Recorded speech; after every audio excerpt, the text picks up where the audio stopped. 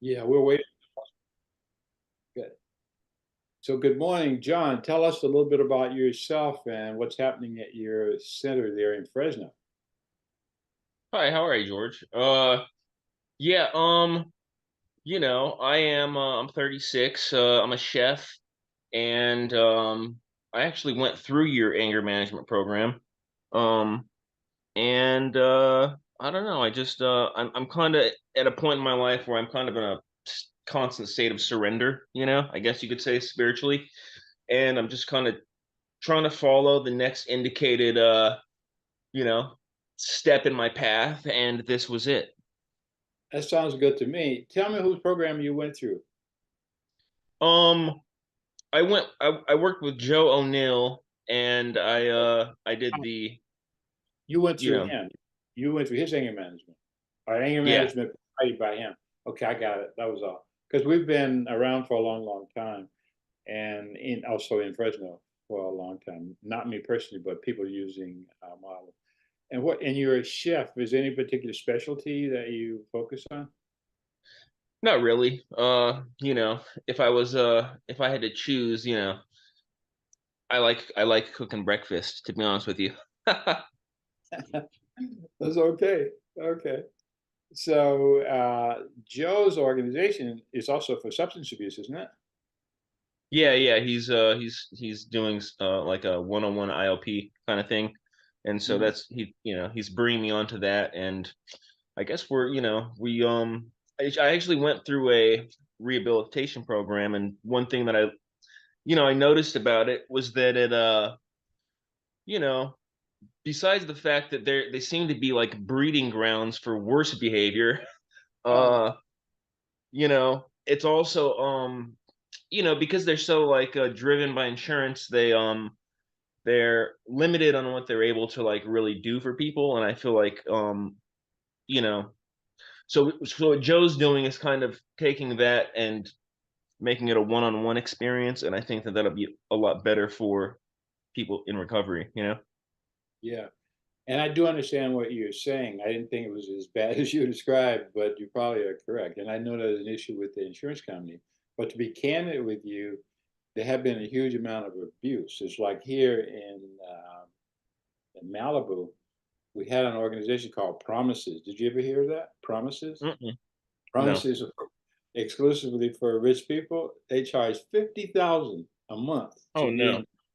Yeah, and they operated for years, and then finally they were closed down absolutely complete.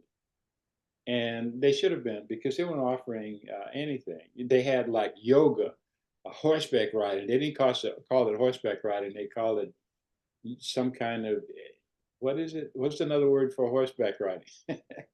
Equestrian therapy. What bullshit! And but they were getting a fortune for it, right? So that's why the crackdown was so harsh. But one of the things that's different is that, and Joe, well, you'll find these 2 days. What I did is that I added emotional intelligence as the Hmm. basis of anger management. So it's not based on mental health or illness. And the Hmm. reason that I'm saying this is that I am been working with the group that have been proposing the incorporation of emotional intelligence for substance abuse treatment, meaning one of the things that they should add that's much more substantive than yoga. And so Hmm. that there's a group in British Columbia from the university that are working on that. And after this is over, if you want me to share with you some of the things like links to what they're doing, I'd be happy to do that. And Absolutely. I would appreciate that if you introduce that to your group. I know that already. But really, I'm really glad to have you. So feel free to ask any questions. I've been doing this for a long time. Don't tell anybody, but I'm 85 years old. Can you believe No way. I bet you get that a lot. I bet people are very surprised to hear that. I wouldn't have thought 85. that? Well, you told me how old you were, so that's why I felt obligated. Well, you look 64, all right? Thank you. I appreciate that. So Yeah, don't no worry, you worries. got the prize coming. Anyway, Raj, tell them a little bit about you. Raj and I have been hanging out for a long time also. Okay, so we have a couple of other participants. We have Judy who just joined in. So let me bring them on the screen. They just joined in. Yeah. So John, to begin with, I'm based out of India. I've been working remotely. It's been over 3 years now. Again, I met George on LinkedIn.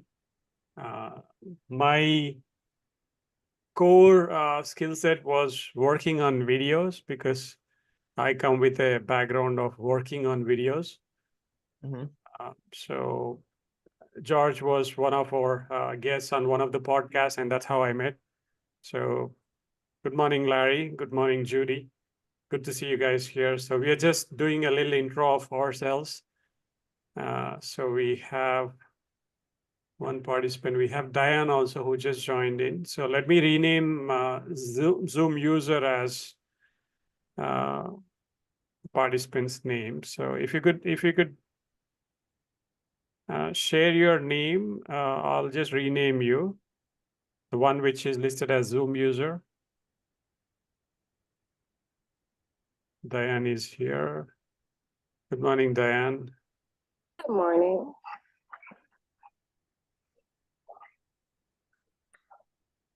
We have Valencia. Oh, good. Okay, we have Judy Hampton, Shakeen. Okay. Okay, let me rename Shakwan. Okay. I hope I pronounced it correct. Okay, you can unmute yourself and speak if you need to. So, John, in short, I'm a guy who works on the audio and the video, and it's a blessing to work with Anderson Services. We've done the same anger management facilitator certification for a couple of batches now in the last 2 years. I'm blessed and privileged to be leading the group, or probably navigating, I should say, more of coordination in helping George in terms of marketing. So we have Valencia, who is our... Good morning. Good morning, Valencia. Good to see you here. Likewise.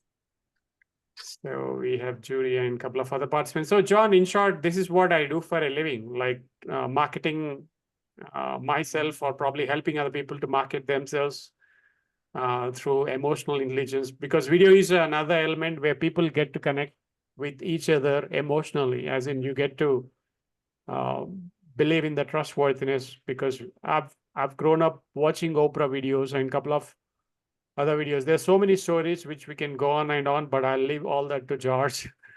And if okay, we have a participant with the name Zoom user. If you could share your name, I'll rename you.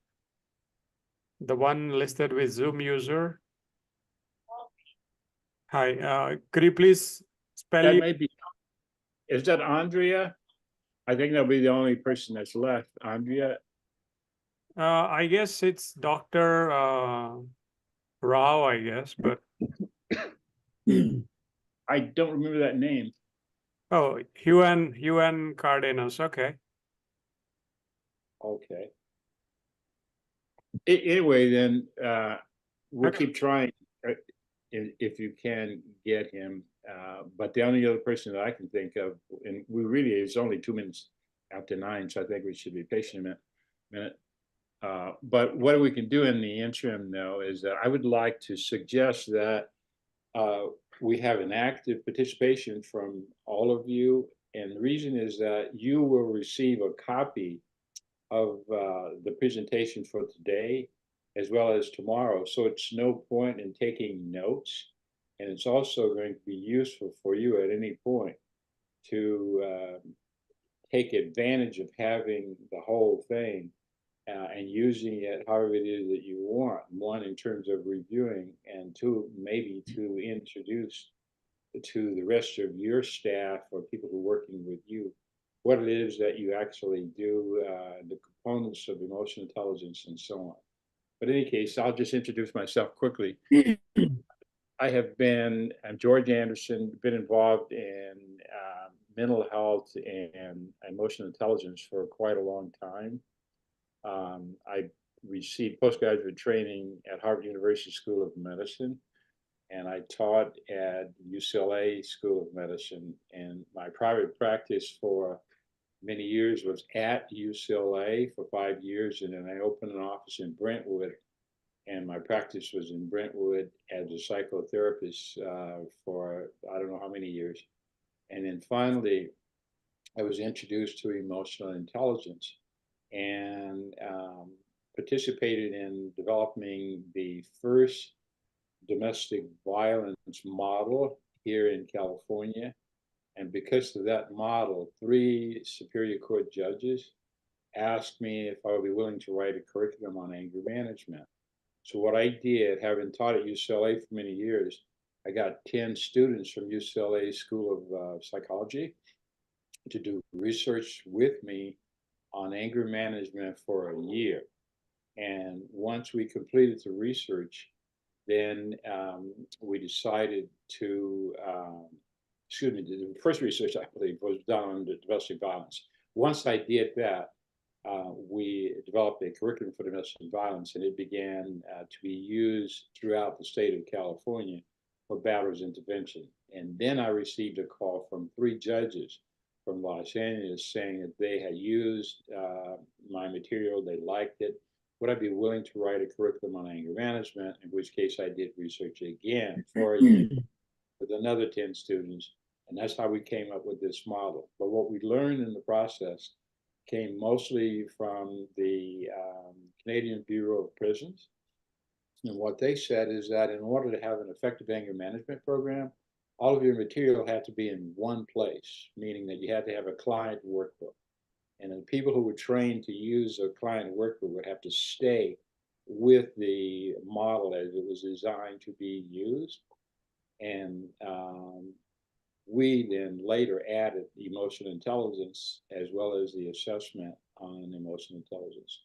And since that time, we have gone pretty much global, not in just anger management, but mostly in emotional intelligence. And it's the intervention for disruptive behavior, which is what they call when you're providing anger management for physicians.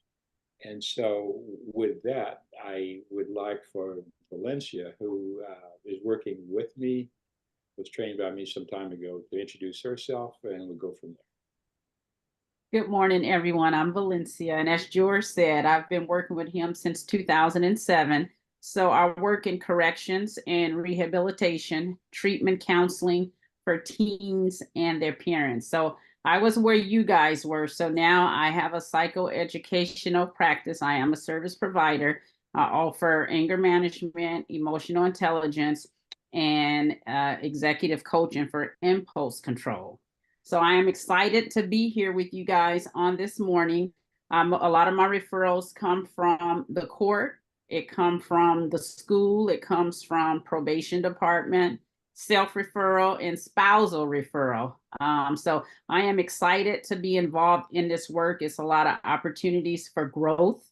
And I just wish you guys the best. Okay. Who wants to be next? Diane, I volunteer you.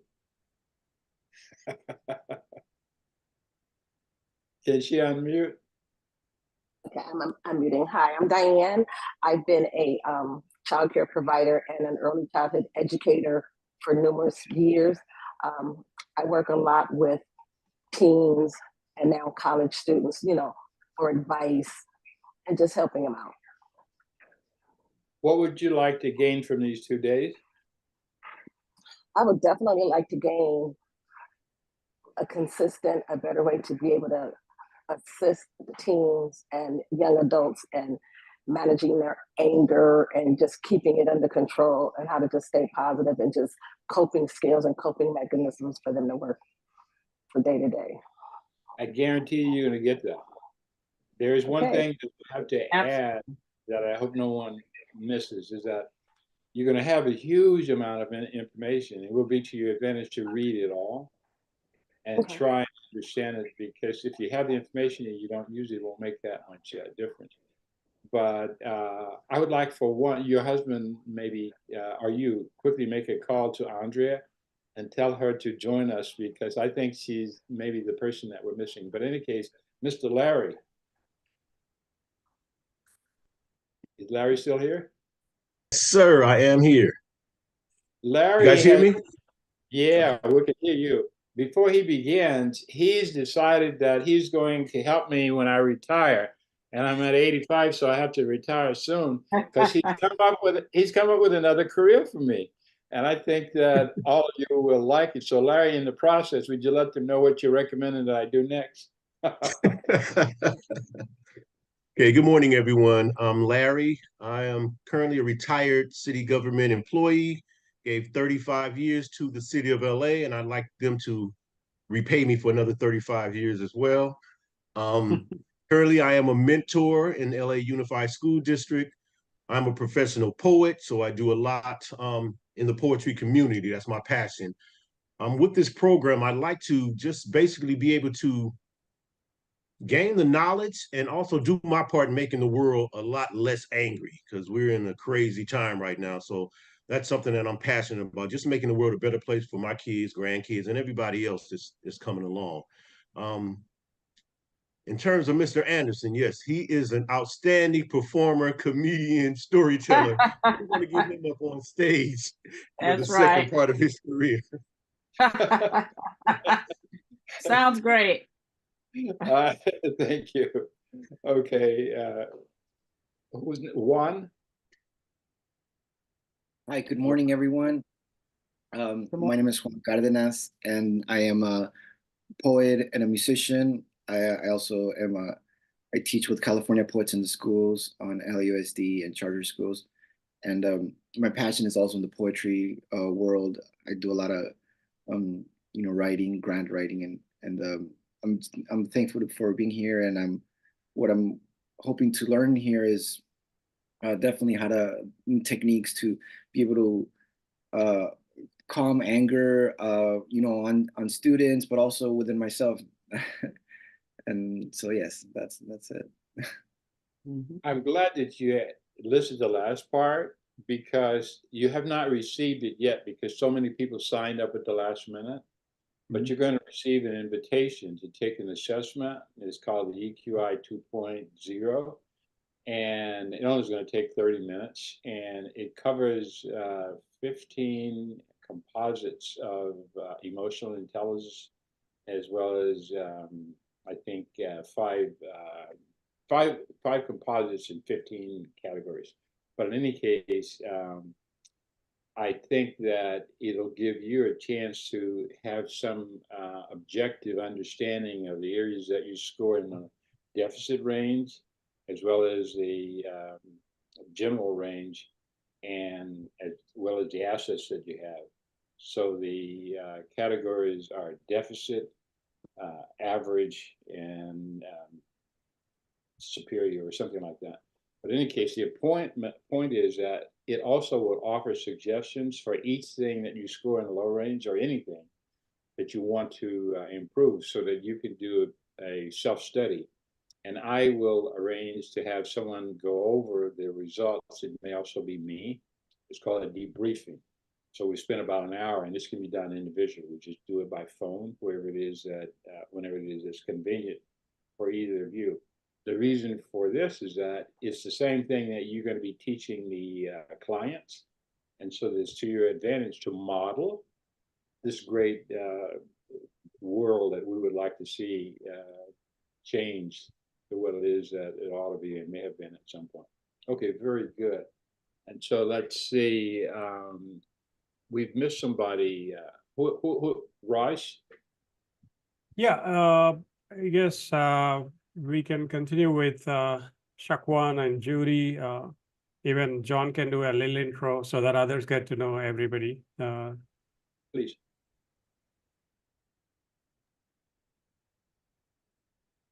Yeah, Shakwan, you can continue. Yeah. Okay, hi, I am Shaquan. I'm currently an in-home caregiver and a poet, writer, singer. I do it all. I'm looking forward to learning and being able to teach what I learned through this class. So Okay, it's a fun kind of learning experience, I think, because what we do is we use a lot of video, which is why it's so good to have Raj hang out with us. And so that sometimes there are learners in any group that are not very good in terms of reading and writing. So we need to accommodate those people also. And this is why the audio tapes and videotapes and so on are so useful. You may be able to add a lot to us in terms of fun kind of experiences also because of your experience with adolescents. So, okay, who's next, Rod? My name is Judy Thompson, and I am calling from Columbus, Ohio. I am presently a teacher and have been teaching since 1999. Right now, I work in a charter in New Albany, Ohio, and I've been, teaching since 1999. What first encouraged me to take these classes, number one, my daughter was murdered 2.5 years ago, dealing with domestic violence. So I have firsthand experience of what that looks like. I also work in a school district of around 667 kids, and we are desperately in need of someone that can go in with our young people and deal with the anger. And number three, I have a nonprofit here in Columbus, Ohio, entitled Parent Involvement, where I educate parents on the importance of being involved with their children's lives. So I have a personal experience with it.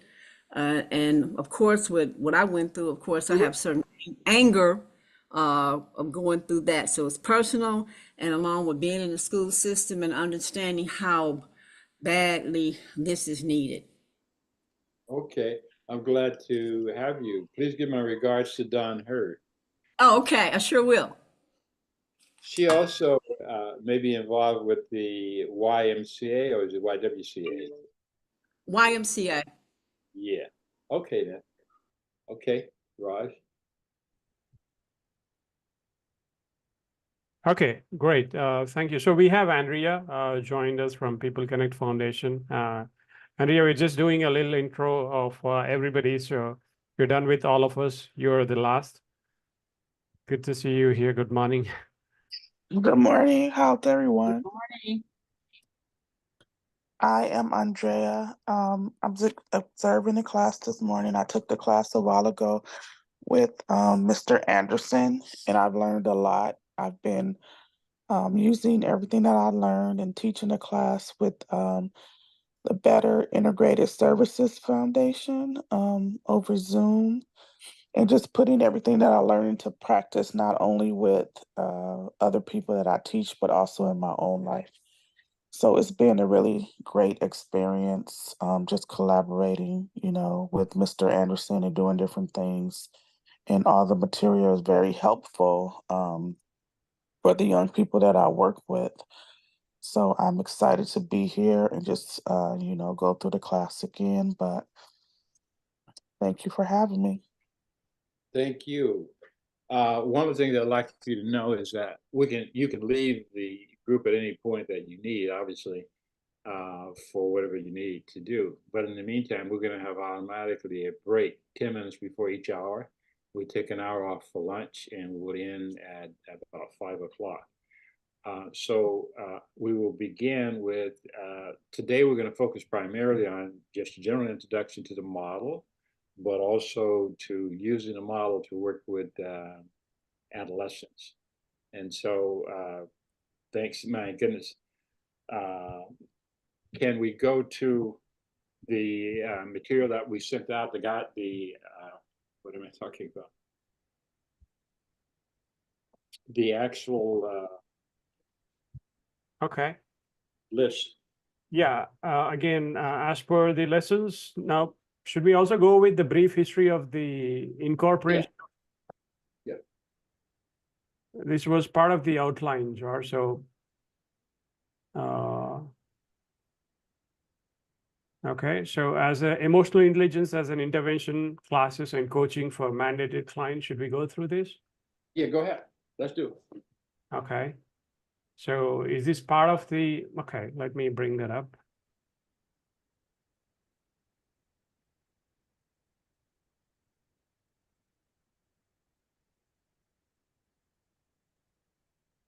So we're going with the request from Superior Court in Los Angeles, right? Like from the client workbook?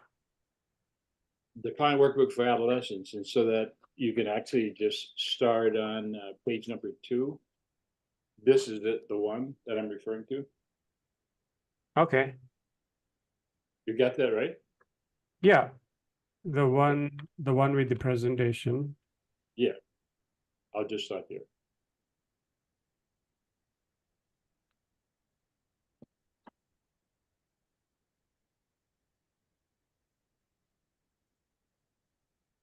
Okay.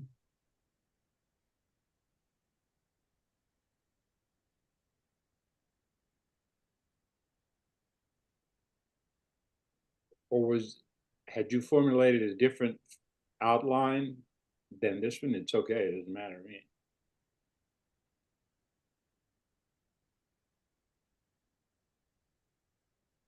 Okay, so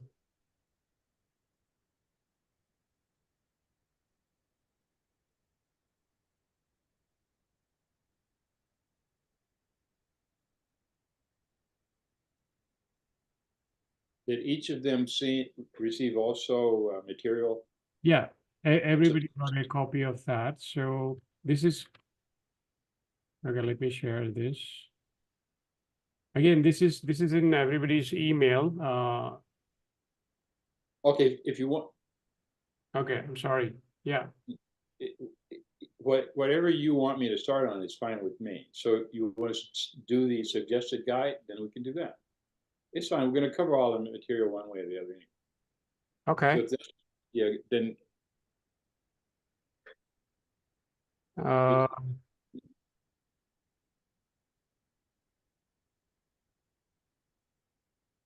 Raj is more organized than I am, and so that's why I rely on him. So this is good. First of all, as I said, I'd like for each of you to be engaged as much as you can. And so I'd like for Valencia to read this particular introduction. And then we're going to stop and we'll discuss it for a minute. You have a chance to ask any questions on that. Okay, and this is the anger management facilitator guide. You guys do have a copy if you want to follow along. So there's an old saying that goes, those who can do and those who can't teach. I tell this to my anger management classes within the first few minutes. It never fails to get a chuckle or two. The biggest reward for me in teaching anger management is that I learn anger management. Teaching class leaves me with interesting stories, opportunities to learn from the mistakes of others, but mostly it reinforces what I already know and helps me to transform my own life. George Anderson has compiled an amazing array of exercises, explanations, and techniques for learning to control anger. His workbook nearly teach themselves. If anger management were only a matter of book learning, no class or teacher would be needed.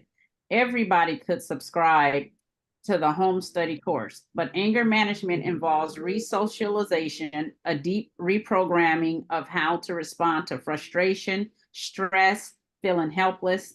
This transformation requires 3 ingredients. You have to have knowledge, which is provided in a workbook, community, which is a safe place to practice, which is provided in the classes, and 3, time to let the mind integrate the entire experience. In order for all these to work together, the magic touch of an anger management teacher is required. I say magic because teaching anger management is exercises in the art of learning change consciousness at will. A traditional definition of magic, pre-programmed videotapes won't do it. Computer-based learning won't do it. We learn to be angry in the unconscious crucible of our childhood families. Learning to manage that anger happens in the conscious community of a class, and a consciousness that reflects on the process will only develop when guided by somebody who knows the process. There are as many ways to teach these classes as there are teachers. Some teachers and the demands of some environments never allow any personal experience to intrude into the class. I cannot teach without telling stories about how I lost it, as well as stories illustrating how I manage my anger. I find that by sharing my humanity to illustrate the occasional point, I bond more tightly with my class, and the class members are more likely to share honestly and learn from the heart. But this is my style. It is certainly not required by the text. This process demands fidelity to the text. Take the words on the page and make them yours. Encourage your students to share about how they have experienced the concepts in the class. If the sharing gets too far afield, come back to one of the anchors and continue with the material. This is perhaps the greatest genius of this approach. The 4 anchors provided a lost and found point to which almost any detour can be rerouted, bringing the class back to task and transforming even highly tangential stories into powerful learning experience. With the 4 anchors, a teacher need never lose control of the class. Read everything you can about anger and anger management. Don't be afraid to augment class with the material when it fits with what's in the book. It can spice things up and inspire the students. Personally, I love bringing in the sociological effects of anger. It really gets the students' attention when they find out that being persistently angry does as much damage as smoking a pack of cigarettes each day. Okay, let's hold off on that one. This was written by John Elder, who's one of the person who had worked with me in the early starting of our program. And so that the question that I'm asking all of you is that, can you see any advantage in having this approach to providing a training? It's different than a PowerPoint, though I've done many PowerPoints in the past. And if there are questions or comments that you like, that other questions or comments regarding just the introduction so far? Okay, is there anyone else who would like to go ahead? Please, Juan. Yes, I will. Yeah, I from what I've heard, having a personal experience, having the mentor talking about his personal experience, I think humanizes the whole experience rather than just be reading it on a screen. You know, because you can't get that reaction from a computer, and I think that's, you know, highly important when it comes to taking it in, right? Because you see yourself and the mentor. So I appreciate that. Okay, I appreciate your comment. Anyone else comment or question? Okay, who would like to volunteer next? Someone who would like to volunteer? Mr. Lewis is, I think, my special request. Can we get his attention? That's okay then. Go over me. Go back to it. I'll do the next part. Raj.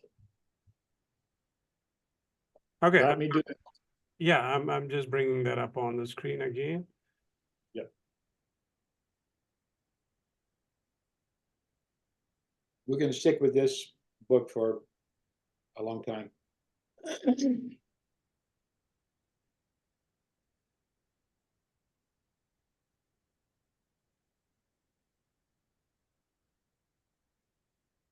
Okay, so. Okay, just, yeah, that we missed the last paragraph, I think, for this. Yeah, right here. This is again from the Facilitator's Guide by John Elder. Does this process work? You bet it does. It works on at least 3 levels. It works to transform the teacher. All of us could stand to improve our anger management skills, and teaching them over and over gives you the opportunity to engage yourself in the same change you hope that your students get. On another level, anger management classes work to improve physical health.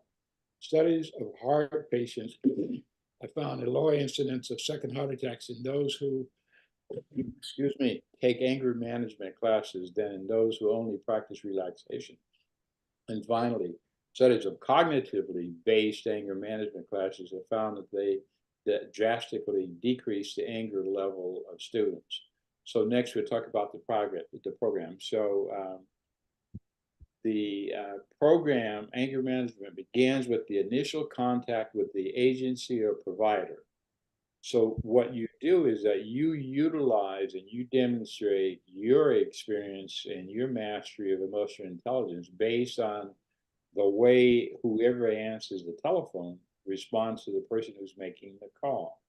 So active listening is one of the things that is a part of the class on the communication, which we'll get to later. It says potential participants should be informed at the outset that the program is court or employer mandated, that the number of sessions has been determined by the referring source, that participant demands motivation to cooperate and work with the group facilitator. Participants should be asked to bring copies of the court order to their first appointment. Volunteer clients should be encouraged to attend an introductory class. Emphasis for all participants should be placed on the bar on emotional intelligence assessment.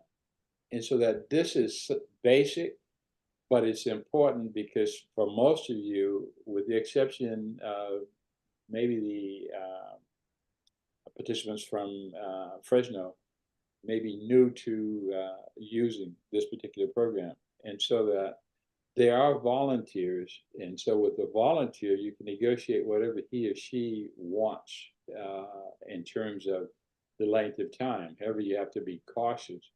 We determined that anything in terms of an intervention that is less than 12 hours is probably not going to have any meaning whatsoever. Take me back where I was, please. Okay. Yep.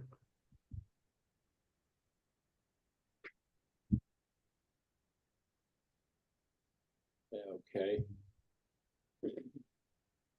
Yeah, the group facilitation. So.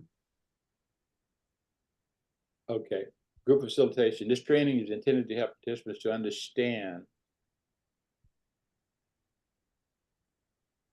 and enhance emotional intelligence, improve communication, and improve stress management and anger management skills. In addition, information regarding the establishment and maintenance of an anger management practice will be explored. The facilitation skills practiced in this training will be useful to anyone if used over time under supervision or with consultation. Teachers, counselors, and correctional staff can use this model effectively, as can tutors in literacy programs and group home staff. You don't have to be an expert facilitator yourself to conduct this program. Each group can and should serve as a learning experience that increases the competency of the leader. Next, group facilitation can be thought of as a process aimed at helping students to better understand their own and other people's behavior. In anger management, the process may be concerned with communication, anger, stress, or emotional intelligence. Progress in mastering these concepts is closely related to the development of mutual respect, trust, and acceptance as opposed to aggressive, negative interpersonal interactions. It is the responsibility of the facilitator to model the emotional intelligent behavior necessary to establish a well-functioning, cohesive group. The effective facilitator keeps the group focused on the task of the day. He or she guides group discussion by focusing on the workbook content, deferring or deterring the group from unrelated issues. Prior to the end of each session, the facilitator should ask for someone to summarize the session and gives the assignment for the next meeting. If no assignment is given, the participants should be reminded to keep a stress and or anger log and be prepared to share this information with them. And so one of the things that has happened along the way is that everyone who does anger management or anyone who does anger management tend to not have material. And so they try and relate it somehow to mental health counseling or psychotherapy, and it's not a part of that at all. And so that the American Psychiatric Association says that anger is not an illness, that anger is a problem when it occurs too frequently, is too intense, lasts too long, impacts cognition, or may lead to aggression and violence, or may destroy relationships at school, at work, or in one's family. And so that what we've done is we've come up with a model that has everything that is needed in the program. You take me back, Cora. Okay.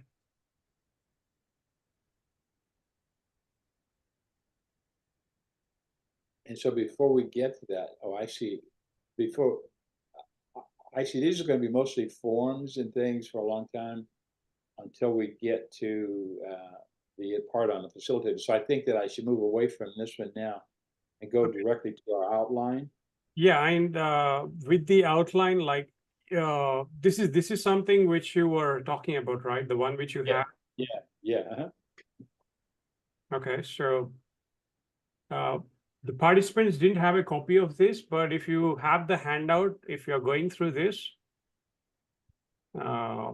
is this the same, George? Like if you're looking at the handout? Yeah, they have it. Okay. It's in the package, so they don't need it now because they can see all this on the screen, can't they? Yes. Yeah, so you don't need that. Okay. So based on the original EQI for adults, the EQI-Y measures the level of emotion and social functioning in children and adolescents.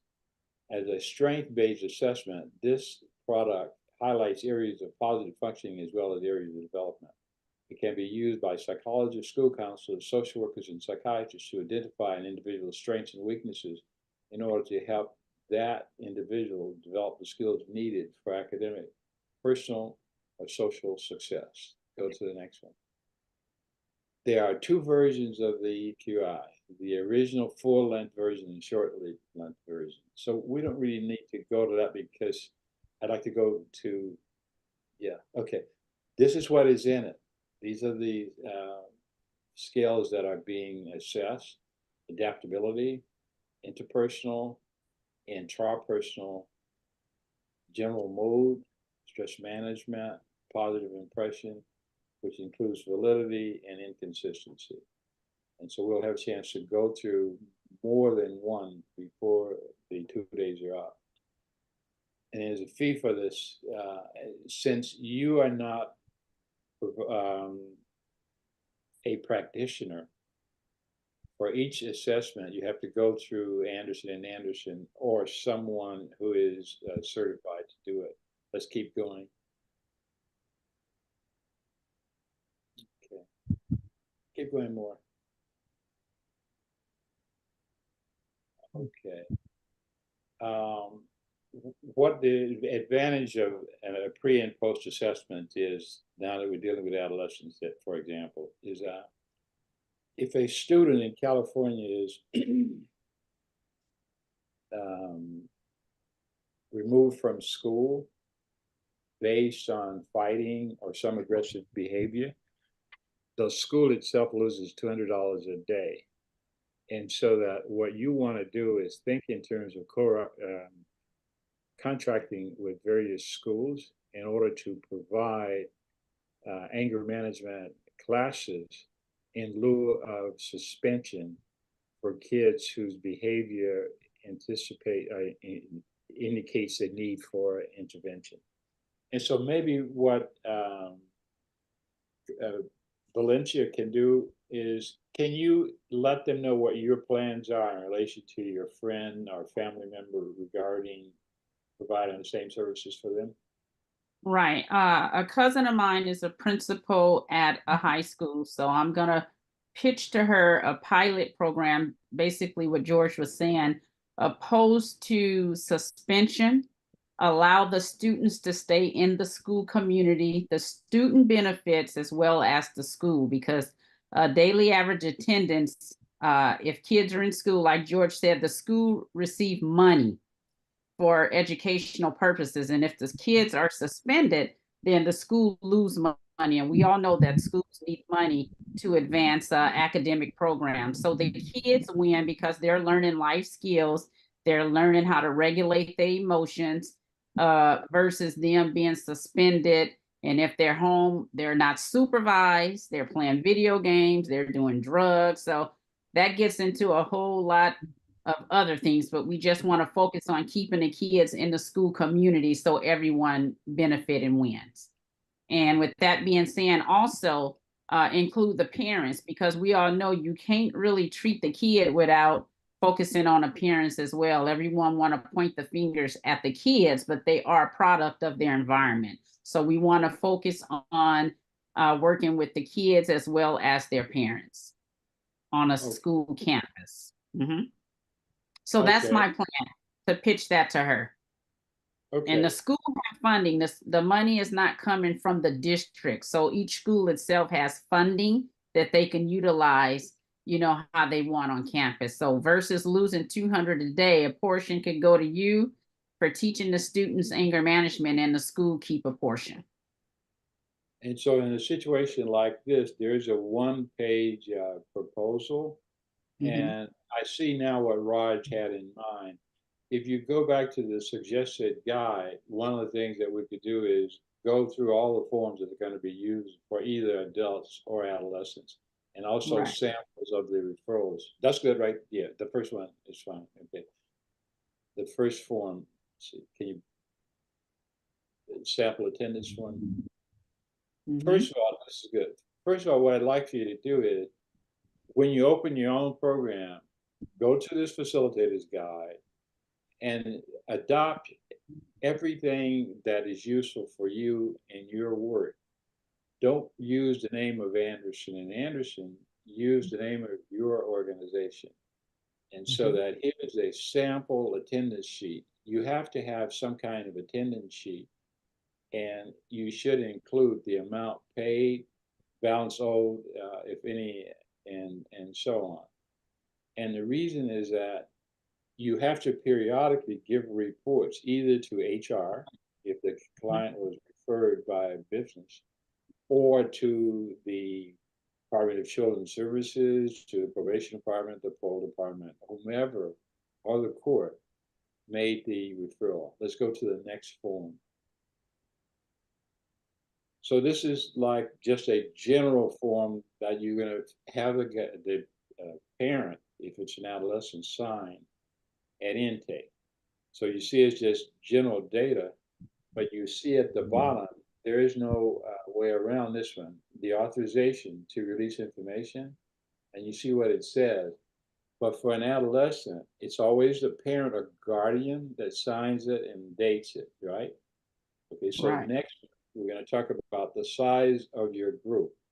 The most important, most manageable size for any anger management group is between 12 and 15. However, it is sometimes necessary to lead groups larger than 15. Large groups are more likely to occur in settings like prisons, juvenile halls, or overcrowded public schools. However, if you have a contract with the school, I advise you in advance, let them know in advance that you don't want or will not accept more than 15 in your group. But if it's a different setting, it's your own operation, you may want to provide more. For example, if you want an easy contract to get once you complete this and you feel comfortable, you can go to your local parole department or office and have made an appointment, and you can explain to the person who's in charge, the manager, that you're certified by us to do anger management, and ask if they would be willing to have you come or send someone to your location once a week for anger management. And they can pay you $35 for each person who's indigent. And if the person is not indigent, they can pretty much guarantee that the person will pay you because it's right in the parole department's office. And so I'd like to just take a little break and ask if anyone has any questions so far. Okay, keep going, Raj. Okay. So Yes, stick with where we just keep going. Okay, the physical setting we already did, right? Yeah. The Anderson model of intervention is dependent on the use of client workbooks. Therefore, the content of each class should be in the workbook. The group facilitator is responsible for keeping the group focused on the task of the lesson. Continuity between classes is important. The lesson for each class should be clearly articulated by the facilitator at the beginning of each class. Anger management workbooks and curriculum includes more than just anger management. Stress management, emotional intelligence, and communication can be separate trainings on a part of the anger management package. We teach that anger is a secondary emotion, which means that something else almost always comes before anger. Frustration, fear, depression, stress, anxiety, or some other emotion. Therefore, content on all of the areas must be presented, at least in a limited fashion. Role play, videos, and success stories should be used to augment the lessons when possible. This is something that adolescents are very much into. They are active anyway, and so that you need to be aware of that. And so at any point, if things seem to be getting out of hand, you may want to stop it, have them do an exercise, or you may want to stop it and show a video that's related to it. The other thing to keep in mind is that when you're working with adolescents, you need to appreciate the age of the adolescent, and so that it's not appropriate to have middle school students, even though they may be adolescents, in the same group with high school students. And it's the reason developmentally, the high school students are more likely to manipulate and or in some way negatively interact with younger adolescents. So let's see, keep going. Okay. Move it up.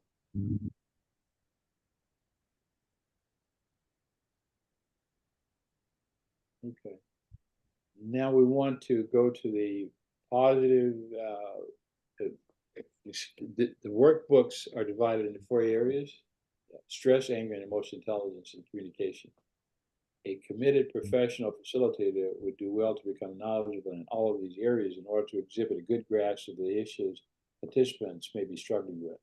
The bibliography at the end of the workbook contains information about 4 major areas of the curriculum.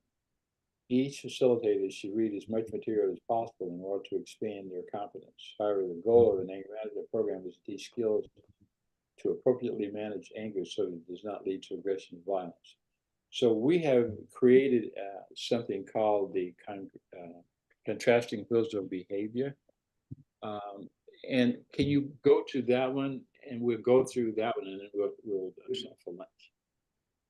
Not for lunch, but we're talking about. Okay. Okay. I can read, Mr. Anderson, if you want me to. That sounds like Andre. Yes. Yeah.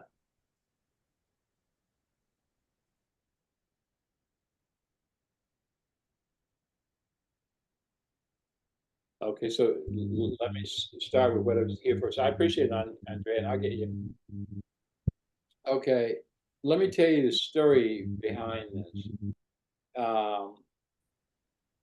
I had come up with this, which I call contrasting wheels of behavior, and I put it on a business card. And of course, it wasn't useful because the font had to be too small. So a woman who was in the adult class explained to me that the information in the client workbook was useful, but she couldn't carry the workbook with her. And she thought it should be something like a reminder that you could develop. And so this is what I came up with. So here's the explanation for it here. It says, let's analyze the control log. I see it. Back down. You're starting me at the wrong level. Okay. I mean, Right there, that's good. You can start with the control log. okay, so let me go to the beginning of the control log so that yeah, okay. Okay, so the control log is listed as one of the 4 anchors. And what I do when I write, by the way, to the extent possible, just as I tell stories all the time, I always deal with things that are clear and happen for real, as opposed to something that was manufactured in my head. And so that I saw a young African-American guy, he was maybe 17, and he was from Palmdale. And so that what happens is, would you show them that log that he has to fill out before he comes? It's down a little bit further the other way. The log itself, so the questions that he or she is asked. No, it's not in there. That's okay, let it go then. Okay, so I mean the control log, okay. A control log that he filled out. This is a sample of it. This is a sample of what he actually said, filled out. Control log. That's okay. Go to where you were before, and I'll work around it. Okay.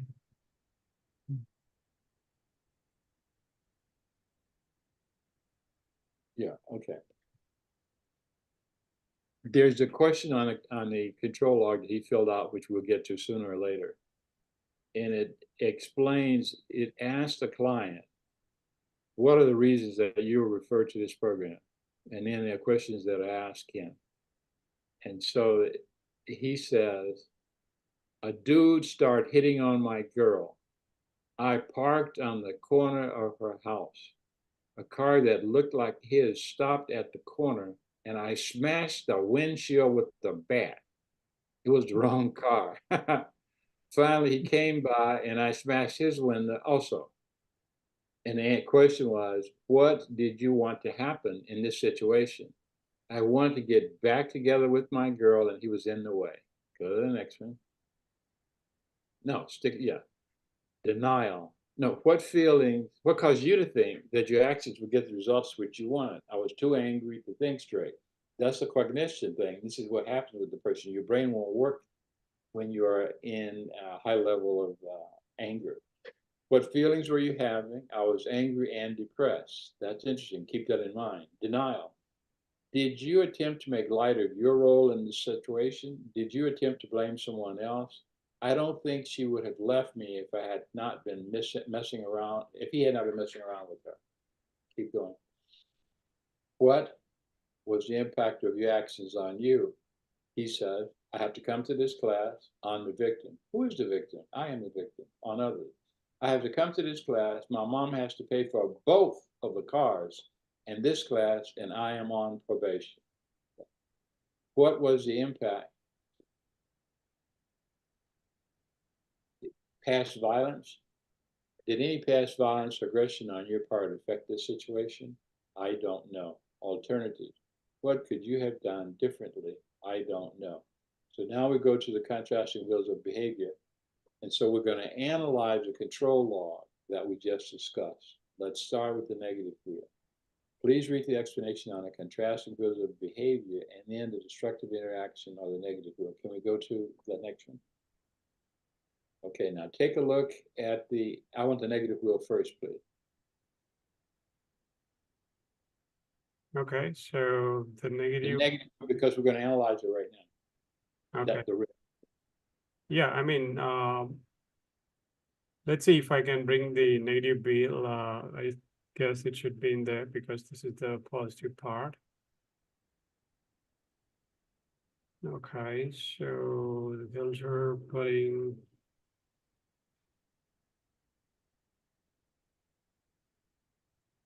Okay. So let me bring the negative wheel. Bear with me. Okay.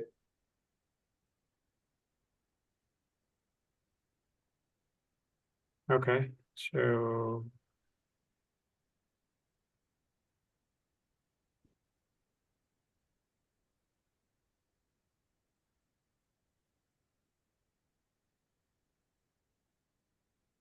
okay, missing the image here, but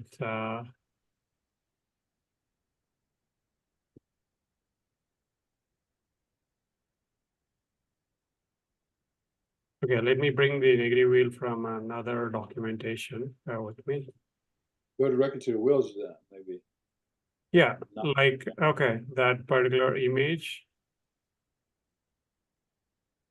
Okay, so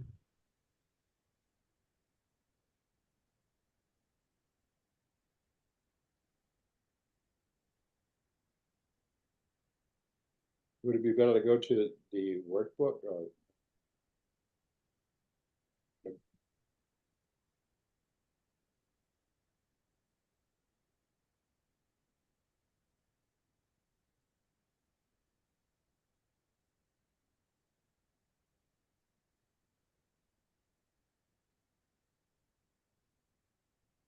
okay, I have it here.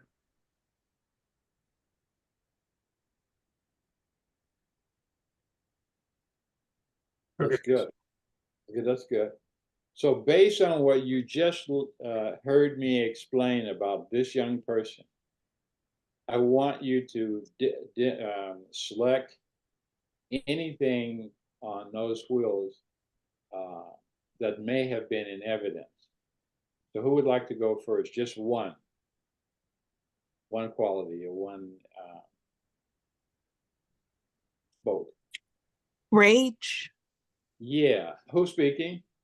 Shaquan. Shaquan, I like that. So listen, what is the difference between rage and just ordinary anger?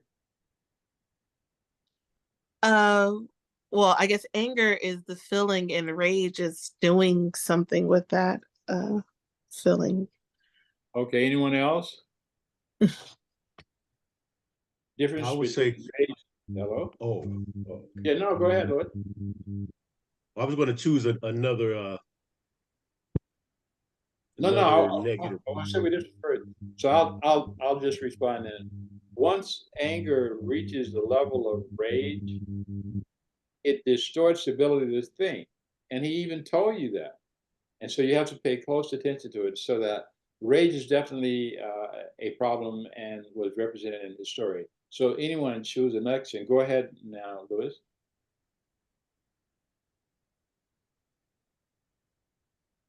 It's Larry. Larry, I'm sorry. Oh, okay. I'm looking, where's Lewis? Oh man. I feel like I'm 85 today. No problem. It's Friday too. I would say controlling, Yes, because it was that attitude of, if he doesn't, I mean, if you're not with me, you're not going to be with anyone. Like she's his property. wow. Okay, so we got rage and we got controlling. What else? This is John. Yeah. Yeah, he talked about how, when asked about the victim, he thought he was the victim, so there's a level of avoidance there. I like that. Okay. Who else? I would say intimidation by bashing the windows. He's trying to make a loud statement. Get away from my girl. You know what I mean? Sure, I so do. intimidation. That's for sure. So now we got rage, we got avoidance, we got controlling, we got intimidation. What else?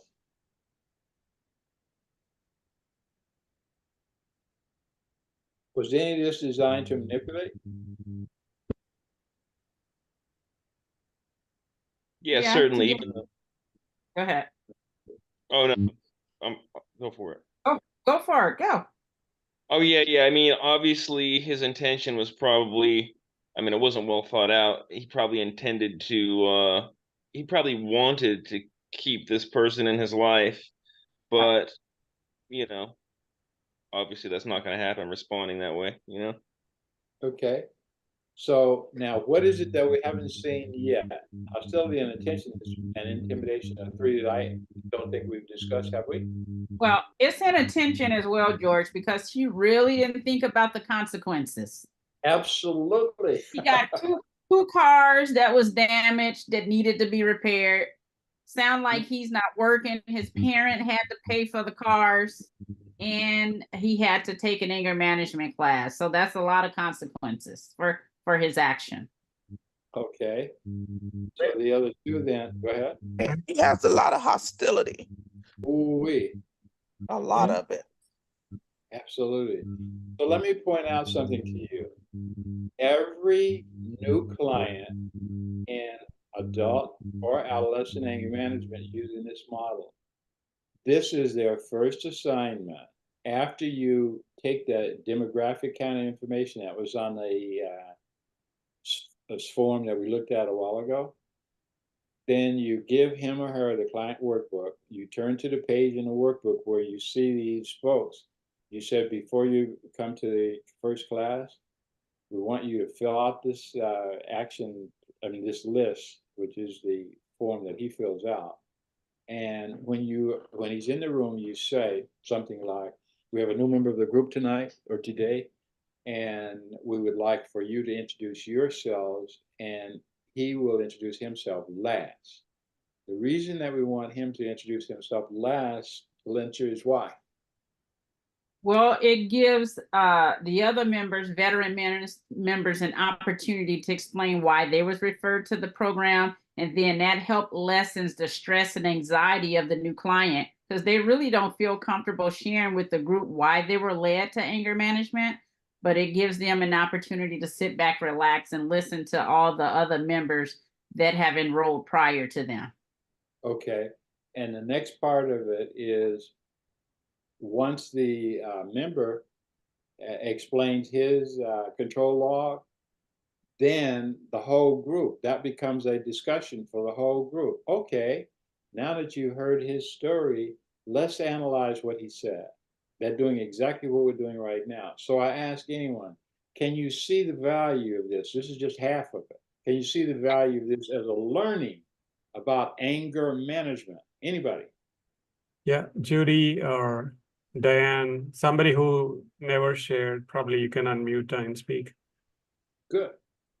And it's an anchor for the class, and it helps keep everybody focused so they won't be all over the place.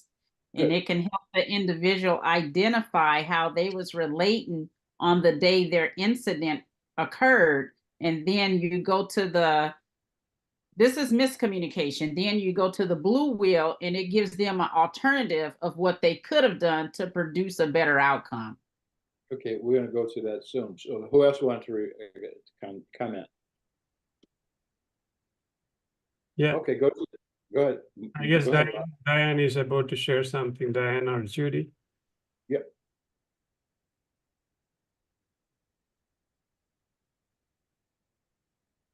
He's trying to unmute. Okay.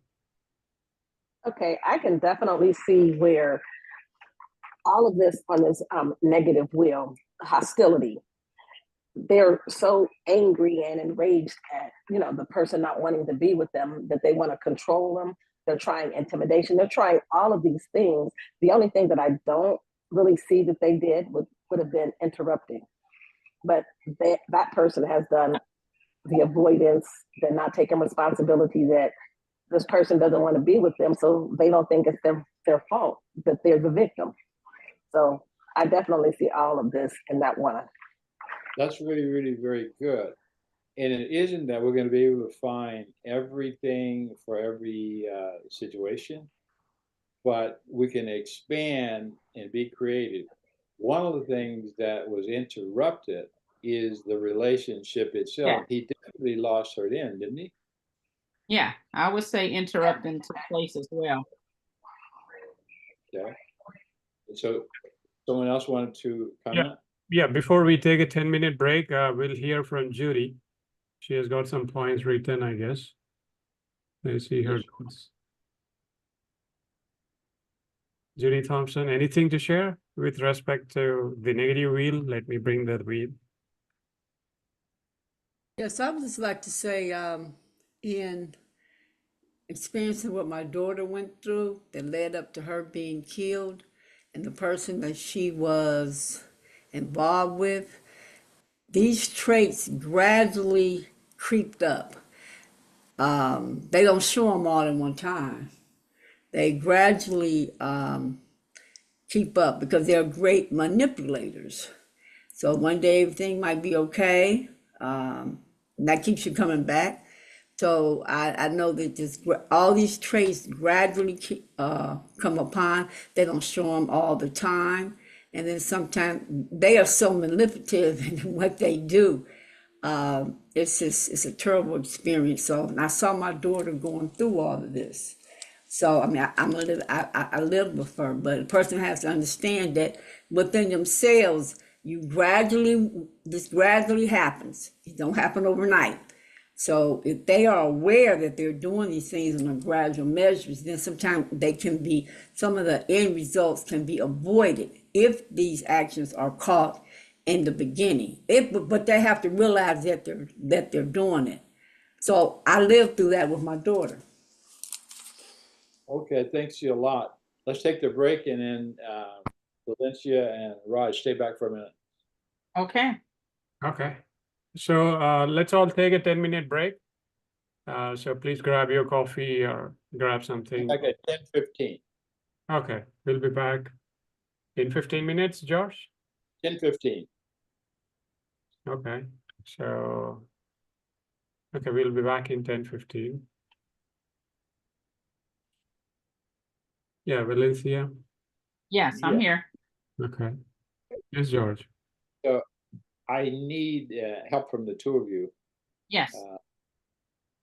What has happened is I didn't have any coffee. You drank some coffee? No, we get some. I think Ness is on our way now. But in Okay. any case, help me keep it flowing. I don't know exactly how to do it, but so Raj, one of the things that we're going to do is we're going to go to the positive wheel next, Yeah. and then after that, would it be best to? There's not that much in this adolescent book because the second day, the book. Remember how we do the book here, and we go through and we do all of these. Yeah, we of ourselves. we analyze this for each particular, not each particular, but for 5 or 7 different incidents, right? Yeah. Adults. Would it be worthwhile to go to that now, or should we stay with that for tomorrow? Or should we I would do it now. You do it now? Because you go over the negative, then you refer to the positive. What could they have done using emotional intelligence to produce a different outcome? You know what I mean? So you got miscommunication, which is what we just went over.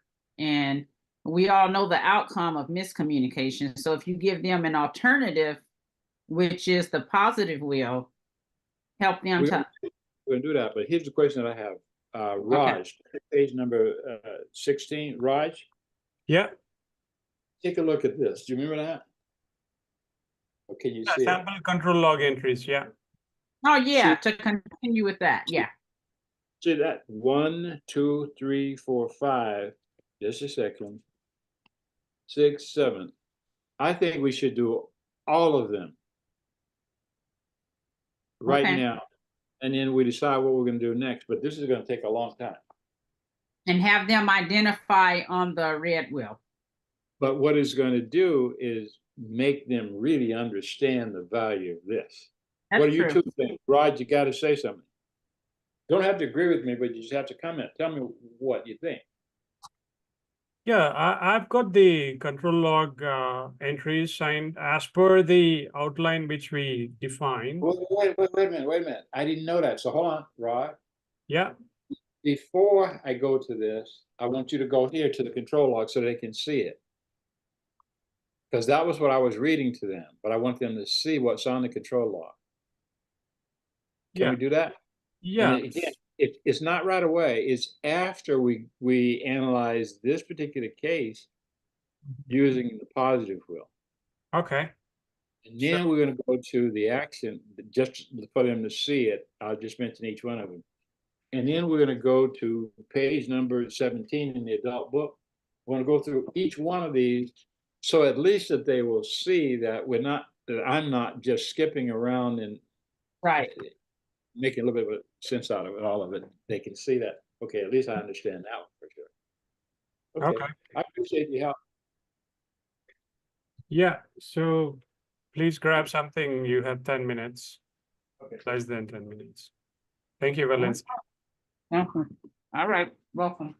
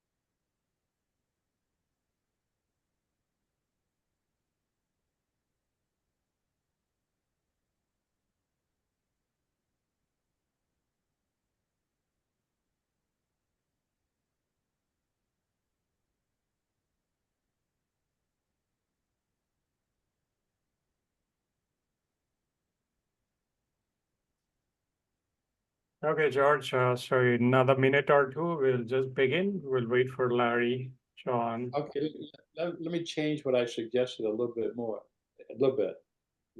It would confuse them a little. I think if I go to the control log now, it should have gone at the beginning, but that's okay. What we should go is, let's finish the other part of this, the positive wheel, and then let's go away to the adult book after that. What do you think, Valencia?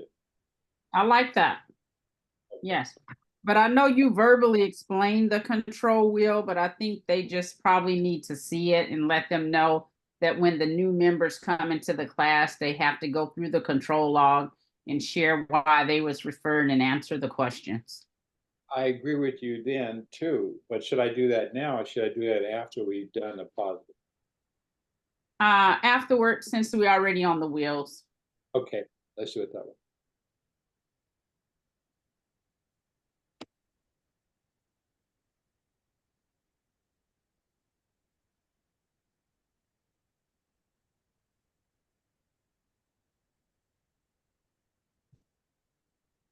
Okay, so let's give a minute for Shaquan and Diane.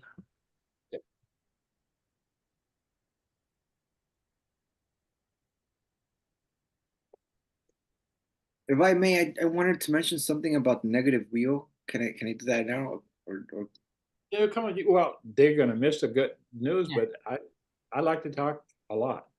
one thing I realized the gentleman didn't do before his actions was actually talk to his girlfriend about it. Like, you know, he jumped into conclusions. Like, I think he made assumptions, and he went with that with that information, which was all his assumption. And yeah, that's I Not only do I agree with you, but don't you think that's kind of common? yeah. I think, you know, we make the assumption that our assumptions are right? Right.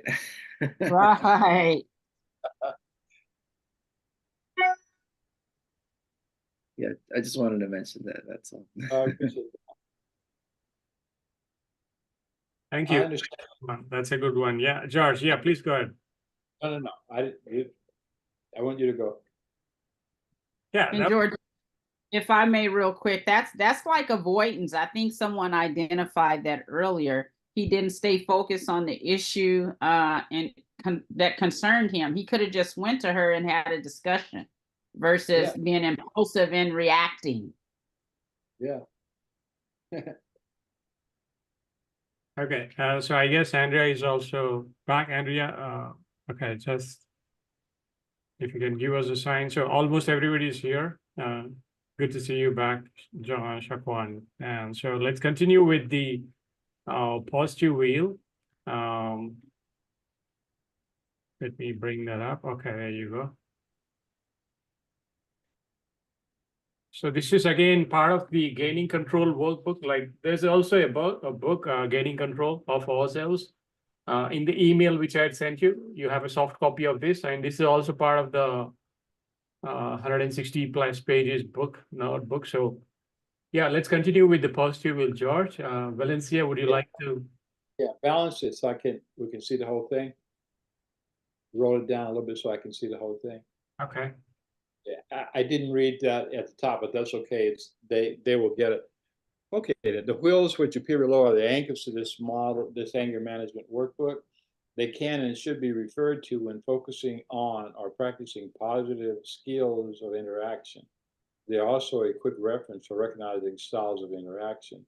They're also a quick reference for recognizing styles of speaking, aggressive behavior, and habit patterns which make healthy relationships difficult. Tools for increasing emotional intelligence must be incorporated in mastering the spokes on the positive wheel.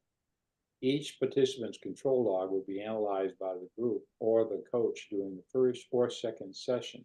These wheels will be used in many ways throughout the program. So move it up a little bit. Okay, so now what I'd like to do is think of the same guy who we just were hanging out with and tell me one by one which of the spokes that were apparent in his exercise? Or, excuse me, the opposite. What could he have done differently from this will that led to a better conclusion? Sorry. I'd like to start. I'd like to say the client was definitely intimidating by bashing out the windows of both cars. What he could have done was just expressed his feelings, talked to his girlfriend and just expressed his feelings, let her know, hey, I really want to advocate for our relationship. I don't want to break up, but I see this new guy is interested in you and I'm feeling a certain kind of way, and I want to know if we can work this relationship out. Okay, So he could have expressed his feeling. Where is it on here? Expressing feelings, right here. Yeah. Okay. Yes. That's really good. I like that one. Okay, let's give someone else a chance. Who else? I guess, yeah, rephrasing, definitely finding a different way of expressing what his anger, right, or his frustration. I think that would also be with expressing feelings. Just there could have been a different way he could have, gotten his message across rather than the way he did. And I think rephrasing is a good word for that. And I like that. If I can piggyback off of him, use communications to get your needs met instead of resorting to violence and aggression. Okay. Yeah. Okay. Who else? What else do we see? What about his honest feedback saying that his parents are now having to pay for the classes and pay him for the car? Yeah, honest feedback, regardless of the detail, is always useful in the interaction with the team. So we should always be honest. And so that's good. So now we have honest feedback, and we have rephrasing, and we have, what else do we have? Expressing feelings. Expressing feelings, okay? Can anyone see the value of assertiveness or stating needs? Absolutely. Yes. That's what I was going to say next, stating needs. Okay. I think he needed some attention, or he needed some validation. He needed something, and he wasn't able to express that. I think that also ties in with expressing feelings. And Okay, I like that. And so, what is not, have we talked at all about focusing or seeking compromise? No, not yet. Can either one of those would have been useful? Yeah, I mean, he could have had a conversation with his girlfriend about the situation and tried to find some sort of a, try to build a bridge instead of, obviously destroying any remnants of a bridge there by doing what he did. Right, So and that so would that be compromise, I like that. And he could have used assertive communication in doing the focusing and stating his needs and expressing his feelings, giving his feedback. All of that would have been done in an assertive way, letting her know what it is that he wants, and opening a line of communication in which he had a chance to listen to her and what it is that she needed or wanted. Does that make any sense? I think a lot of times we might need to also redefine what each of us wants from the relationship. He might have been headed in another direction that she is headed in. And maybe that's what caused the need for that other gentleman. So let's redefine really what we want and set our boundaries and see exactly where we're coming from. They might be on different pages. Okay. Is seeking compromise, being okay with potentially like the relationship having not worked? I mean, and like, okay, yeah, if his partner was indeed trying to get with another gentleman, it's because it's not working, is coping, like his coping mechanism was not like, none of this wasn't a coping mechanism, and he resorted to violence. So I don't know, could there have been a different way that some of these elements would have been in his coping mechanism, on how he was able to react, and like even because you know we always get bad news, right? And it's up to us how we decide to react. Yeah, I'm not sure what I'm trying to get at this. I'm just saying, could have any of this been in his coping mechanism?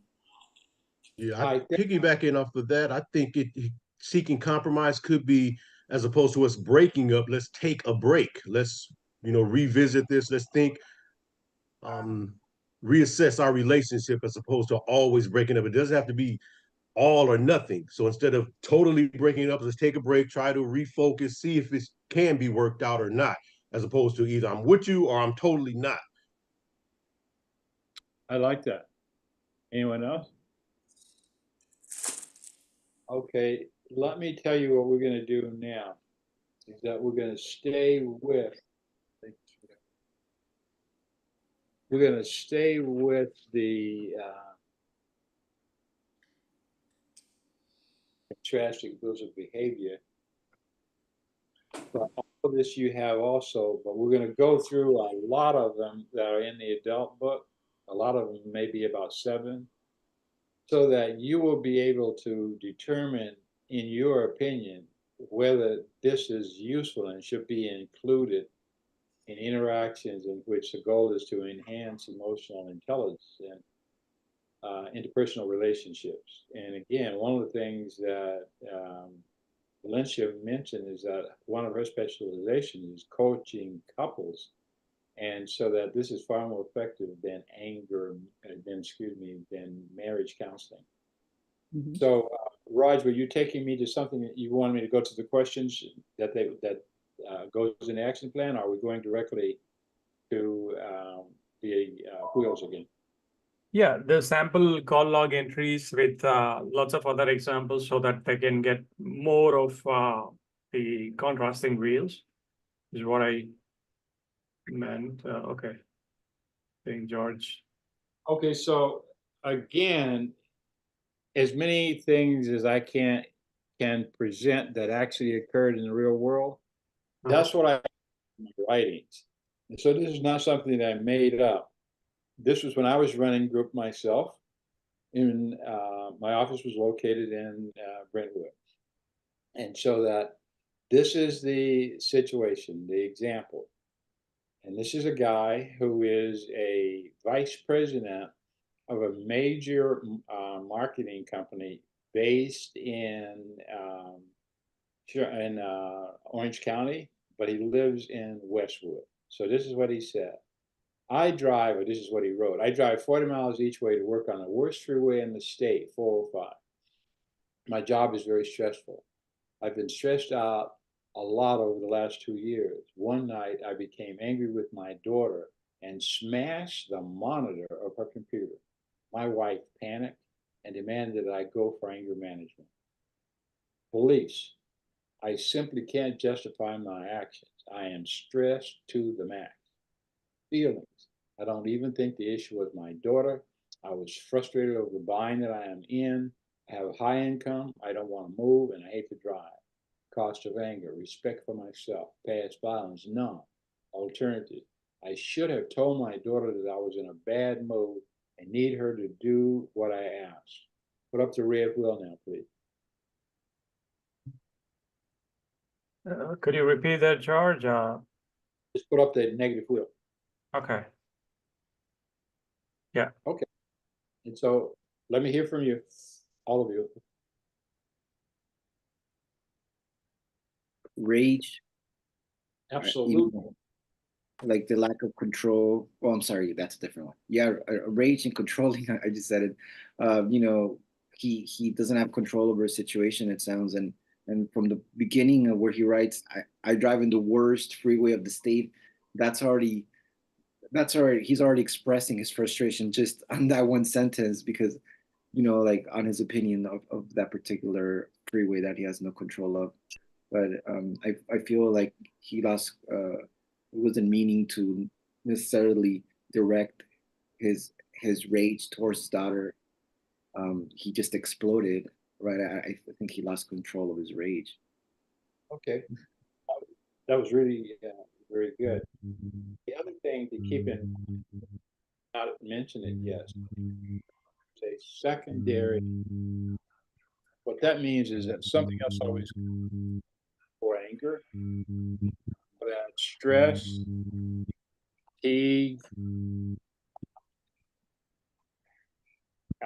any whole range of other issues comes. Anger. So what else do we have? Anyone? Yeah, I'll say when the father smashed the monitor on his daughter's computer, that was very intimidated, and I'm sure she perceived that as a threatening act coming from her father. That's, oh goodness, I was 11 years old.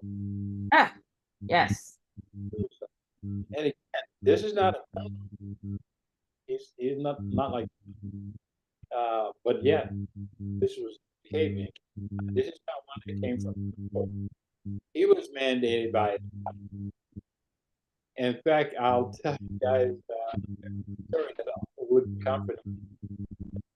Dead now, so that I can tell you. One of my clients who I saw in the ability for coaching, Bill Rawls. Anybody remember him? Yes. He was one of my clients. And what his wife basically told him, do this, I'm out of here. So I call that a mandate. Yeah. Anyway, back to our wheel. What else is on here? Well, he, you know, whatever she was doing on the computer, he definitely interrupted her when. I like that. Yeah. No question about that. I never Okay, heard that one. that's why I like it. Yes. The experience that I've had with these two wills, you just cannot believe what's going to happen. And that's why we decided we're going to do a lot of this right now. So far we have interrupting, we got hostility and intimidation and controlling. What else? We have rage, of course. But does anyone see avoidance or in the can't hear? Raj. Raj, I can't hear. I mean, there is static from John's phone. I'm trying to mute him and unmute him, so please bear with me, John. Maybe it's because of the radiation or probably something around your mobile or cell phone. There's a little static, which is like, Larry, would you like to go next? Like, is there anything else which you'd like to pick? Diane or Shakwan, like anything on the negative wheel? Like there are few, I guess there are two more. Would you like to pick anything from the nitty wheel from this particular example of smashing the first example? I could definitely say hostility. He's just being very hostile, you know, smashing the computer, and he's just upset. Okay, that's good. On avoidance, like could have he been avoiding talking about this before with his wife, so that maybe they could have found a way to release his stress, right? Because he obviously doesn't have control. Like he has to drive already. That it is a given that he's gonna have to work and he's gonna have to drive every day. Was he avoiding talking about this so that they could have found something to avoid, you know, to avoid this point? Is there anything else on the negative wheel for anyone? I don't know if anyone said controlling. I would say the father's behavior was controlling his demeanor to control his daughter because she has less power than he does in their interpersonal relationship. Okay, and so that the frustration is really the job and the drive, but it's called displacement. He's placing the feelings onto someone who has no ability. Right. Back in that with the little girl. Okay, I like that. So let me tell you what happened in reality. I said to him, I'd like to give you an assignment. Stick with the negative wheel for a minute. I'd like to give you an assignment. I said, but first of all, let me ask you, what is your job title at the company. He says, I'm the vice president. I says, who do you report to? He says, the president. I says, have you discussed this with the president? He says, listen to the answer. Everybody knows I live in Westwood. Everybody knows I'm not moving to Orange County. And everybody knows I hate to drive. Did he answer the question? No. Okay, hold on a second. Oh, he did answer it. Yeah. Yeah, totally. Okay. And so I said, okay, this is what I would like for you to do. Turn to the positive wheel. I said, I'd like for you, when you go back to work before next week, ask for a meeting with the president. Use assertive communication to state your needs, express how you feel, be very honest, use active listening to whatever he said, and seeking a compromise, any of these that you can use to see if something different can occur. And so next week, this guy was the first to raise his hand. He raised his hand, I want to go first. He said, I feel like an idiot. And I said, tell us. He says, I asked for my boss, can we have a meeting? He said, sure. So I went to meet with him and I said, Bob, this drive is killing me. And he says, the president said, oh, you don't have to come every day. He says, and you don't have to come at 9. He says, why don't you come at 11 and leave at 3? And I said, sir, I agree with you. You are an idiot. But in any case, that was really just an incredible thing. And so that, and again, this is the guy only, that was his, after his first, remember, he only made, initially we were talking about 2 visits. His first visit, which is what we were talking about, in which I gave him an assignment. And next week he had accomplished his goal. But does that mean that he has mastered the ability to control himself in terms of anger? Hello? Not at all. Not at all. Not at all. Good, right. And so that he continued the program for 6 months. And so we're just focusing on one thing, and I just wanted to let you know how it goes. And so now we go to another one.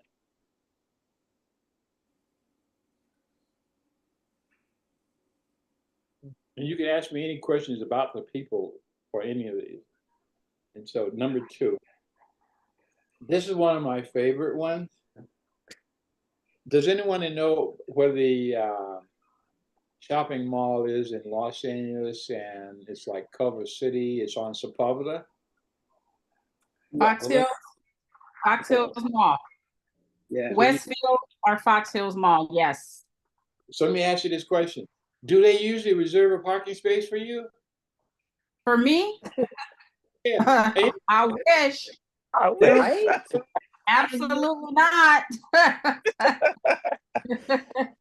You had anybody do a parking space for me like that? It doesn't work that way.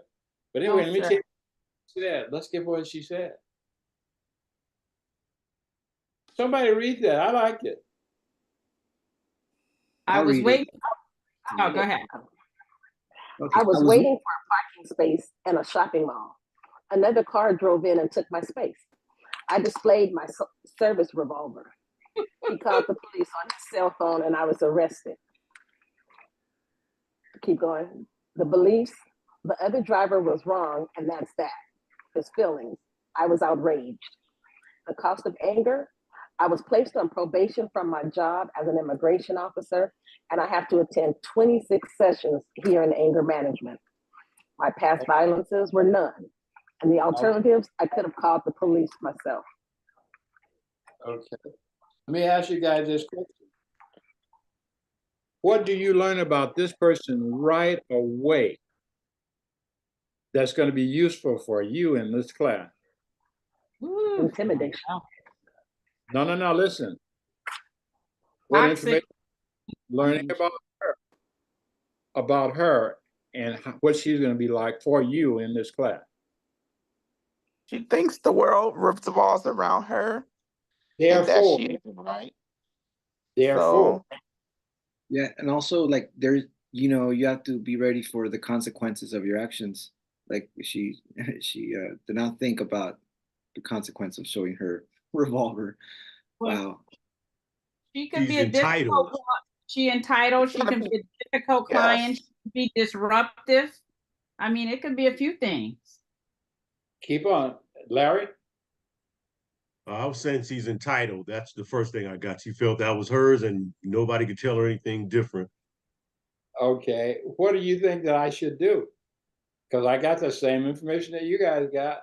Should I just let it go? No, Well, of course not. Okay. I think you can talk to her individually and assess where she is to determine if she could be disruptive to your group. Who else?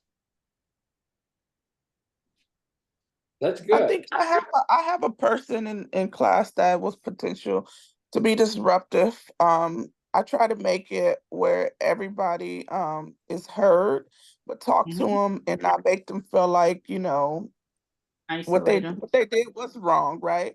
But just using those tools that you taught us in the last class, making sure we assess them, like Valencia said, talk to them separately and bringing them back into the class. Like you have to make sure you're respectful, show up to class on time, and you have to be willing to listen and learn from Okay. everybody because everybody's situation is different. So you don't want to be disruptive to the class. You can end up going back to jail, getting more time. Just making sure you let them know what the rules are and stand firm on that. I think that's important. And I agree with you. And I'm said, in agree. Yes. let me tell you what I did. I said to her, ma'am, would you stay back, please? And after everyone has left, I said to her, we need to go over what the group rules are, and I need to share with you how this works. I said, I sense that you don't want to be here and that you don't think you should be here. And I said, that's an issue that you'd have to resolve with the court. But if you're going to be here, there are no options. You're going to have to be an active participant in the group. You're going to have to be respectful. You're going to have to observe all the rules. Or you're going to be reported back to the court. And I believe the judge is going to be very, very harsh. And so that I asked her, do you understand me?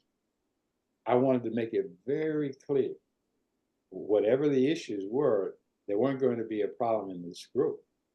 And of course, there was no problems with this lady. But I've never had anything quite that extreme. Yeah.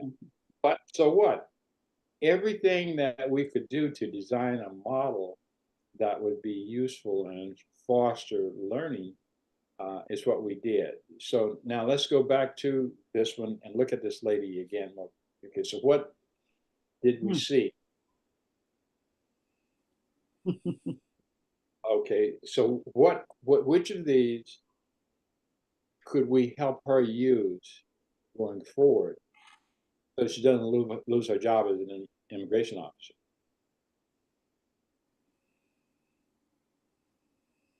Seeking compromise. I mean, Let's listen now. I understand, and so that in a general sense, the answer would be, yeah, we want to see compromise. But we have to start off with some reality. I asked you at the very beginning, did they reserve a parking space for her? Because that's what she said. They took my parking space. Really? Because she could be crazy, right? Right. And so we can't ignore it. We can't I say, don't know, George. They do have parking space for law enforcement. She could have had a space. No, just joking. yeah, okay, that was good. Okay, so giving her honest feedback, making sure we give honest feedback about the situation so she comprehends. we're talking about her though. She should use that feedback and give it to whom?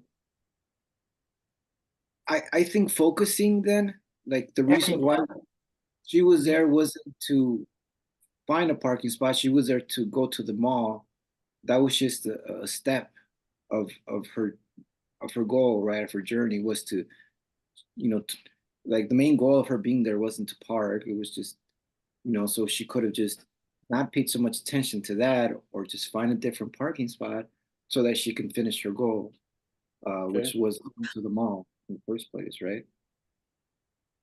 Okay. Anyone else? What else? Stating her needs. She didn't need to try to intimidate him by pulling out her gun. She could have just stated, look, I have been waiting there and you kind of cut me off. Do you think you can give me back my parking spot? Or just go around the block and look for another one. There you go. Look at this, call the other person call the police on her. So there's not reality. She's not gonna be able to communicate with that person, is she? At all. She's in her car and the other person is in their car. Mm-hmm. So I started off by saying, this is not going to be, easy for every single client. Some things won't apply. And so that if you ask me, I think that she should spend a lot of time talking to herself. Uh-huh. Don't you think? She should say to herself, I should drive around and find, well, let me tell you what I say to myself. When I drive in and I go to the same place, I shop there sometimes too. I say to myself, I'm 85, I need the exercises. I don't want to park close to the elevator. I want to park as far away as I can. You get it? It's for me. I'm talking to myself. Ain't nobody else, so I don't. Or can I give you another example? I was asked by Loma Linda University to come and do a presentation to residents in psychiatry. Loma Linda is in, I believe, Riverside or San Bernardino. Anyway, it's not in LA. And so I drove in the parking lot like everybody else. And so the car in front of me passed by an open space. He didn't get it, but he passed by it. Remember, I'm behind him. He passed by it. And so I just drove in the parking space. And so he was up ahead and he was stopped, but he was not in a parking space. And so I'm walking. So he rolled his window down and he said, I was going to get that parking space. Guess what I said? I'm going to tell you guys the truth. I says, I'm Black. This is a prejudice area. I'm got everything anybody in the world want. I'm gonna be cool. I said, sir, don't worry. I'll move my car. I went and got in my car and moved. You're so emotionally intelligent. But listen, Larry has figured me out, but he doesn't know it yet. He knows what I like. So what I did when I went in to talk to the residents, I said, let me begin by giving you an example of emotional intelligence. Look what I did. Larry, like me. That's it. 100%.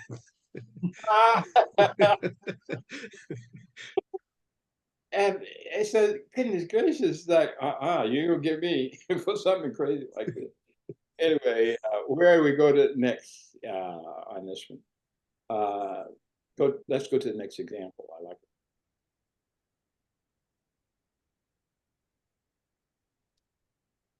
it. This was really a funny one. You remember, I'm a senior citizen, so this is my colleague. I was at my doctor's office, which is in Beverly Hills. There was a woman talking on the cell phone while blocking me. I waited patiently and she failed to move. Finally, I got out of my car and knocked on her window. She continued to talk on her phone while waving me away. I smashed her window. It was funny to me. When the clients are with me, it's okay, right? Beliefs. Naturally, I wanted her to move so that I could leave. Feelings, angry, cost of anger. I am 72 years old and I find this class great. However, I am embarrassed the way I got here. Past violence, none. I could have tried calling the police. Come on, guys, help me out. What do we see with Gramps here? Woo. He was in a state of rage. To say the I mean, he allowed that to escalate to a high-risk situation. Her blocking him, he could have just stated his needs and asked to move. I'm trying to back out. Come on, somebody, we got one. Rage.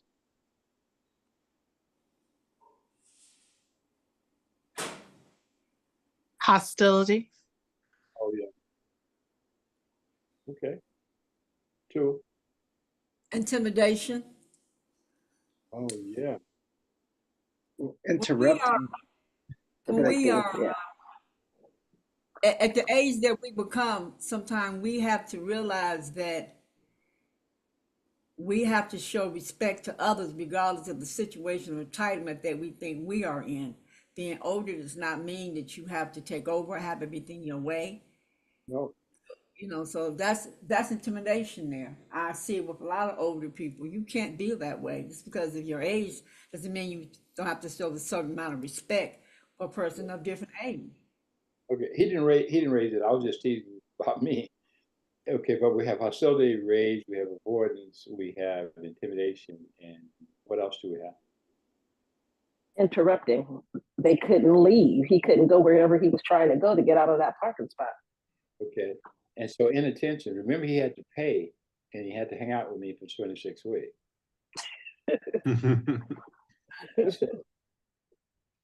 Anyway, we can just think about it. And so the other one will be manipulation. Will manipulation be in it? It may not be. Okay. Now, so on the other side, what may he have done under any of these topics that may have Expressed his feelings. Okay. Remember that she had the window up, and so that would be a possibility. Let's stick with that, expressing feelings. Or wait a minute, could he have expressed his feelings to someone else? Yes. So he could have went to whoever was working in the parking lot, parking attendant, and let them know what was going on and let them handle the situation. And that could have been avoided altogether. Okay. That's one of the things as an African American person that I have taught my kids along the way is that always be very thoughtful and do things a proper way. And so that this is Beverly Hills, and he was at a doctor's office. And so that I would go right back to the doctor's office and I would talk to the person who was at the window and said, hey, look, I need you to call parking because I'm having a problem. You see the difference? Yes. Or it's crazy, but you could have done it. He could have called the police because that's what the other guy did in the other parking place, right? Yes. It worked, right? Anyway, so keep going. Help me out. We'll see where we're heading. Rephrasing. He could have. I mean, he could have acted differently. I mean, he could have done something else. Like you said, he could have gone and talked to an attendant, someone that could have helped him rather than break the window. Okay. So now what do we have? We have assertiveness, we have active listening, we have focusing, and we have rephrasing. What about seeking compromise? No, I don't think so. Honest feedback, expressing feelings, stating needs. What else is on? So he would be stating his needs when he were talking to whoever in the office if he had gone that way, right?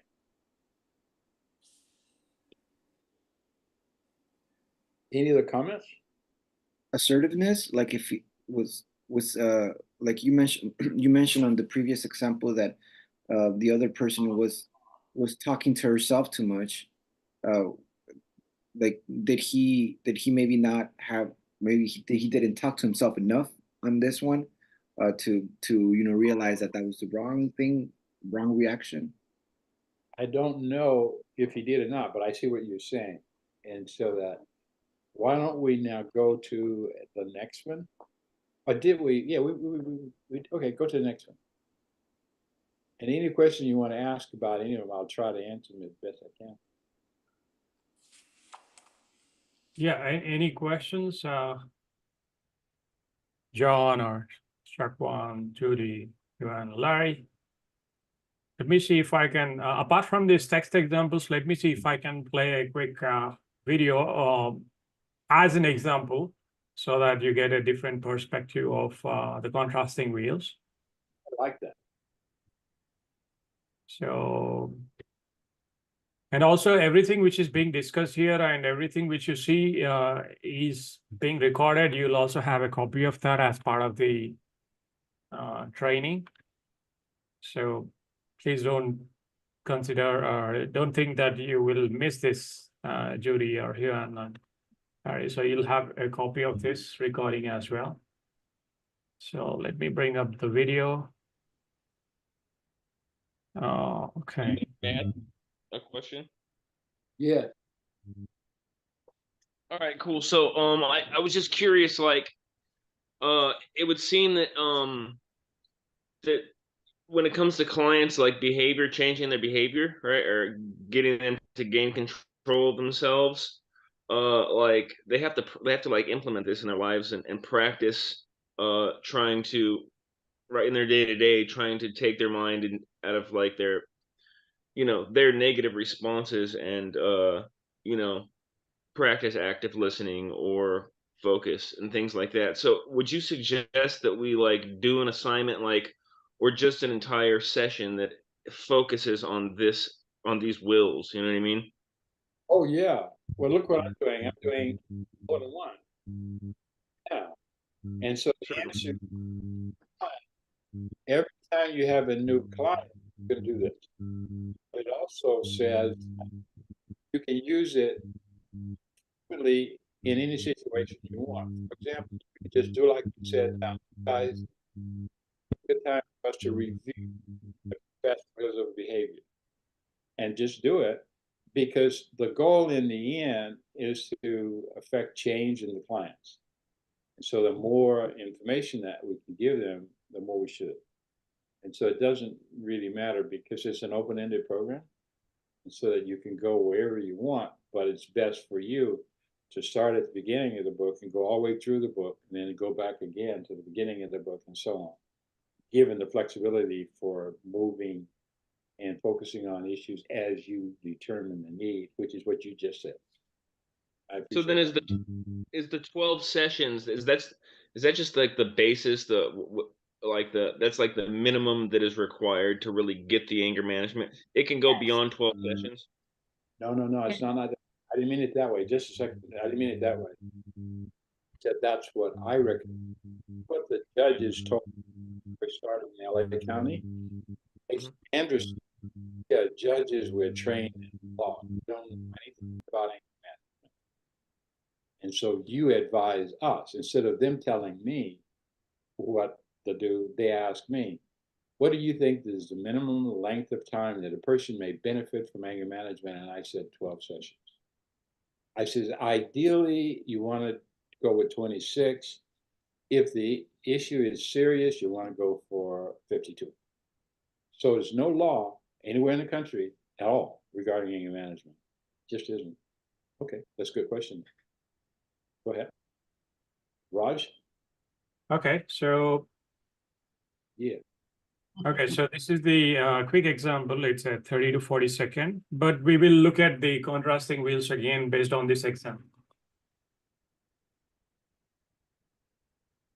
Why? Yes. I've been sitting there in a car for 10 minutes waiting for the...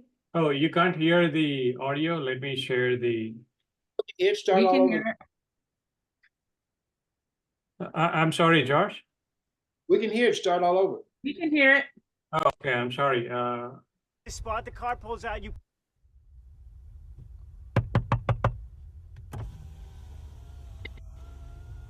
Can I help you? Yes. I've been sitting there in a car for 10 minutes waiting for this spot. The car pulls out, you pull in out of nowhere. Sir, I'm sorry. This is ridiculous. It's ridiculous. I'm sorry, sir, please. I understand why you're upset. I'm very sorry. Okay. I didn't see you. I will move my car. You can have this spot, okay? Okay, can you move your car, please? I will do that right now. Okay, Thank you okay, very, thank you. very sorry. Thank you very much. Thank you.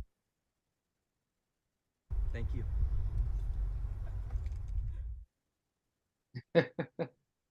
Okay, who wants to be first?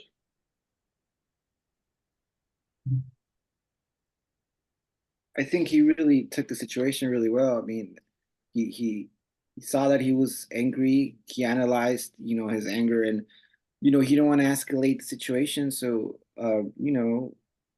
he complied. He could have said no, but that was a good way to not escalate anything, right? And so let's look at the positive wheel. Tell me what he was doing on this wheel. What are the things that we're observing? And it's like 2 or 3 minutes is all we were talking about in terms of video. Anybody, what do you see?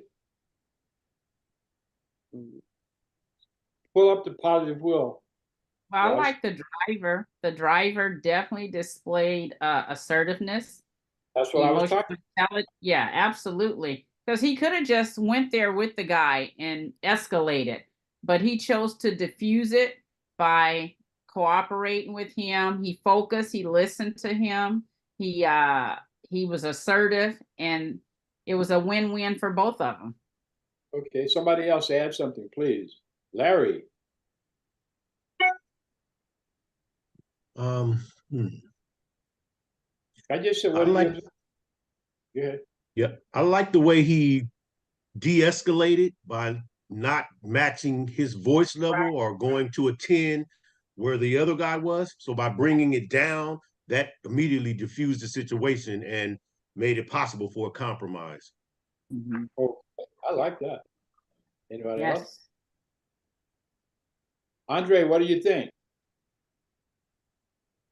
I think that overall, like what piggybacking on what Larry said, just making sure he diffused the situation. He was assertive in his tone. He was focusing, and everything. So, and also all, the compromising and moving, because a lot of times people won't do that. I had a situation before when I was parking, and a lady was like, "Oh, this is my parking space," and she got to cursing me out and everything. But I had to remind her that this was way before I even took anger management or anything. I was young, like in my 20s, that you have children in the car. You don't know what type of person I am. I could have a weapon. I could do something to harm you. So please think about these things before you get in so much anger or rage. That's not okay. And I allowed her to have the parking space. I think I was very calm too, because she also had children in the car. And I try to think about those different things, but most people don't think about that. So I think the way he handled the situation was, a great, and not just, matching, his energy, like Larry said, and getting, upset. It could have panned out way worse than that. So. This is for all of you now, can you see the value of using video whenever it is that you want? Because again, he just pulled this up. This is in our video library. So is it something that is useful? And again, it only took just minutes. Anyone? Yeah. Extremely valuable, because the visual adds to, it's different than just reading it or being told. Like you said, a lot of people learn different ways. Some are hands-on, some prefer the lecture. So covering all of the ways in which a person learns is very important to make sure you don't miss anyone in the class. I feel like looking at like, for example, the person that was in the car, looking at his calm demeanor, looking at his face, how he didn't react right away, that I take that a lot from that too, as an example of what to do, not just words, but also like facial expressions, because that's, I think we have a lot of we express a lot with our faces too, and so I think that helps definitely a lot. Modeling the behavior that you are trying to demonstrate. Right. And also role playing is a lot of fun, and it's a way to demonstrate the behaviors on the wheel as well. Clients love to role play. That's right, especially teenagers. Yes. Oh my gosh. I think it's very important. I'm going to add that in the school where I'm at, everything is on camera. Everything. So when the students get in trouble, one of the ways we get them to see how they act is that we go back and we replay the video. And we, after we video, then we set our expectations that they understand just how they look. So that's a great tool for people just to see how they acted. And we use that all the time in the school where I'm at.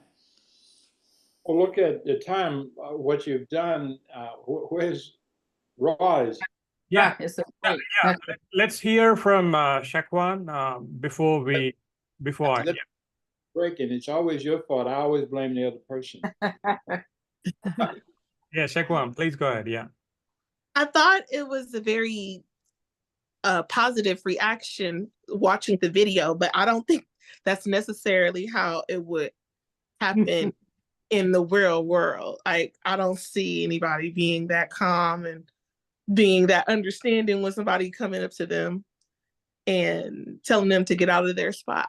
I would have liked to see a more realistic outcome. What do you do in a scenario when they're not that emotionally intelligent to respond that way? And so this is why the assessment is actually the assessment's individualized, so that when you take your own assessment, and you and I or someone will go through the results, will give you a chance not to focus on globally the world. You see what your assets are and your deficits are, if there are any. And then you then are in a position of knowing, I have a tendency to do X, Y, and Z, therefore I should do X, Y, and Z. That's a little bit different. So we're not telling generically, do what you saw in that video. Because just as you said, that's unrealistic, but it was positive. So you still will get the idea. That's all. We're not saying this is you. We're saying, here are ways of responding. So let me give you an odd example of me when I was telling you about my sons. Where we live is a busy street, kind of. It's called Westridge Road, and we're in the mountains, and it's a dead-end street, but it's a long street. And so that we always have dogs. And so that my son was maybe 6 years old, 7 years old. And he was taking the dog for a walk. And the way he would do it is that he would go one block, and then he would go across the street, and he would walk back, and then back to the house. So one day he came, and he said, Mom and Dad, he says, I'm afraid to take the dog for a walk because the cars are driving too fast. He said, on Cliffwood, which is another street in Brentwood, they have speed bumps so that it slows the car down. Can't we get speed bumps? I said, I don't know, Brian. I said, but that's a good question. Let's see what we can do. And I already knew this, but this is the way I do things. I said, let's find out who our city council person is. So we went to the computer, we found out our city council person. I said, let's write her a letter. So he started writing a letter. My name is Brian Anderson. I'm 7 years old. I live, so on. We have this problem. Can you help us get speed down? Do you see what he did? I taught him how to go with the world as it really is, right? And to his surprise, the next couple of days, they had speed bumps. Not speed bumps. They had the counters to determine the volume of traffic on the street. And then a letter from her saying, Brian, thanks a lot for your letter. We're working on it. And she told him all the things that he could anticipate and what the options were. And sure enough, he's now 36 or something like that. And so every time he dates a new lady, he shows her around, and when he gets to that stop sign, he says, I'm the one who got the stop sign here when I was 7 years old. Is that cool? That's cool. Cool. But that's the way I do things. It's like, I don't get involved in being upset about dealing with what's right now. Few exceptions. So him at the beach in Santa Monica, and I'm trying to get into a restaurant. And so I'm standing in a line, right? And the person who is inviting people in, another guy walked up and he said, I just want to ask you a question. And she started answering the person's question. I said, hold on a second. I said, I'm standing in line. I said, are Black people really invisible? You didn't see me? You see what I did? And that person was so embarrassed, she didn't know what to do. She said, well, he just wanted to ask the question. I said, but you don't know what I wanted. What if I don't want to ask a question? I wanted to ask whether I could be seated inside or outside. Anyway, I don't let things right? Anyway, Yeah. Where should we? Yeah, so let's go to another quick example so that They're not going to ever a break again? yeah, I mean, we can take a break right now if you guys wanted. We still have, I mean, this is the time for a 10-minute break. So It's fine, guys. Be mad at him. So please take a quick 10-minute break and be back so that we'll continue with one example again, the contrasting wheel. And there's another video, another 1-minute video, which I wanted to play. We'll break for lunch for 1 hour, right, George? Okay. So yeah, Let's be back in by 11:20. 11:20 or in another 10 minutes from now. Okay. Thank you. So, Valencia, Yes. what do you think? Are we getting better? Oh, yeah, I like that. I like your flow. How one topic leads into it's just like you doing the class. You covering it from beginning and it's a transition. So yeah, it's flowing wonderful. Okay. Absolutely. And they're more involved. I like the fact that, you know, you letting them dealing with all the definitions, what they mean, and identifying it on the spokes of the wheel. That's really the only way you learn it. And I that's think why it went. I think the flow went better too when you call people names. That's what I do in my There class. you go. You make them participate. Yes. Because some people would just sit back and observe instead of participating. Yeah, because Raj like, no, this person has to go. So I like that. Yeah. and I I want know. to. And Raj, you putting them on the spot. I like also. I want to tell you that he's an incredible person for your Spanish speaking classes. Yes. Who, Raj? Yeah. Oh, you And speak Raj, Spanish, Raj?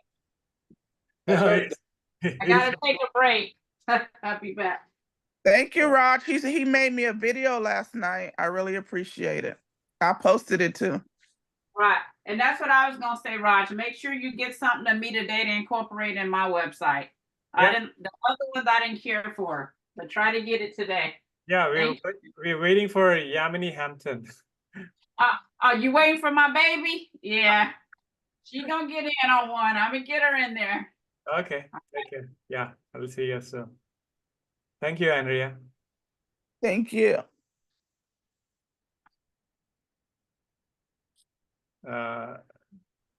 Larry, Barry, thank you so much for your patience, for being with us. We've been talking multiple times in the past conversation, so I mean. Oh, no problem. I understand. Thank you.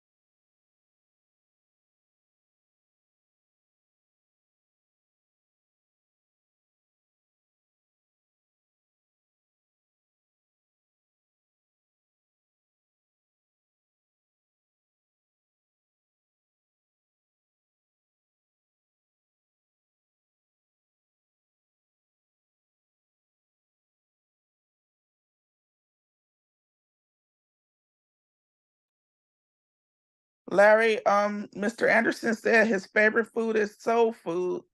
So we're gonna have to go to his house and put him on a poetry show and cook him some soul food. I'm ready. What you doing after the class?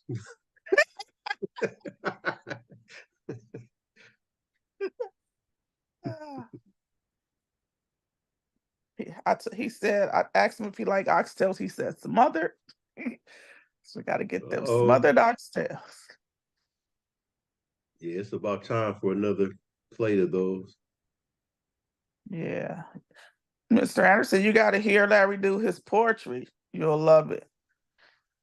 Yeah, George, we can't hear you. You're on mute.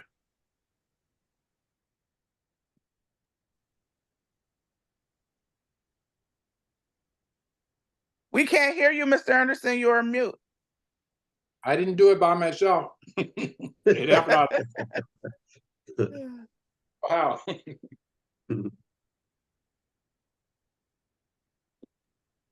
Yeah, we missed the last two things which you said, George. I mean, we couldn't hear what you said. That's okay. I can't remember.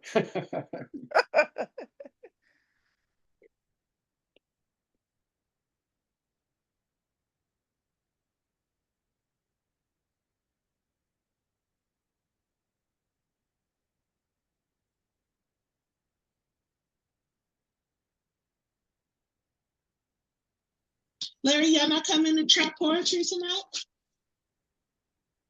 It's not tonight. It's tomorrow, right? It's tonight. Today's Friday. That's the day of trap poetry. I thought it was tomorrow. It's tonight. Oh, I'm glad you said something, girl. This tonight, we're not gonna be able to make it. We got a movie premiere. We taking the kids that we mentor to at 7. Yeah, that's what Clint was telling me. Oh, It's okay. I I'm thought only it was Saturday. I'm mad. It's tonight. The 12th. Today's Was the it a 12th, Friday right? the last time we went? Yeah, today is the 12th. Yeah. Let me look at the tickets. Larry, quickly tell me about your mentoring program there. You said you do? The program's called See a Man, Be a Man.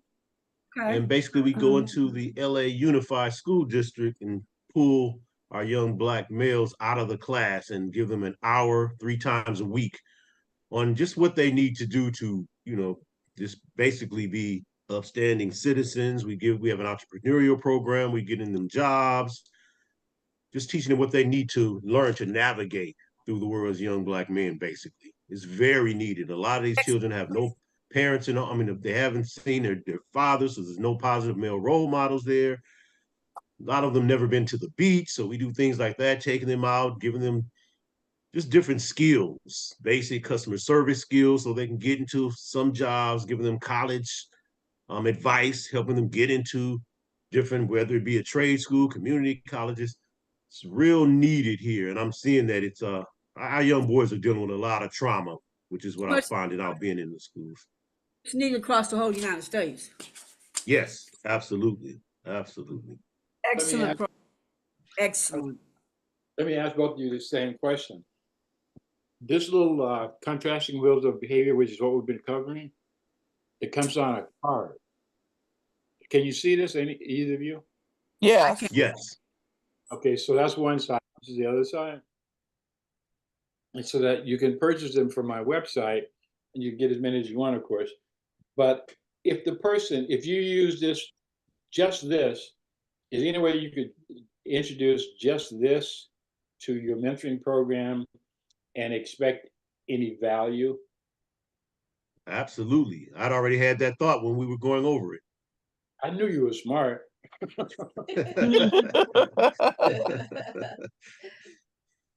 I'm gonna make a prediction. It's terrible. I shouldn't do this. But when you take the assessment, your scores are going to be high, and I'm going to tell your wife that she lucked out, and hers are going to be high. I'm going to tell you that you lucked out.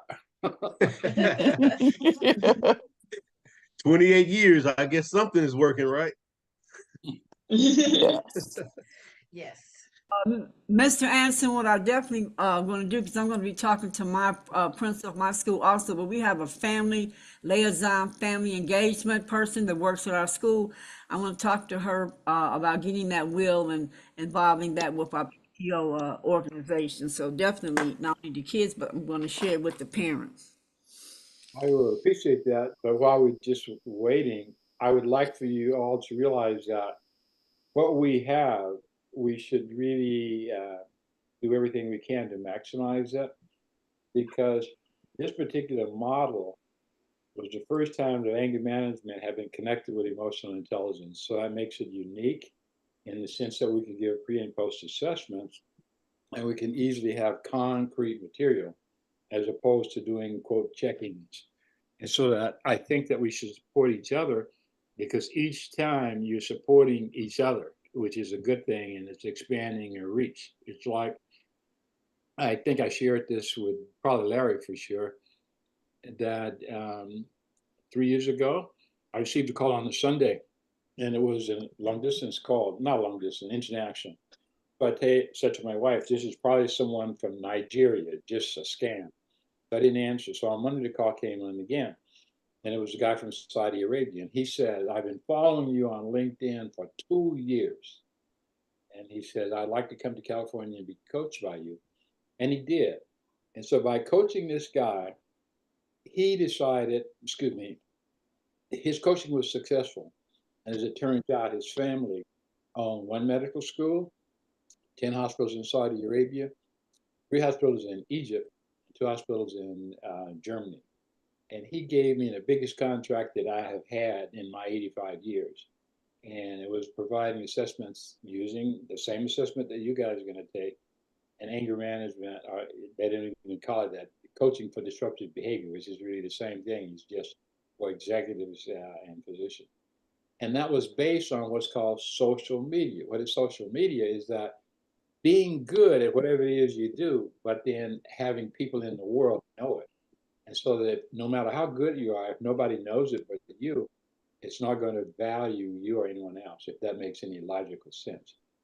So I encourage you to join LinkedIn, to connect with me on LinkedIn, connect with each other on LinkedIn, and anything that's related, and take advantage of marketing for free.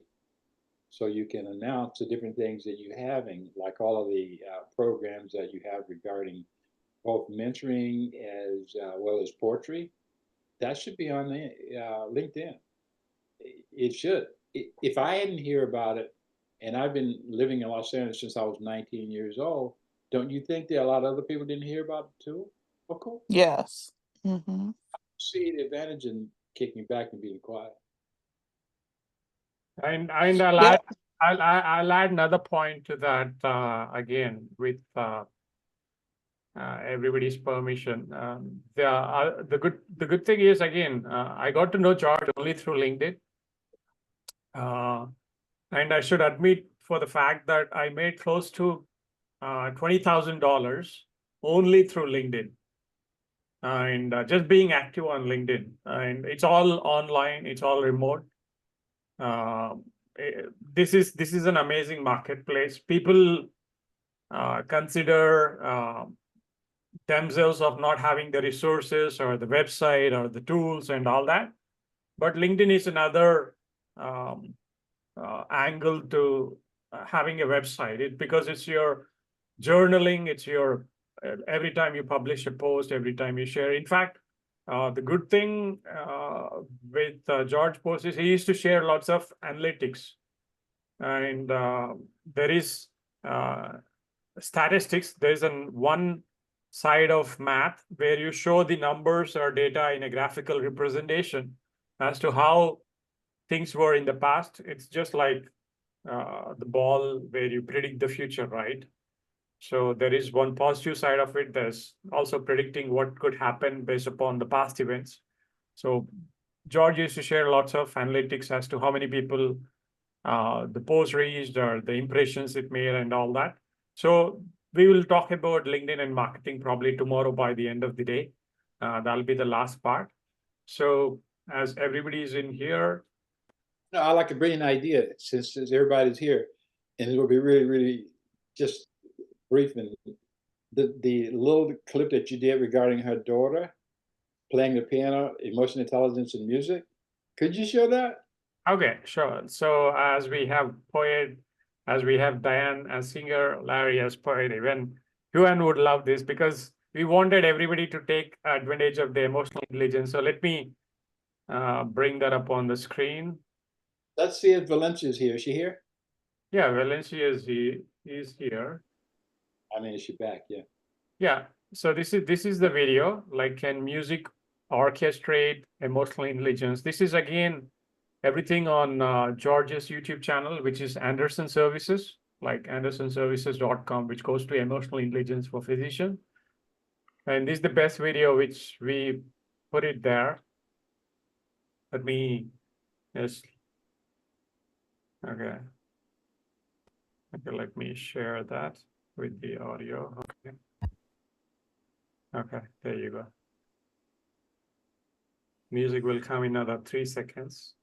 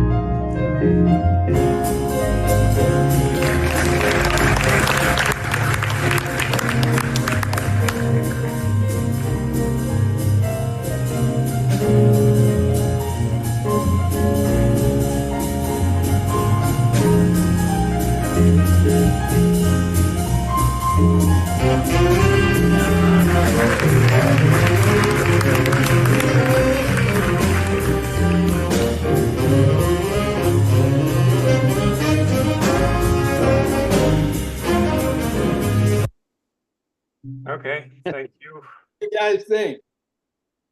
Beautiful. Oh yeah, that was wonderful. Beautiful. That was good. That was really good. That was really good. Groovy. Yeah, I know you're a musician, so that was really the reason that I wanted everybody to see this. But we are going to have a big party that's going to be orchestrated by Andre. She's going to work it out, and we're going to have a big party at my house. So, and Yeah, you're going to so think you're going to play clarinet. no, Juan plays the flute. He plays several flutes. He has a band. Then we have Larry on the mic, and we have Diane. She gonna be mixing up the drinks. We have Shaquan. She could sing. But wait a So we minute, have a whole. I'm falling in love with her right now. So we have a lot of talented people in this class right now. Yeah, and I Okay. have to make sure I have to make sure that it gets loaded onto YouTube. Yeah. Yeah. We're gonna put it on YouTube or Zoom so everybody can watch it. If they can't make it there, it's gonna be an amazing show. So Larry is good at putting shows together. He also does theater and everything. So Wow. Larry, it looks like your brain is going to pop. What are you thinking right now? Emotional intelligence, keeping me sane. No, the one on Piona was one of our anger management facilitators. In fact, she had been through the same coaching, Valencia's daughter. I bet she can charge $25,000 per hour or $50,000 like other coaches. That's what we are trying to prove to the audience on LinkedIn. And that's one of the main reasons I put it on YouTube. That was a surprise for George for Christmas, by the way. And Valencia was shocked, as in, is there a video of some person paying PR? And I dropped an email to her with the link and all. But so, Valencia, you got to say something before I bring another example on the screen? Is she here? Yeah. Muted. your microphone is muted, Valencia. Good. What do you want me to say back? Have fun and be safe. Still muted. Fixing it. There you go. Okay. You can hear me? Yeah. Yes. There you go. I said, Raj, it was a surprise for me as well, but I see the possibilities. Thank you. And the same possibilities and opportunities applies to each one of us. So Yes. let me bring up the next one. This is a 1 minute conversation. Again, going back to contrasting wheels. Instead of going through another example of reading, let's play this quick 1 minute video.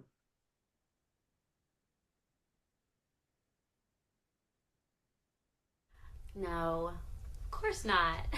Okay, good. All right, I'll talk to you soon. Okay, bye. Who was that? Brian? Brian, your ex-boyfriend, Brian. Yes, my ex-boyfriend. What was Brian doing calling here? Brian just called to say hi and tell me that he got a promotion at work. I was being supportive. He doesn't have people in his life you can tell about that crap? Yes, he does, but I happened to care. Do I call my ex-girlfriends and tell them that I got promotions at work? You think this is an appropriate topic? I don't feel that I would mind if you called your ex-girlfriend. Well, I mind. I can understand why you're upset. We did used to date, but we don't Exactly. anymore. How do I know you don't still have feelings for him? I don't still have feelings for him. Trust me. I love you. Well, you better be careful what you're saying to other men, or I don't even know. Things, just be careful.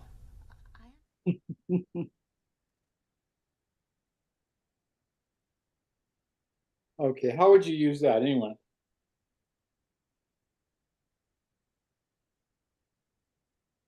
And some of the sessions that I have are actually people that have relationships, so that will be good for people that can relate to it. And I will ask them one by one, like, how would they handle the situation? What do they think? Is it appropriate? But it's about having that foundation and talking about your likes and dislikes before it happens, because you don't know what could trigger you and what could go wrong from there. Okay, look what Raj is. He's put up the negative wheel. So while since he did that, what do you see in relation to the man, the guy? That Controlling. He was controlling. And hostile a little bit. Threatening. Yeah. What's the second one? I said a little. Oh, go ahead. He would be a manipulative. Raj, I'm not getting it. The information, I can't hear it well. I'm sorry, could you repeat what you said, George? I can't hear them well. I can hear you now. Okay, no, maybe. For one thing, I heard represented. I want to hear from others about anything else. Okay. What else? Manipulation. Yes. I think avoiding. What was being avoided? I think he's avoiding listening to her. He's not really listening what she's telling him. He's avoiding what she's telling him, and he's coming out with his own conclusion. Right. And you know, and in that road he went into intimidation. He was like, "Oh, I don't know what's gonna happen if you keep doing that," you know. Right. And it's like what are you trying to say, you know? And he's you know, he's intimidating her by you know, with that, right? Okay, so what about hostility? Was that a hostile gesture? His tone, yeah, very hostile. He didn't And curse or controlling. yeah, he didn't curse, but just his demeanor was hostile. His tone, choice of words. Ah, okay. And so that now go to the positive on the same little scene. He could have just stated his needs. Using what style of communication? Expressing his feelings. Aggressive. Passive aggressive. That's it.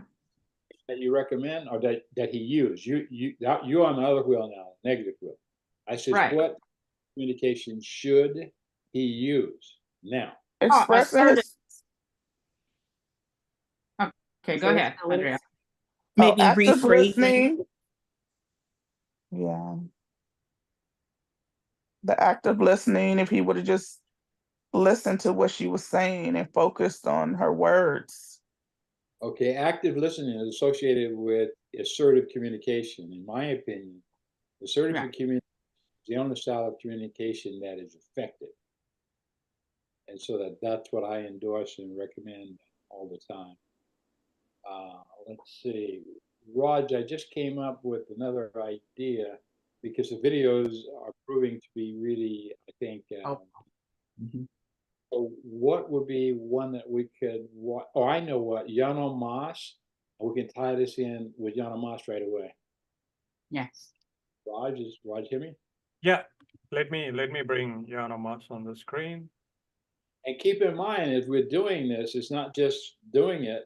You all will have access to all of these and more than you can even dream of. Because what happened is that USC, which is again the importance of social media presence, they called me from the film department at USC, and they said, we know who you are in terms of the work that you're doing in emotional intelligence and anger management. Would you be willing to let us send interns to Anderson and Anderson, and they would make videos related to what you do for free? Larry, did you hear what I mean? Free? For free? Do I look like a guy who would be happy if you gave? I do the best I can. Your wife got me last night. I was trying to get her to put some money in the anti-poverty fund. She wiped me out. I'm scared of her. Oh, don't be. Okay. Now I see how a nice person you are. I'm glad. And by the way, I sent you a present for your grandchild. I don't know whether it's a boy or girl, but it doesn't matter. It's because it's a size small, and it's an anger management polo shirt. Yeah. This is going to go very fast, and it's just about a minute and a quarter. So you have to pay close attention to it. No sound by design. If you speak Spanish, don't use your Spanish this time. Close that part off for a second. Yeah, that's right. I muted the video, so it'll be mute video. So everybody, please watch the video as there's no audio. Let me pause it for a minute. Let me tell them what I'm going to do. No, go ahead then. Go with it. Go ahead. Go ahead. Okay.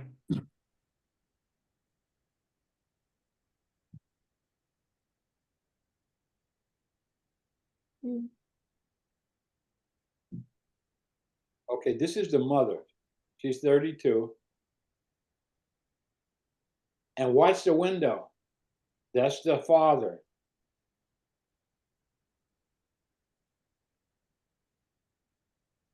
"35-year-old watching."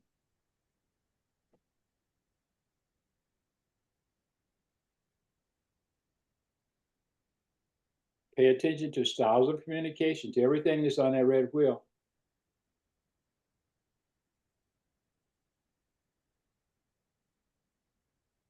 Everything on the red wheel. Body language.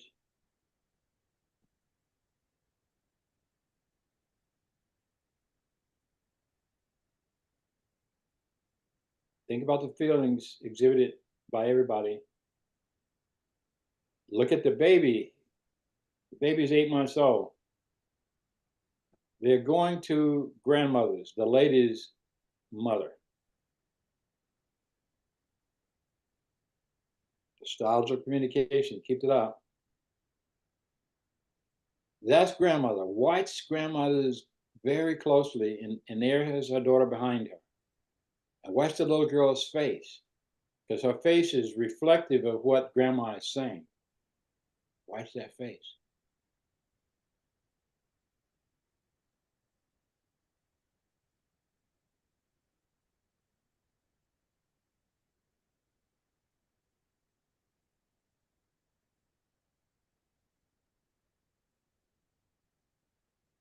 Watch that face. Look at that.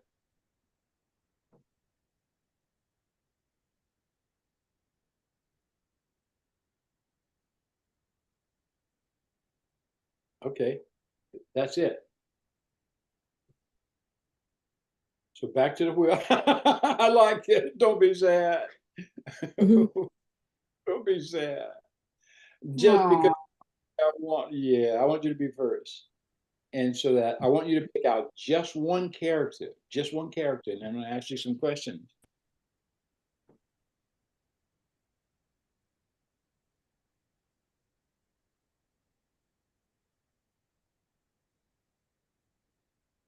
Okay, shake one. Okay. You're first. I want you one character. Tell me who it is first. One character. For the man or for the little girl? Doesn't make any difference. Anybody, including the infant. Just pick me out one character that you'd like to. Well, there was definitely intimidation. Okay, who rage. Wait a minute. Tell me who you picked out first on whose side. For the man. So you got, now look at the wheel. Tell me again. Rage?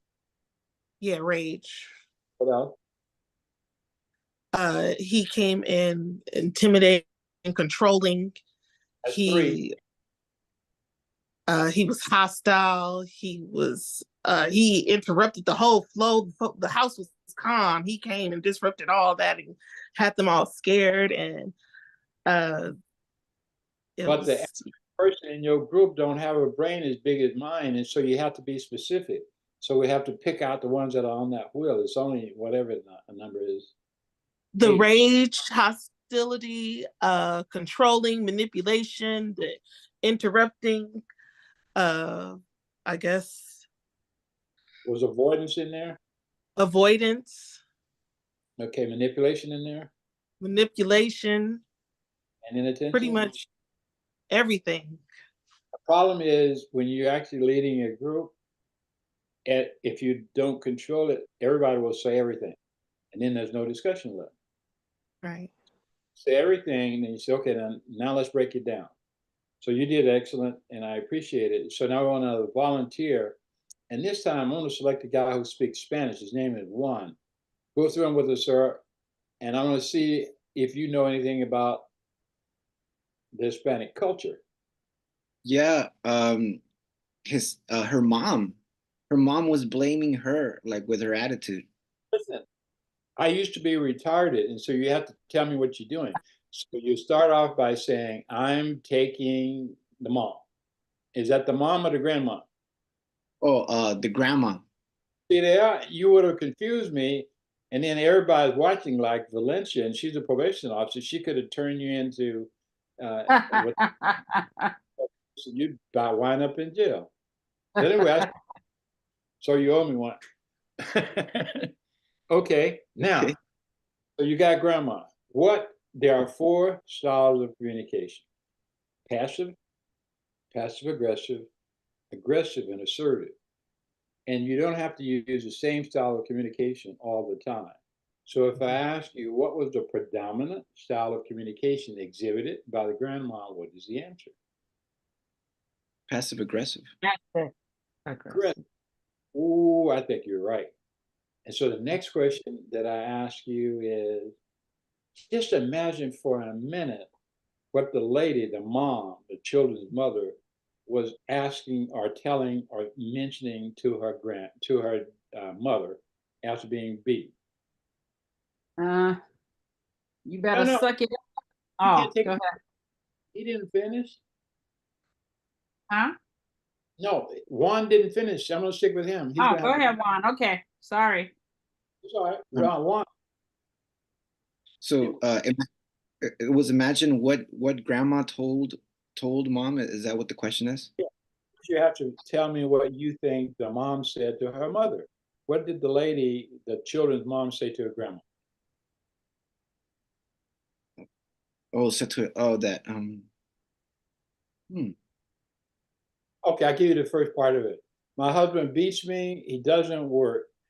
He tries to take the money that I earn by ironing clothes for the neighbors. Mm-hmm. Can we come and live with you? Now, what was grandma saying?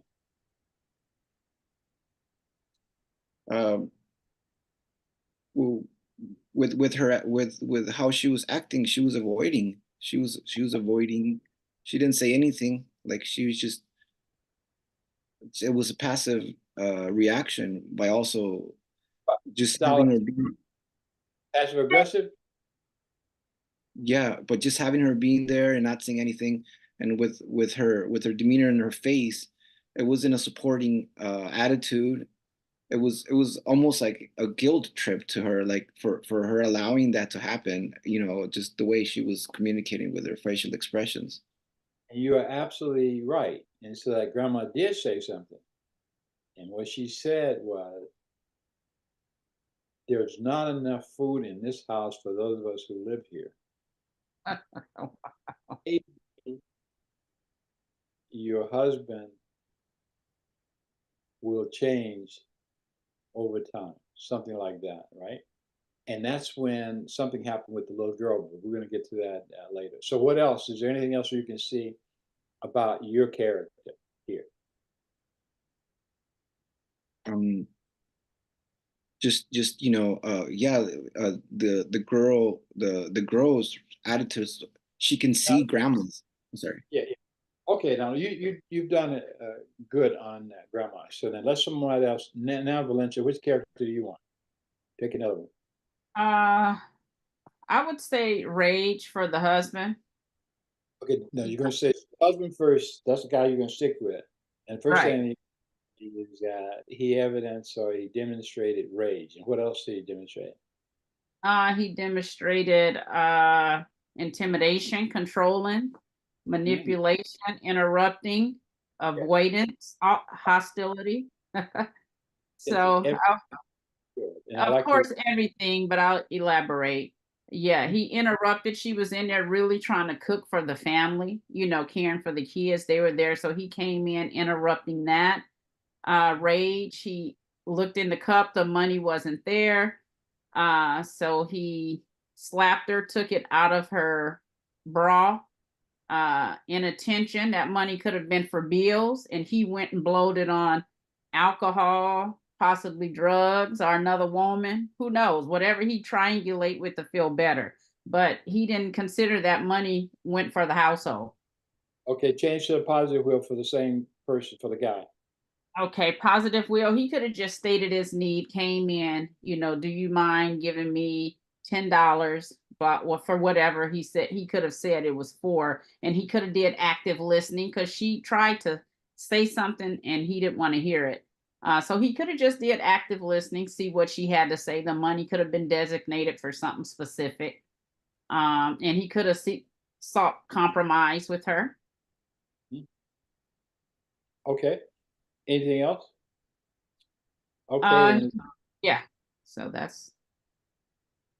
Okay. So then who would like to select the mother? I'll take the mother. Okay. And so what style of communication from the negative will, Raj? No, it was Judy. Yeah, Judy, please go ahead. Go to the negative will, and she's going to answer which is the style that she sees in relation to the mother. Well, she's been intimidated. She's using intimidation. Yes. Very, very controlling. When he couldn't find it, he went directly towards her, so she had to give up the money. So he's very controlling. Avoidance. He didn't care anything about the children being there. He knew they were there. Rage, of course, the way he just came in and went directly with her. Hostility, he slammed the cup down. Okay, now let's go to the positive. What could he have done differently? Is that what we're doing now? Okay, for the woman. No, I don't want you to one character. So that which character you just did was the man, right? Okay, I'm sorry. I wanted the woman. I'm sorry. I wanted the female. Stick with the woman, and we have to go back to the negative will. Okay, that's okay. We can go back. Okay, so that the woman, we don't want to talk about her, what she did, or her behavior. Okay. We want to point out if there was anything that she did that's represented on this will, and it doesn't have to be. She doesn't have to be intimidated by him. But she was. So this is not a good one that we want. And so that for her, why don't we just do the positive will? Okay. All right. Go back. Okay. Now, is there anything that she may have done that may have made him less aggressive? When he grabbed the cup, she could have tried to communicate because she knew what he was looking for. She might have had conversation with him when he first grabbed the cup. You're correct. And she would have used assertive communication, right? Yes, when he first grabbed the cup. And the next is that she could have used stating her needs, right? She could have said, well, you know that money is for, the house or the children. Let's talk about it. You don't have to take the whole thing. She could have been, just honest, just explaining to him honestly, what the money's used for. And she would express her feelings if she could have. And then she could have rephrased, and she could have sought a compromise. She could have focused more and active listening, right? Yes. Okay, so that was really very good. Our time is running out. And so that we have, is there anyone who would like to take the little girl?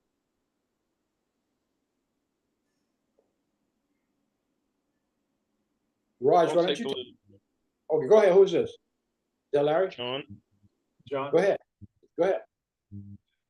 Cool. I mean, not that she did anything negative, obviously, but on the negative wills, he comes in, she goes under the, not that she has a lot of agency to really have any control over that situation, but she's avoiding the situation completely. She goes under the bed, she's got her head down when she's got the scar or the bruise on her face. She doesn't want her brother to see it, and then obviously when she's talking to the grandmother, I wouldn't take it to the level of hostility, but she's definitely she's definitely feeling some Okay, I'm losing anger my son. there, you know. But you know, I mean, from where she's at, on the positive side, I mean, she could state her needs. She could show you know, as much assertiveness as she could to her mother. It doesn't seem like her mother has a lot of you know, a lot of control in this family, or a lot of you know, so I mean, it seemed like a really hard situation for the little girl. I mean, because she can express her feelings, she can be honest with her mother, she can state her needs, she can be assertive. But if the mother's not willing to stand up for her, and if the father's not willing to address, you know, he's got something going on. Let me tell you. You know what I mean? Like, he's got to be drinking or something. I mean, he's very irrational. So that's, I mean, that's a really tough. That's a tough situation right there. I'll give you an answer later. Answer that now. The little boy. Who's going to volunteer for the little boy?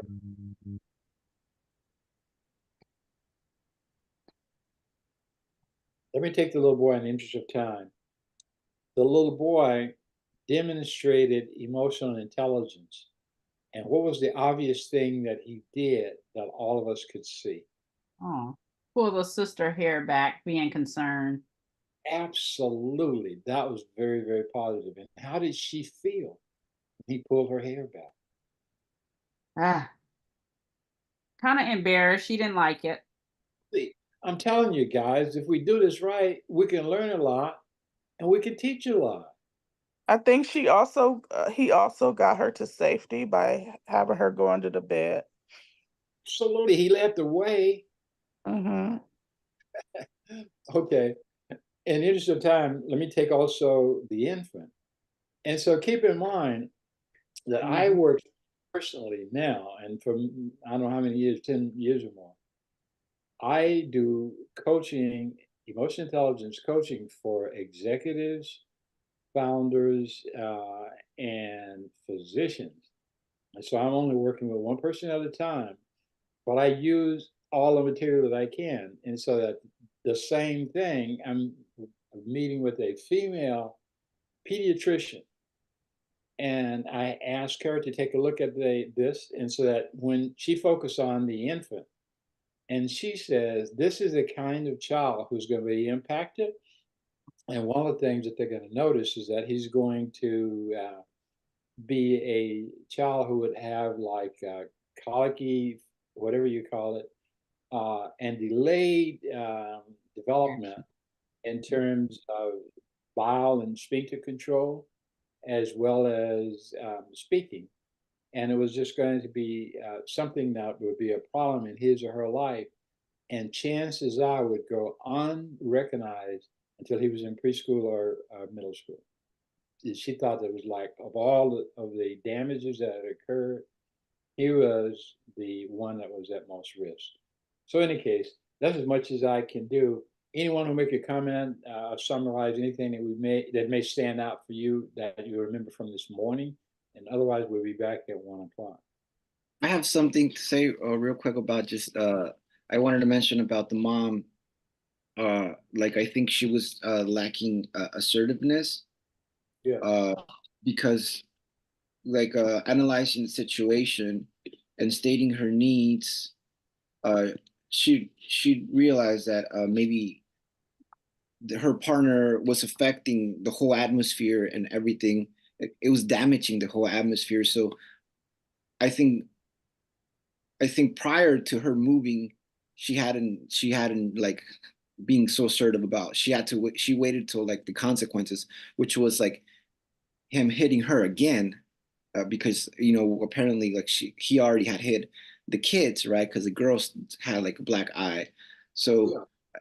maybe she didn't state her needs like soon enough, and to make that decision. Okay, but let Yeah. me tell you, say at that meeting, she says, "Mom, my husband beats me. He beats the kids. Doesn't work. He takes the money that I earn by ironing for the neighbors. Can we come and live with you?" Grandma said, "No." He says, "Not enough food in this house for those who live here. Maybe someday he may change." And that little girl was mad as she could be. She couldn't handle that at all. Yeah. Basically, the story. Okay, and so on that same video, there are a whole lot of things that you can use. And when we come back, we will go, Raj, to the couple in which the beautiful women are sitting around playing cards. And this, by the way, was made by the Chiapas Batterers Intervention Program. So it's not a video that is mine, what I produce. You want to do that now? We don't have time, Raj, but keep that for the afternoon. That is right. You see how I got to use Raj as much as you can because he's just too smart. It embarrasses me much of the time. But let us know, Raj, that it's time for lunch.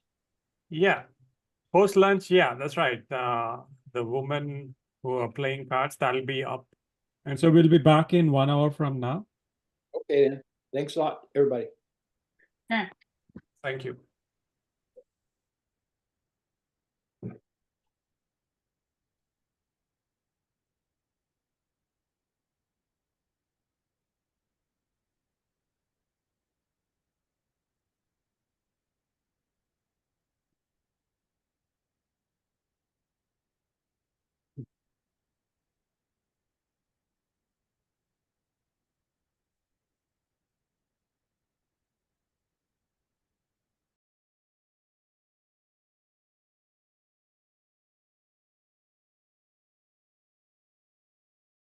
Hey, George. You're on mute. I can't hear you. You got on mute. Okay. Okay. Got a suggestion? Yeah, I can hear you now. So what I'd like to do is let's begin with going to gaining control of ourselves, a series of videos, and maybe showing 3 of those, like 4, 5, and 6. But the question that I asked you, do you remember if there's one specifically related to communication? Yeah, the 4 styles of communication. Is there one that's related to communication? Let me just cross-check that. The one with the communication. And it may not be. Yeah, they should be in there. I mean, Should, but I don't know that.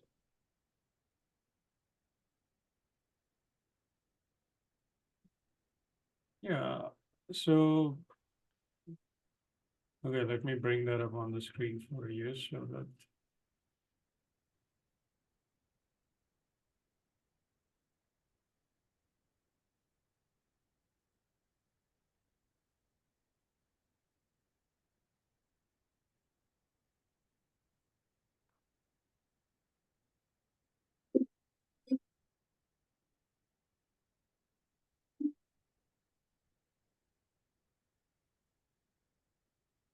Okay, so this is the one which I have.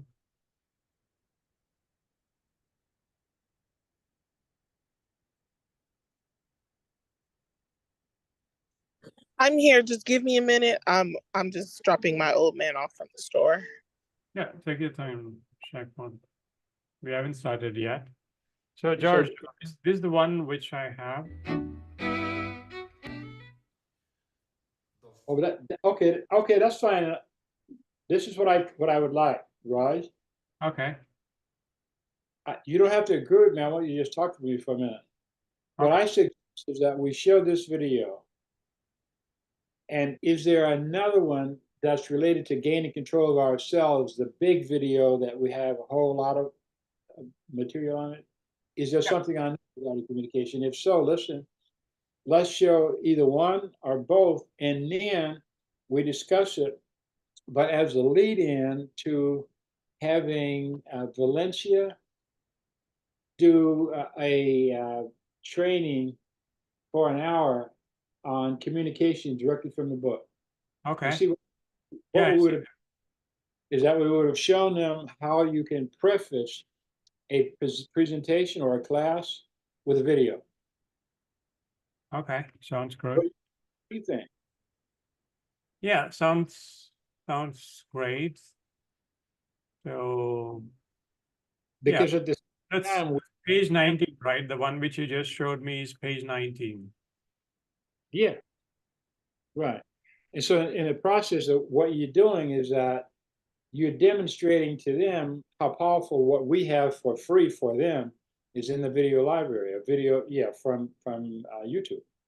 But at the same time, every time we can tweak it with something that you did, then we're selling you. And so here's a thought that I have. It's a crazy one, so you don't have to agree with it. But you remember you found something on our website related to my being in the Philippines? Yeah.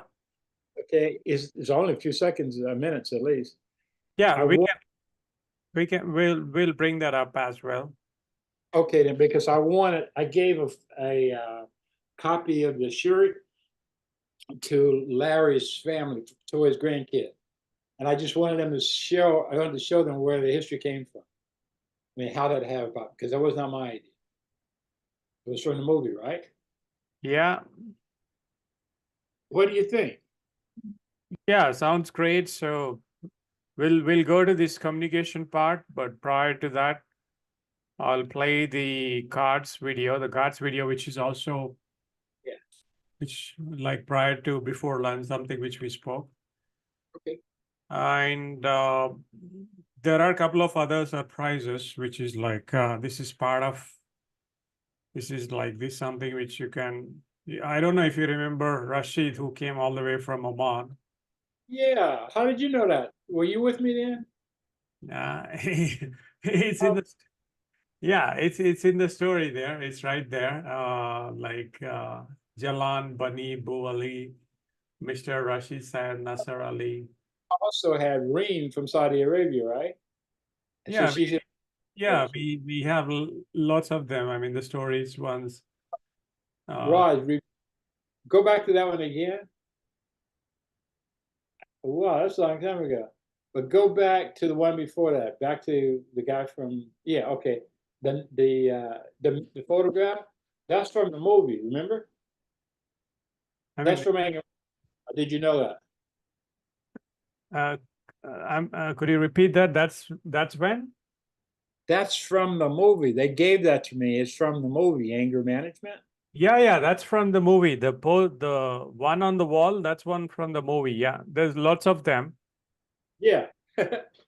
And so I have two. I had one in two of my offices. So I have one in my house also. But that's nice. I like that. So that's good. And so that was in my office. And this was in my office. You can see over on the window to the left on the wall. Yeah. I'm gonna let you figure out how you're gonna do this. It's gonna be fine with me. Yeah, this is also the same part, the contrasting wheels on the wall. Once Larry is in here, I think just like as everybody's back from lunch, whoever is early can get to know this story. Like John is here, Shakwan will be there, Larry, Judy, okay, Diane is here. So I'll leave it. Start when you want, and you do whatever you want. Okay. So I'll just wait for all the participants to. I think that's good. Okay. Good to see you back, Andrea in there.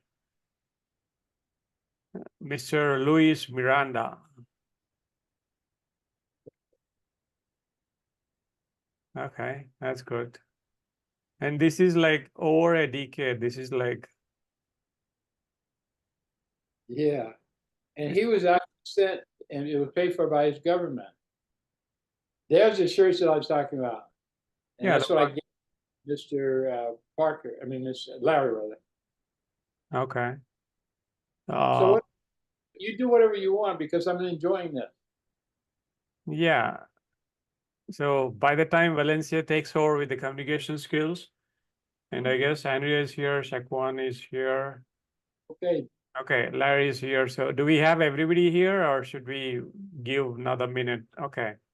Okay, Judy is also here. So welcome back, everybody. So we're just walking through a couple of pictures which are a decade old.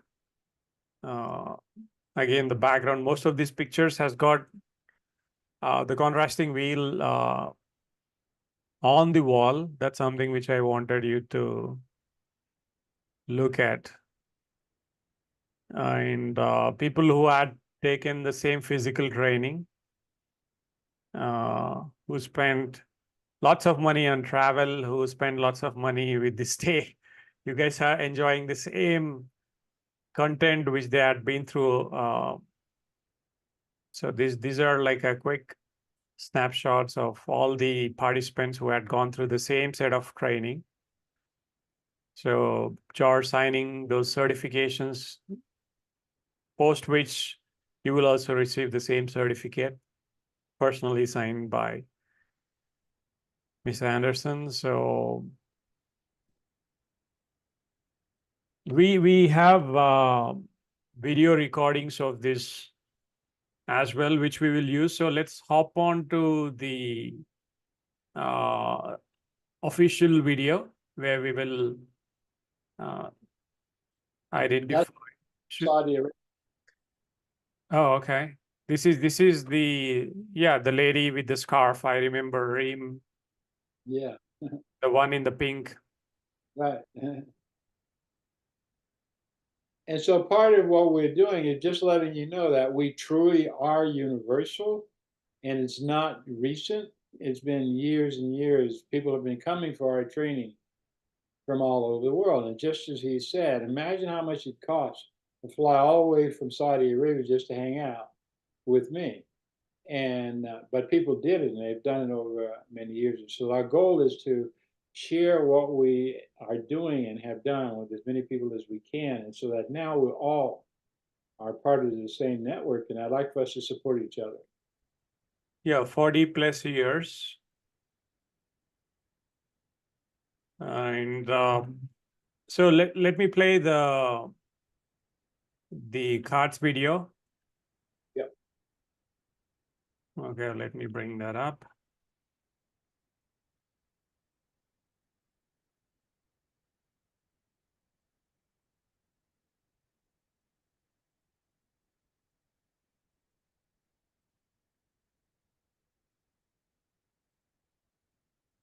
Okay, so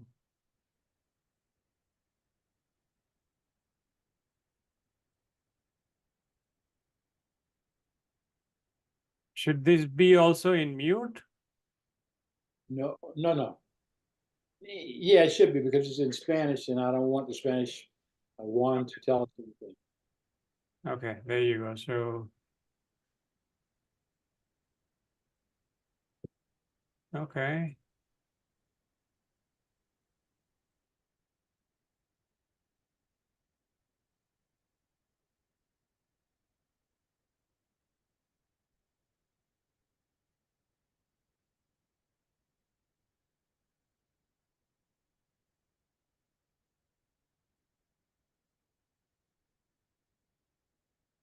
Yeah, George, so would you like to give them instructions before they watch this video with the cards? Yeah, let me tell you what is happening. This particular woman, can you show her face? This one? Just go to the next one. She'll come up right. Yeah. Okay. This woman is actually trained as an attorney, but she's never practiced.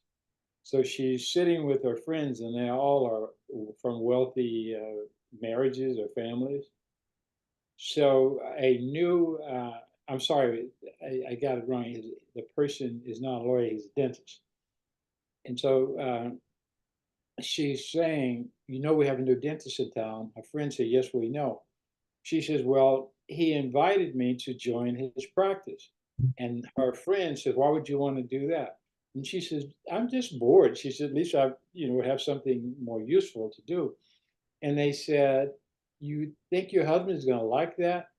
And she looked down, sad, and didn't say anything. So then next she goes home to her husband, and she announces it to him. I'll let you see what happened, and I'll tell you what transpired between the two of them in terms of words or communication. Okay, so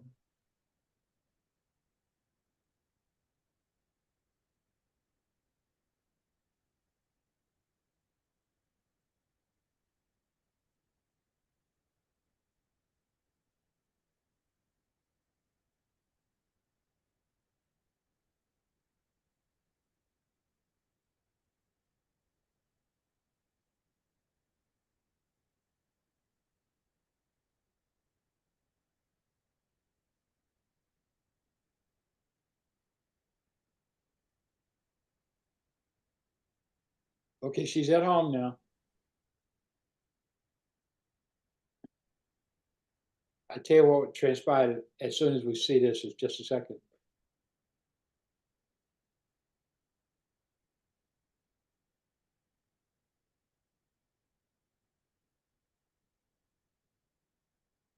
So this is a 2-shot problem. Watch him. Before he takes the drink, he's going to show another shot in it.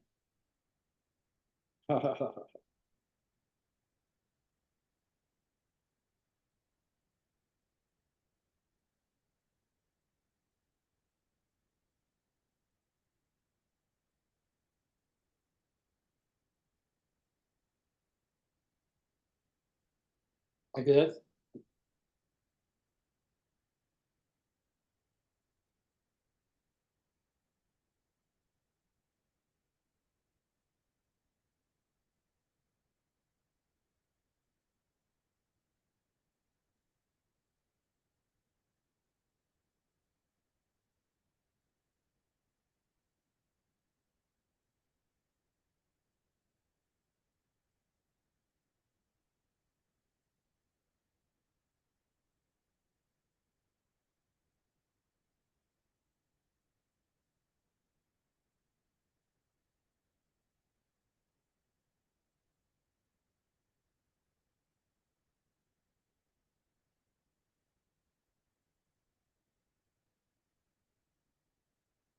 Okay, we can turn it off. Okay. Okay, so this is what happened. She goes home. Her husband says, "How was your day?" And she said, "It was fine." And she says, "I played cards with my friends." And she said, "Oh, by the way, there's a new dentist in town." And she says, "He invited me to join his practice." He said, "Are you kidding? Why do you need more money? Do you need another BMW? Don't I buy you enough clothes? No, you just want to go to bed with him." So that was basically the discussion. She says, "No, it's nothing like that." And of course, he hits her. So that was kind of the end of that particular story. And again, that's from the same video that was made by the domestic violence shelter in Chiapas, Mexico. So again, we're just showing you some of the things that we have. We have way more than you can imagine that can be used as you see fit and what it is that you're going to be doing with both adolescents as well as adults. And so that the next one, do you remember what I said we're going to do next? Any comments regarding this? Can anyone see the value of using something like this? Just a clip. Valencia, do you use this?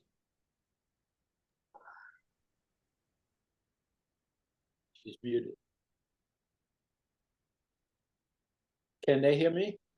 Rod? Yeah, we can hear you. Okay, there I go. I'm sorry. I said, yes, I have used that before in group. Okay. Anyone else have any comments regarding the value of video, at least the ones that I'm showing? Yes, Shaquan? Her phone is muted. Okay, then. I do have a question. Are these type of videos available and also English? I can't answer that question. Can you respond? Many of them are in English. We're going to show one that has about 8 different vignettes on it. That's all in English. So okay. So the answer is yes. Yes, great. We can go there next, Raj, in the interest of time. Yeah, would it be the 4 styles of communication? Yes, why not do that? That's good. Okay. So let me share the audio for this. Okay, good.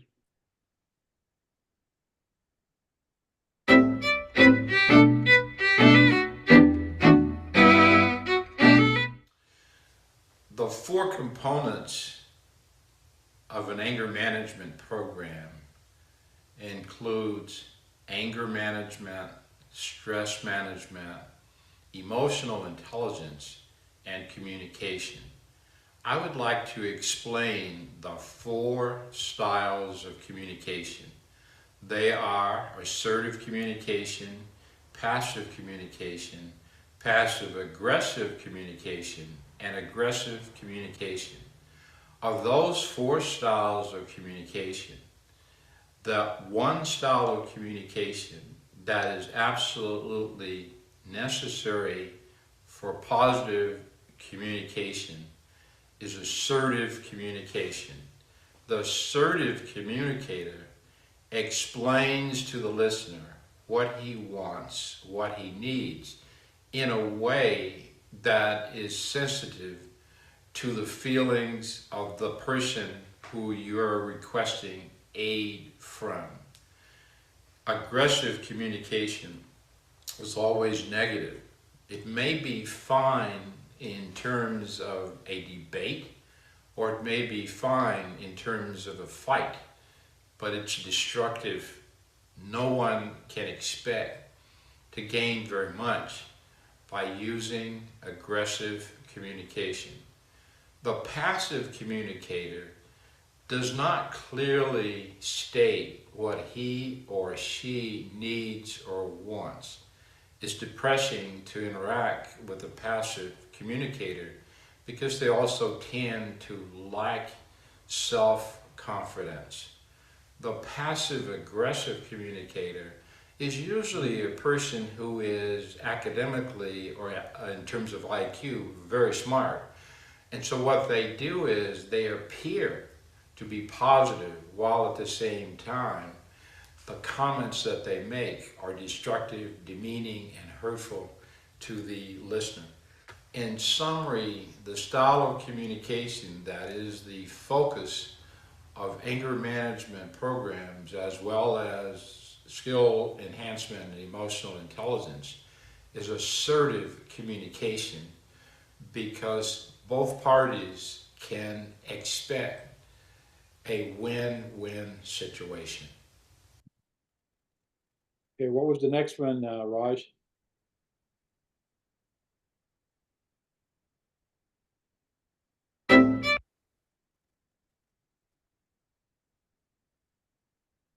Okay, before we get into this one, Valencia, Yes.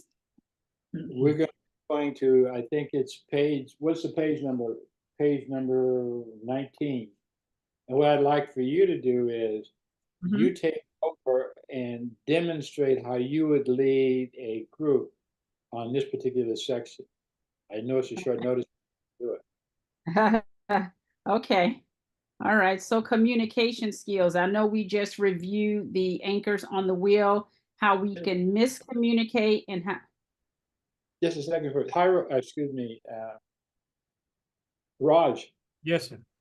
Was there something you to do first, or is this what you Yeah, choose to go?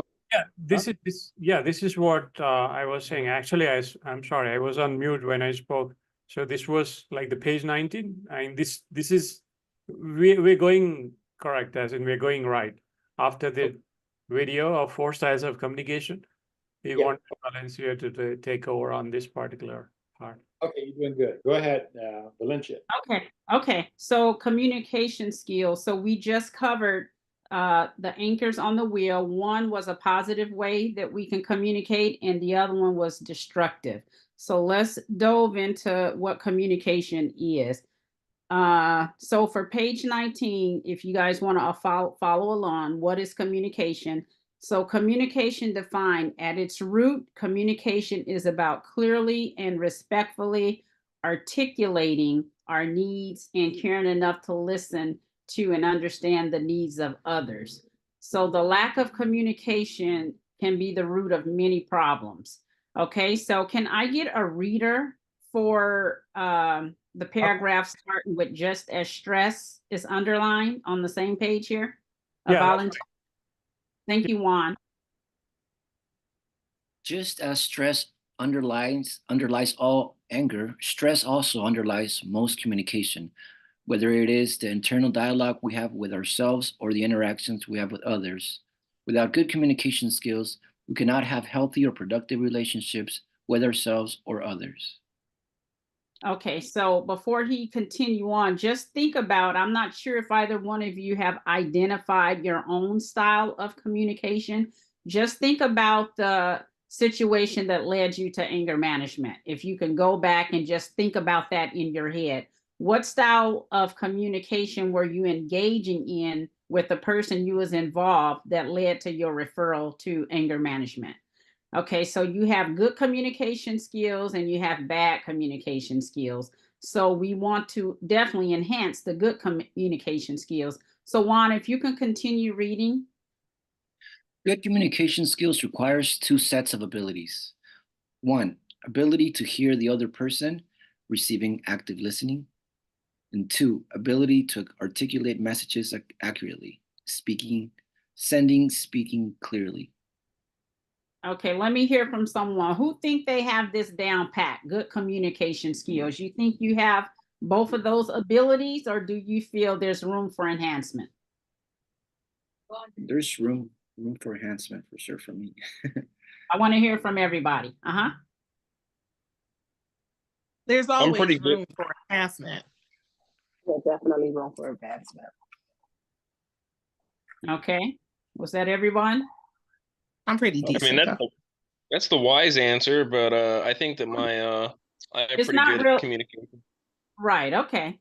So we all can agree that there's room for improvement. Okay, so good communication skills take patience and it takes time to acquire. So we encourage all participants to use all of their newly learned skills in developing positive, healthy relationships. Okay, so can I get a reader for the next page? And this will show us firsthand how to enhance and how to improve communication with other people. Who can agree? How often do we communicate on a regular basis, whether we're at home, at work, socializing with friends, you know, in a grocery store, church, you name it. We have to communicate, right? So, and we communicate verbally as well as non-verbally. So as we read along, we'll learn actually the percentage of non-communication is higher than verbally communicating, but we'll find that out as we continue in this chapter. Okay, so if you can continue, please. Lack of communication. Oh, who's going to read? Go ahead. That's fine. You can. Lack of communication is the root of many troubles. Poor communication skills can lead to issues such as hurt feelings, misunderstandings, missed deadlines, and unsuccessful connections. Healthy communication in its broadest form is important in developing positive, healthy relationships between family members and others. Skills for acquiring good communication techniques are emphasized in this session. Good communication skills take patience and time to occur. We encourage participants to use all of their newly learned skills in developing positive, healthy relationships. Okay, thank you. Okay, anyone want to comment on what she just read, or do you want to comment on what you just read?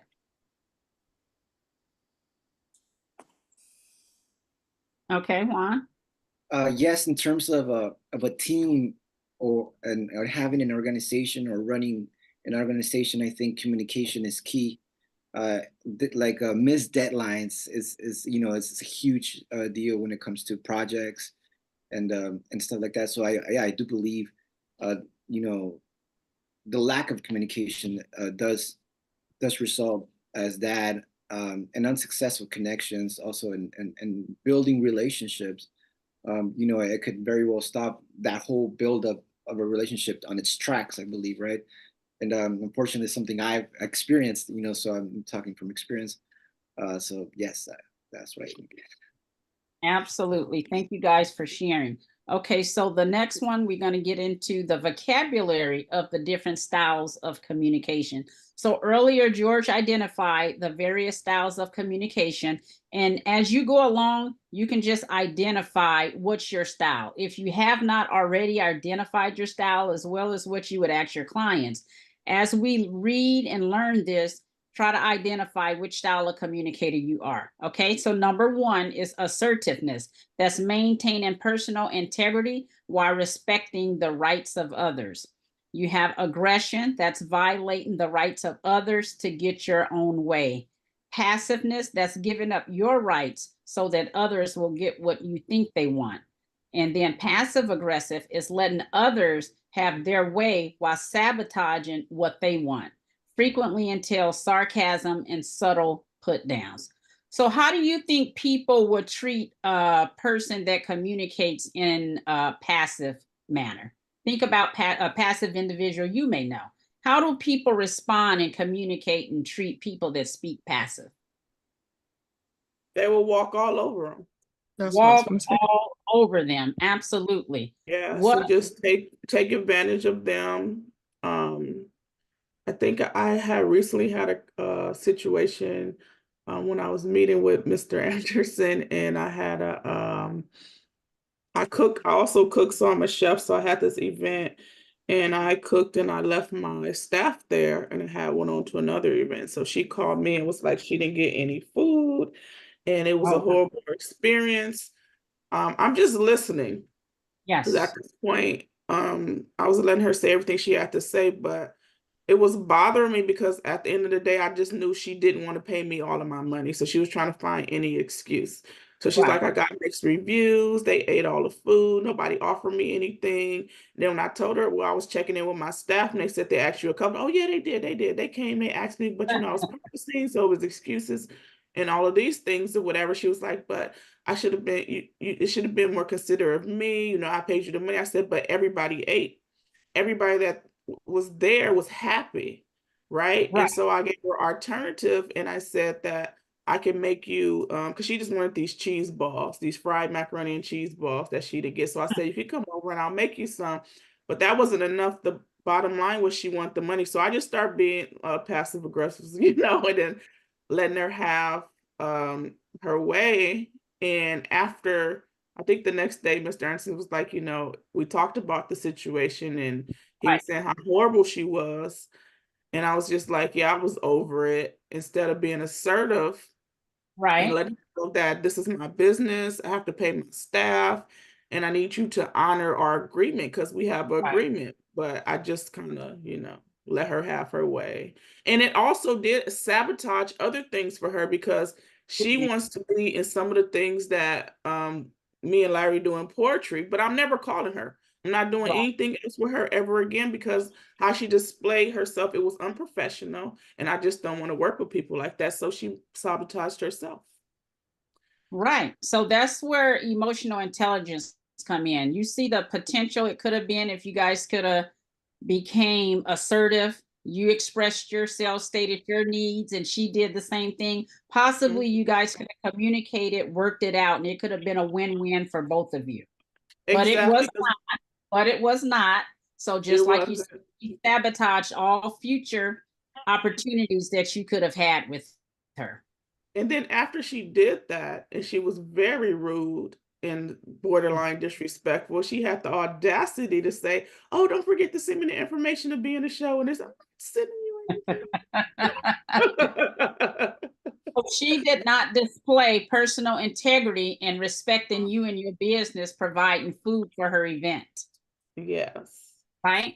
Okay. Yeah. So what about aggression? Let's talk about aggression. So someone else identify your style of communication. Who is brave enough to say, yeah, I have an aggressive style of communication. That's my dominant style of communicating with people in various settings. Sometimes I have to be very aggressive. In the organization where I work, I deal with 13 teachers on a daily basis because I'm a title teacher with kindergarten, first and second. And I deal with, like I said, 13 teachers pulling from each one of those classes. Right. And a lot of times, teachers can be very territorial. I mean, I know their personalities because I've been on the other side of the track. I have to be aggressive sometimes because I need the I-ready scores from all my kids that I pull, because that way I know how to approach the different types of reading and math, difficulties they're having. So I have to base my lesson plans on these test scores. And when I'm sorry, go ahead. When I don't have them, just yesterday, I had to get a little aggressive because I wasn't going to be at work today. When I go back to school on Tuesday, my lesson plans have to be made. So I had Some of them, I know their personalities. I have to sometimes be a little aggressive to get my job done, but I have to get it done. Okay, so let me ask a question. When you say get aggressive, what does that actually look like when you get aggressive with the teachers? Because when you say aggressive, that's really violating the rights of others. So we want to explore different options of Okay, what. my form of aggression is, and I might ask them once, then I don't get it. I leave a sticky note on their computer. Then if I don't get it, I send an email. Right. Start with asking. Then because I know they're busy. I know they're busy, you know. So I do the asking, then I do the sticky note on their computer screen, and then I do the email. Okay. So then I get it. May I make a comment? Go ahead, George. As I'm listening to her, that makes me feel that she's assertive, and it's positive, not negative. I haven't heard anything that disrespects the other party yet. Has anyone else? So you may be hard on yourself. Did I get disconnected? No, we can do George. Okay, that was all I was going to say. It doesn't sound like aggressiveness to me. It sounds like assertiveness. So does anyone? Okay, so who's speaking? Okay, keep going. Go ahead. Oh no, that's great. I just wanted you to elaborate and identify your style. And just know, depending on the situation, who you're engaging, you could communicate in every one of these styles of communication. But you don't want that to be your norm on a regular basis. You really want to be an assertive communicator, because that way you saying what you mean and you mean what you say. It's maintaining personal integrity while respecting yourself, the other person, and you're producing a positive outcome. And it's a win-win for everybody. So that's really where you want to be. But at times in life, you will find yourself communicating in every style there. Okay, but if you want to produce healthy style of communication, stay within the assertive realm. Okay, Raj, can you go ahead and move it to the next page? Thank you. Okay, so can I get a reader for this particular page here? We have Edward T. Hall, who was an anthropologist he had a PhD from Columbia University, and he did do extensive research in nonverbal communication. So what I said earlier about you find out non-communication is higher than verbal, here's an excerpt. So can I get a reader for the excerpt here? I'll read it. Thank you. Human beings live in a single world of communication, but divide that world into two parts: words and behavior, verbal and nonverbal. Words represent perhaps 10% of the total, while behavior, the other 90%. The words used in communication represent 10% of the total, emphasize the undirectional aspects of communication, while behavior, the other 90%, stresses feedback on how people are feeling, ways of avoiding confrontation, and the inherent logic that is the birthright of all people. Words are the medium, which in the final analysis deal in power, so that words become instruments of power. The nonverbal behavior part of communication is the provenance of the common man and the core culture that guides his or her life. Thank you very much. So what's one way to avoid confrontation when you're communicating with a person? You want to be aware of your own feelings, aware of the person you're engaging, but at the same time, you want to get your needs met. They want to get their needs met. How do you avoid confrontation? Not engage. Not engage. Okay, thank you. Anyone else? Making sure that you express empathy in whatever situation you're dealing with. Okay. I want to hear from everyone. Body language. There you go. Say it again. Pay attention to your body language, which is nonverbal, and you can either be closed off or open, depending on your stance. Arms crossed, open, sitting, just either you're welcoming or you're going to cut it off and be combative. That's just by, you know, your body language. And that's where I was going. You really want to listen without judgment, whether you agree or disagree. You want to give that person an opportunity to express themselves without being interrupted. So that's going to require listening skills, right? Good communication skills is listening. We have to be receptive as well as be able to articulate and verbalize what we're saying. So that's where the percentage come in. You see 10% is verbal, 90% is nonverbal. So if you're engaging and communicating with a person, how do you let them know, hey, I value what you're saying, I'm listening, but you're not interrupting them while they're talking? Show me, let's role play a little bit. Show me a little bit of what you do to let them know that I am listening and I hear you without it being verbal. Eye contact. Eye contact. Eye contact is one, yes.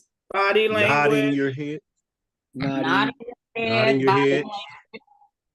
Absolutely. So all that's good. So you see where the 90% come in, because we really need to learn sometimes how to zip the lips. A lot of people have a really hard time taming their tongue, and it'll produce better engagement if you have better control of your thought process and when you speak. Because some people, I don't care. I don't agree with you, so I'm going to interrupt you.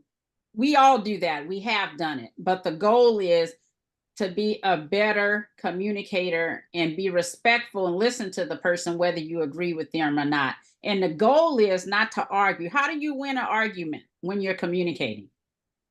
I'm thinking about couples, married people, or coworkers. There's, aggression in the workplace. How do you win an argument? Diane is always right. No, but just, okay, but just about it. How do you win an argument? It just keeps escalating. It gets louder and louder, right? By not agreeing. By not agreeing, because you're not going to agree with everybody. That's what I'm saying. So that's why you have to enhance your communication style. Don't get aggressive with them if they go there. If they go low, you stay high. Don't allow yourself to escalate with them when they take you there, because you know you, right? And if you know that you have the capacity to, fly off the coop, and so do they, that's going to be an altercation, and it could lead to a physical altercation. Law enforcement going to get involved, jail time, or a hospital, or even a morgue. So you don't want to take it there. So it's best to sometimes give people a pass. I want to steer this in a different direction. So you got to be assertive, although you may be feeling something else, or flight, walk away. You have options to fight, flight, or freeze. When you're communicating, you can tell your clients, when you're communicating with someone and you see the potential of it escalating, just freeze in a moment and listen, process, and think. You don't have to respond.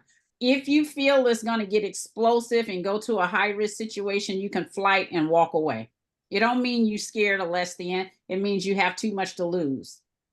And it can escalate. I would like to you guys' opinion. In the school where I'm now, we're receiving a lot of teachers from a different culture.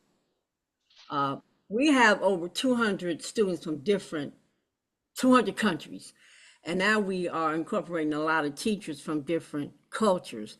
They communicate different than we do, right? And we have a teacher there that is from the Philippines. And they have a different communication. They're more passive. Very. Yeah, more passive.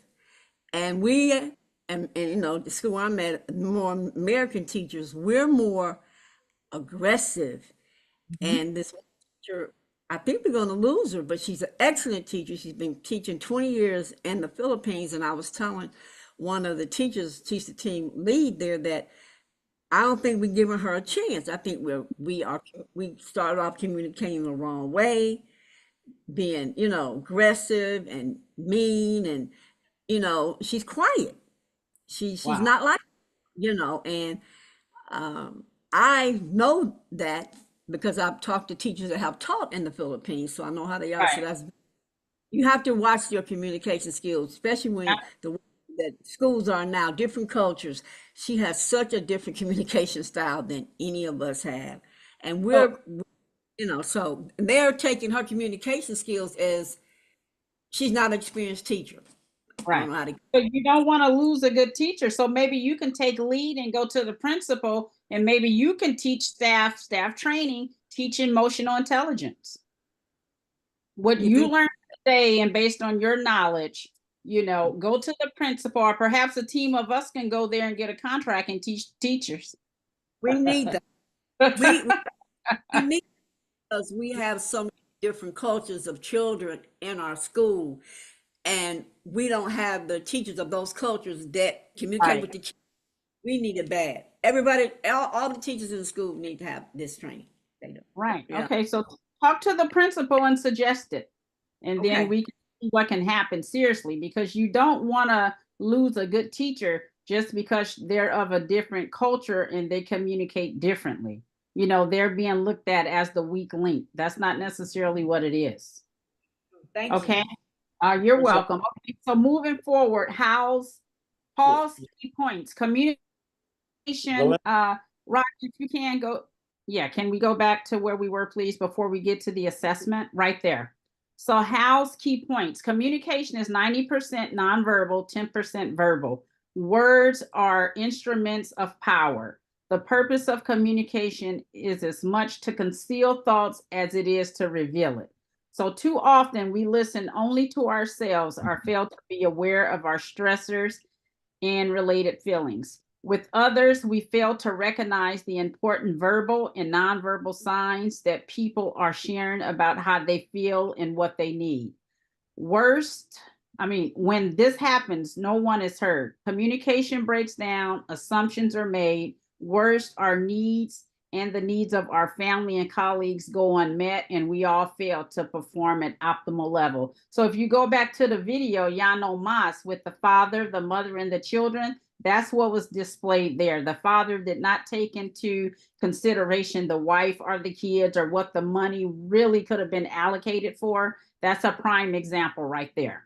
Okay, so 4 key communication skills for improving interpersonal relationships are to listen without judging, to comprehend and acknowledge what is being said, to acknowledge the other person and their point of view does not imply agreement, which is what I referenced earlier. However, it does require recognition of the person and their message. That's the bottom line. You have to respect when a person is communicating with you. It does not mean you are in total agreement. Okay. And to not impose your personal beliefs on someone else. You got to agree to disagree. Everyone have their own belief system, which is where a lot of people make decisions and how they engage and interact. So all those are very important communication skills when you're dealing with interpersonal relationships. Anyone would like to elaborate on this? Just a second, and say just a few things. Is one of the things that I do in enhancing communication with people who I disagree with is that I will repeat what I think I heard them say, but I would do a lower voice, and I do my best, if I possibly can, look them in the eye. But always the goal is to be soothing and low key, making it effort on our part to even hear what it is that I have to say. So one, that's right away making the person realize that I'm trying to, that's active listening, understand what it is that they're trying to communicate with me. The second thing is I try and figure out, is there a way that I can communicate without making a direct statement, instead by asking a question? Example, would it work better if I did X, Y, and Z? Or would you prefer X, Y, and Z? So that again, I'm not imposing. And so that's less threat. That makes any sense. Absolutely. The other thing I'd like to point out is that we only have 5 minutes before the break. And the reason that I'm doing this is that I would like for all of us to get in the habit. This is just a 1-hour training, at least in anger management. It's a good idea to begin closing 10 minutes before the hour.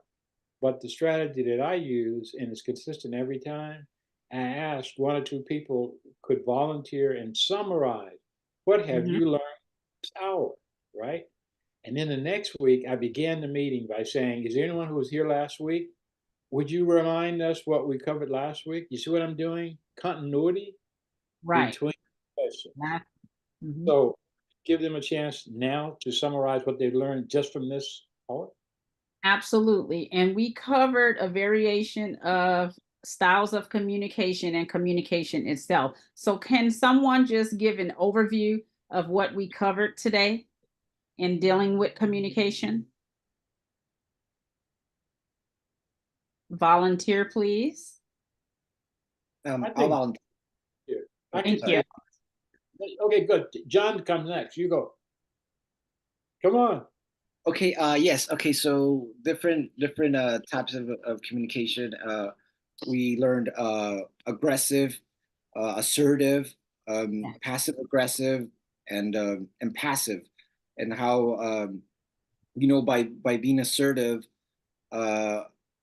you have to listen, and also how 90% of communication is body language, and the 10% is our speech.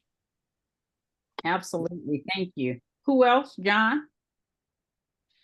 Oh yeah, I mean, he covered pretty much what I would have said there, but I do feel like this gave me some reflection on myself, because even though I'm mostly like an assertive communicator, you know, like we're all passive and aggressive at times, you know, like, but you know, it makes me feel better.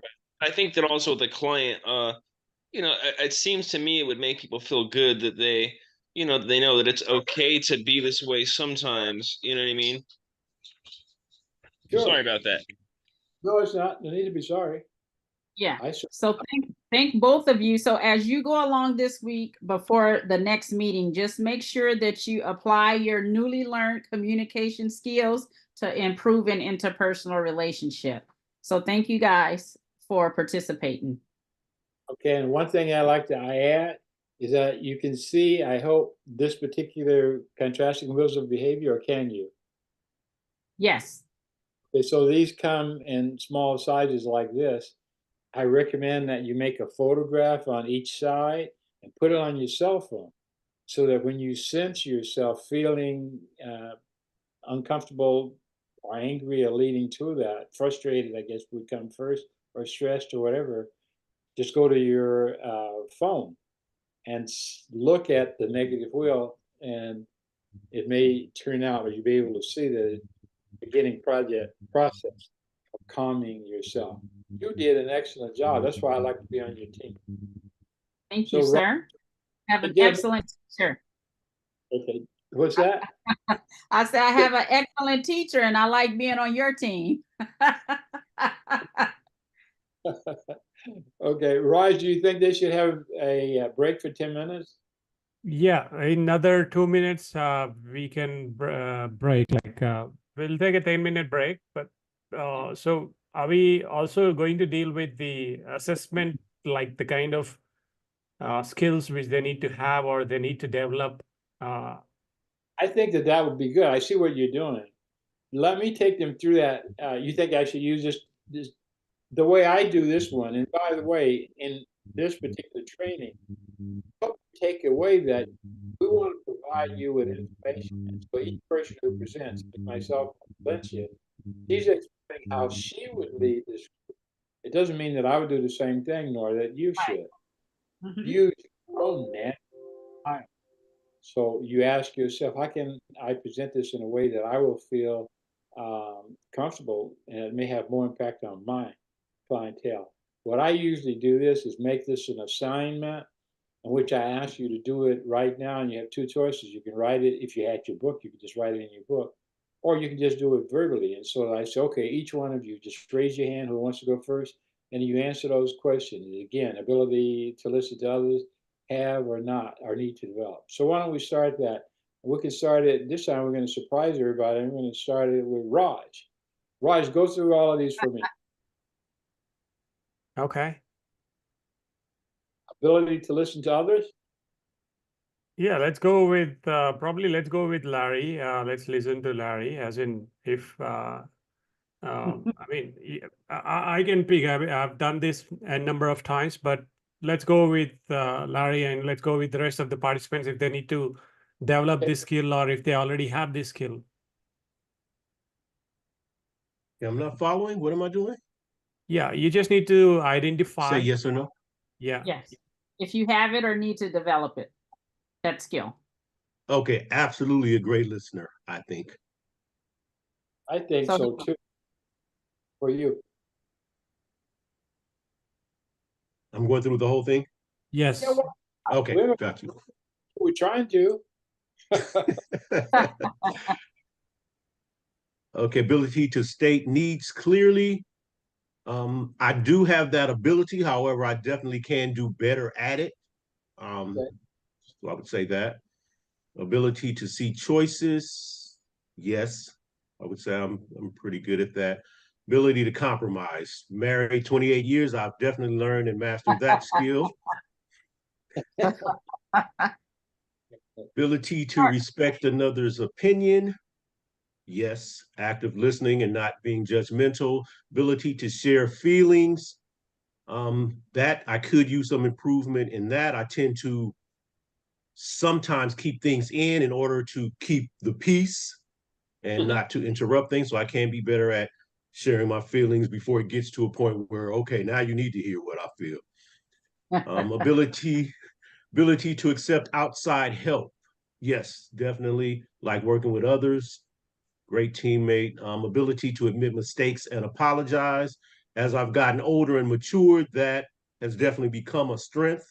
Earlier, it may be a sense of pride, like a lot of men, a lot of people in general have. And that's a big thing in life in general, being willing to admit that you're wrong and to apologize.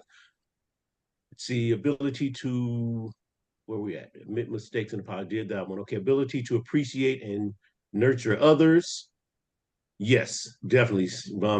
Especially now being that Andrea and I are employing and giving people opportunities to showcase their talents and their skills. So we definitely display that talent. Ability to value yourself. Yes, definitely have that ability. I think that can be elevated. I think everyone can always elevate that self-esteem, and really knowing your worth, your self-worth is important. Patience, I do consider myself a very patient person. Courage, yes, just being able to apologize and admit mistakes, that's a courageous act in itself. Honesty, big on honesty. And anyone in my circle has to have that trait, otherwise I don't want to be bothered. Okay, that's great. Thank you so much, Larry. That was a good one. So now I remember Larry King live, the show. But let's take a 10-minute break. So this is again on page number 23. This is a self-assessment of communication skills. We all need to identify this. So I guess John or probably Huan and rest of the other participants also would do this self-assessment all by yourself, because being true to ourselves, if we need to develop that. So let's come back after 10 minutes. So 10 minutes is good, right, George? Yes, please. Okay. Thank you all. Okay. That was good.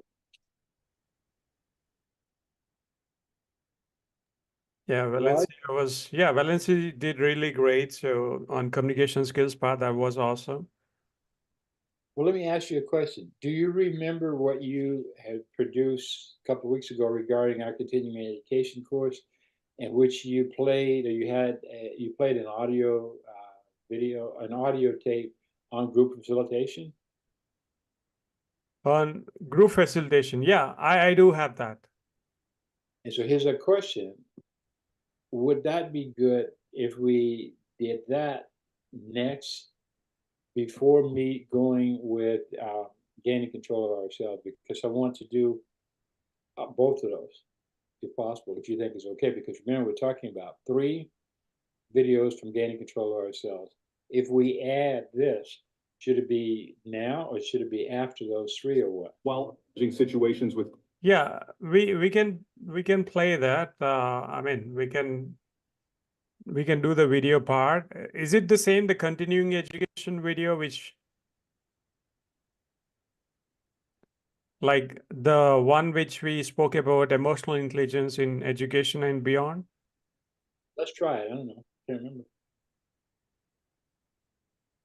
Yeah. So once everybody's back, I guess this is part of emotional intelligence in education.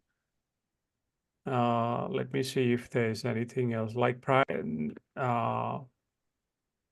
this one was. I was specifically talking about the one that we said we wanted to use in our continuing education course on group facilitation. And I was so impressed, and I said to you, I've never seen anything like this. It may not have been mine, or yours, but it's one that you were going to use as, I guess, a guide or use directly, I'm not sure. Group facilitation. Okay. So if it's going to be hard, then it can be left out. We can go directly to the gaining control of ourselves, which is fine. So don't worry, we'll get to that later. So group facilitation, how long is each of the tapes? About the group facilitation, as in gaining control of ourselves. Sorry, our master video, which is what I call gaining control of ourselves. So it's minutes. Oh, okay. So yeah, I do have like the gaining control part 2, 3, 4, 5, 6, 7, 8, 9, right? Yeah. So what I was thinking about is that the way I remember 1, 2, and 3 are related to assessments, or is that correct? That is correct. 1, 2, 3 are on assessments. We don't use those assessments, and so we don't want to list that. But that's why I want you to start with 4, 5, and 6. So do you know? Can you look and see the titles of 4, 5, and 6, or not? Yeah, I have the 4, 5, 6 on my screen. It's the title for each of them. Should we also be doing the let's play the 4 and also the continuing education. Okay. The gaining control part 4. So the big question for you is: are we getting better? Is this good today in the afternoon? Yeah, this was more productive, and wish to see more participation from everyone. Yes, I think so. So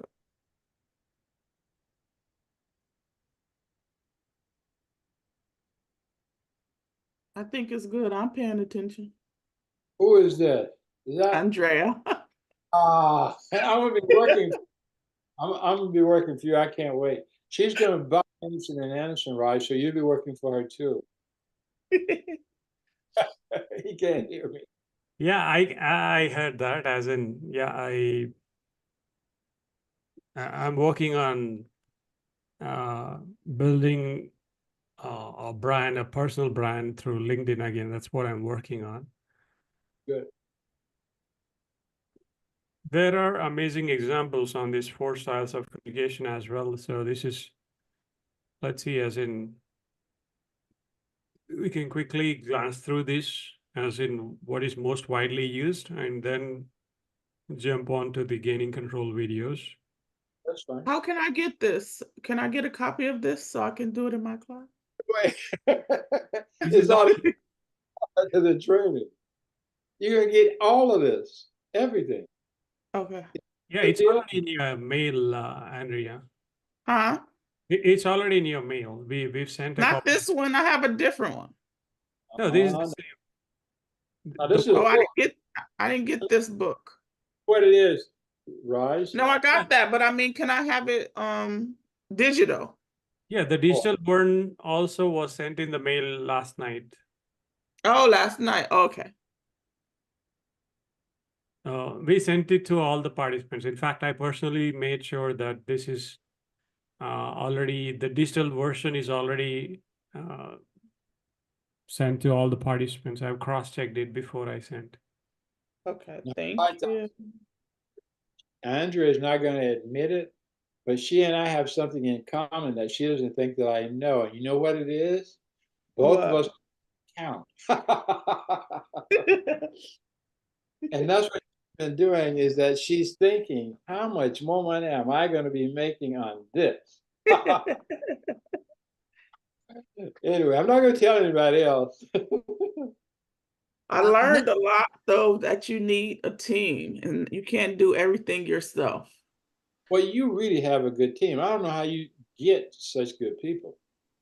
I attract. So you put it out there, the energy, right? And you have to manifest. And I believe in that. What you put out in the universe and you speak it into existence and you believe and it will happen. But I got a double great thing because of Larry and Diane are awesome. They And sure are. You don't always have that, right? You will have one or the other. Yeah, I've never seen this much talent. That's really something. Mr. Anderson, Don told me to tell you hello. Oh, that's really good. Tell him he made me happy this week. Excuse me? Tell him that I say he made me happy this week. Oh, yeah, he's made me happy. Judy, this is Andrea. What school do you work at? I'm at Cornerstone Academy. It's located in It's where? Located in New Albany, Ohio. Just right outside of Columbus. So it's a little further. I'm coming to Ohio. I was gonna say, let's go, Andrea. I'm already on it. Let's go to Ohio so we can help you out. I'm on it. My school is organized under an organization called Excel Management Company, and we 77 schools just in Ohio. My plan is to communicate with all 77. I'm from Cleveland originally, so there's a lot of them in Cleveland. I'm in Columbus, and I will be contacting you. Don and I need a good team. You know, I need quality, not so much quantity. I just need quality. And the gentleman that introduced me to Mr. Anderson, he's been in business for like over 30 years. He's executive director in the YMCA. He pulled me in from the education, standpoint. I've been, teaching for a while. So we still need another or two people. I'm serious, Valencia. Let's go. You got us. Yes. We have certain. We're going to be meeting. For you to do is let them know who Don Howard really is. You told him what his title is. He's director of a YMCA? Yeah, he is executive director of the youth services of YMCA. Been there for about 17 years. He's a previous business owner, probably for the last 30 years. We met indirectly. I'm gonna tell my age. I'm 67. We met when I was 9. Wow. Wow.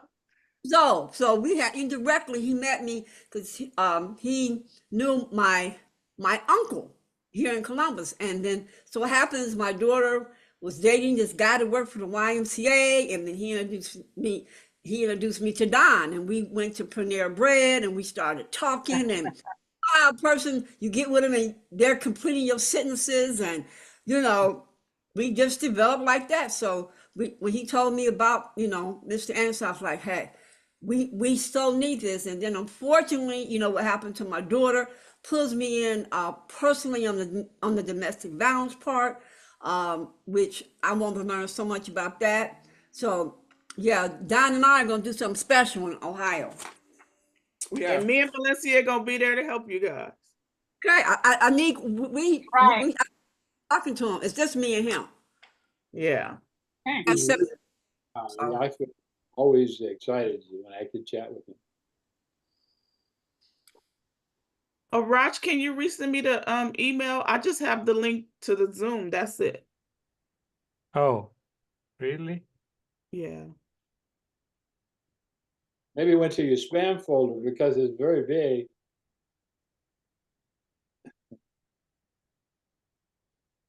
Let me check. Okay, one moment. Let me check the. It's today anyway, Raj, isn't she? Huh? You will get this video too today. Yeah, that's right. This video also will be sent. So, okay. So Andrea, in fact, I see that this resource in your list is on August 2nd. There was an email sent to you on 2nd of August. It's in that list.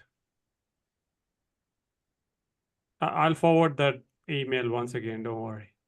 Thank you.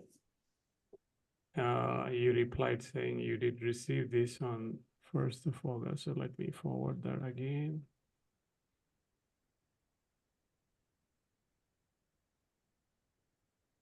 That's one of the things that's nice about working with Raj is that he's very responsive and fast. He gets things done really very quickly. So that there's just so unlimited number of things that he can do with material that you already have. Yeah. And so you guys and all the stuff that you do in poetry, I think that you think about it. A question though for Andrea. There was the name of a couple that you work with who are into videos. What's that name? Larry and Diane. No, Larry and Diane in video. Into videos? Okay, we missed something here. I was telling them how he said I have a great team of people, and I said that you rarely get lucky to have a husband and wife duo that's both great. You get one or the other. So Thank you, and Andrea. Juan Thank too. you. Juan White wife is Jessica. She's amazing. He's taking a class because he speaks Spanish and she doesn't speak Spanish, but they still can do the work together. But she owns a Los Angeles Poets Society. She has a big team of a lot of. She's a publisher. She does so many things for the community, and she has the radio show that you have to get on, George and Larry and Valencia. So we're gonna set up some time where you guys can go on the show and promote everything that we do. So that's my whole thing, is just community building positively and getting people together, because there's so many resources and things out here, but we just hold it for ourselves. I like to share, and I think it's important because what you have could be for somebody else, and you can miss your blessing by trying to be selfish, withholding that information. So I just try to make sure I don't want to be great by myself. I don't want to be the only one having money and nobody could go anywhere with me, and then it builds resentment if I always have to pay for everything. You have to pay. All can be rich together. High five. So I just try to make that happen for everybody. I want to say something before we get back started. I'm going to be meeting with Don, and I just told you what my ideal was to attack all the schools in the state of Ohio. I will be getting in contact with you very, very soon. Very, very soon. Don and I need good people, just me and him. So whoever is interested, I've been to California one time. I came to San Francisco to see the redwood tree, and I love California, and I love the way you guys communicate and help and engage. And I need that power, that emotional strength. So I need you. I need people like you to understand what I really want to do. Let me just make a comment. The city of New York is the largest school system in the country. And so that before the beginning of this school year, what they did is that they hired like 500 social workers and had all of them trained in emotional intelligence. And so that they call it social emotional learning. And so that they're introducing this to the whole school district. And it's not waiting to deal with the problem, it's proactive. We want to prevent problems with anger management, violence, and all those kinds of things. That's what I'm advocating, is emotional intelligence globally for interaction between human beings. And so the any way that we can be a part of it, I think that we should. Yes. Okay, then is Raj, we'll wait until Raj gets back, but this is really keeps me high on all of it. Go ahead. Questions anybody want me to answer from anything else? If not, we go to something very, very different. In fact, I think you should tell them about it.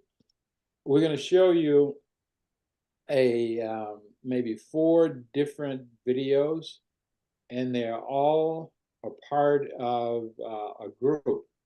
And so what essentially occurred is that I was on the cover of the Los Angeles Times magazine, and I think that may have been, I don't know, 2005 or something like that.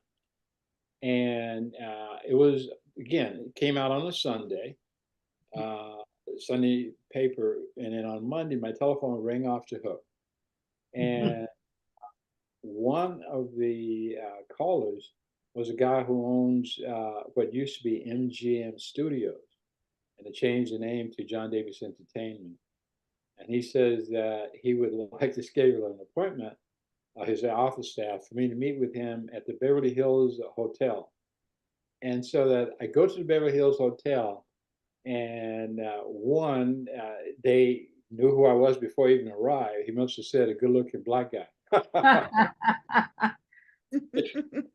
And so they treated me with enormous respect. And so they escorted me all the way in. And so that I went in, and his wife was there and one of the assistants. And so we chatted for a minute, and he came in and he said, Mr. Anderson, do you have an agent?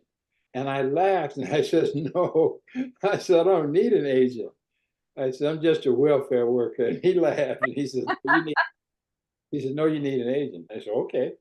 And so anyway, what the quick thing is that we worked for a year, and so that he wanted to have a sitcom on television that was focused on my life. And it was like, I could not believe it. And so I remember a sitcom called, it was about the military. What was it called? MASH? What is it? Yeah, MASH. Does anybody remember that? Well, Yes. the guy who was the creator or the director, the key person in that one, the writer, somebody, who was at the top? He and I had lunch again with John Davis.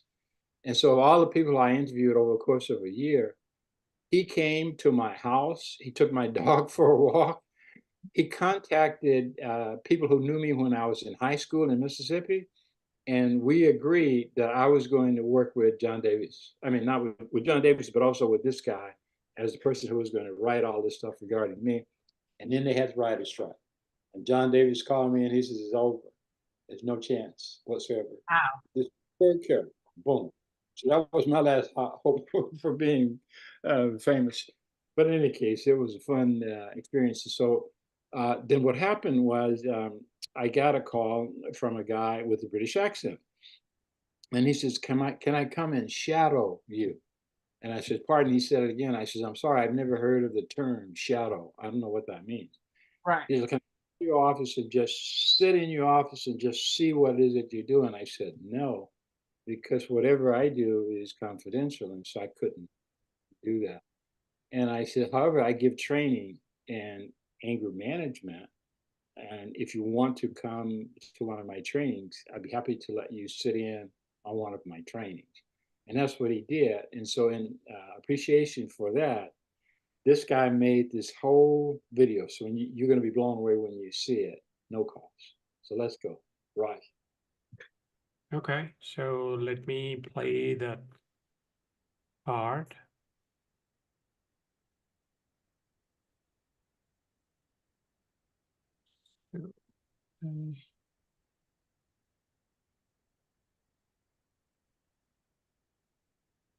So Larry, my goal is to teach you how to get people to volunteer and give you things. If you notice, that's my story. Somebody contacted me. I never call anybody. I want to teach you how to do that. And then you're going to make big donations to that anti-poverty fund that I'll be your biggest donor. I'm on that list. Remember, I'm on the list to receive that.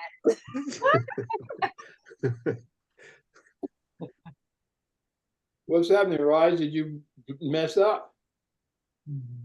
I do have the BBC video, but prior to the BBC video, I'm just trying to bring up this group coaching video, which you were speaking about, where this guy came and interviewed you. Losing control is something which... Go ahead. I trust you. Okay, so let me...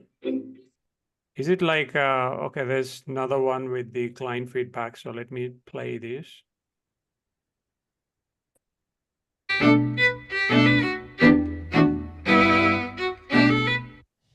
Involves flexibility.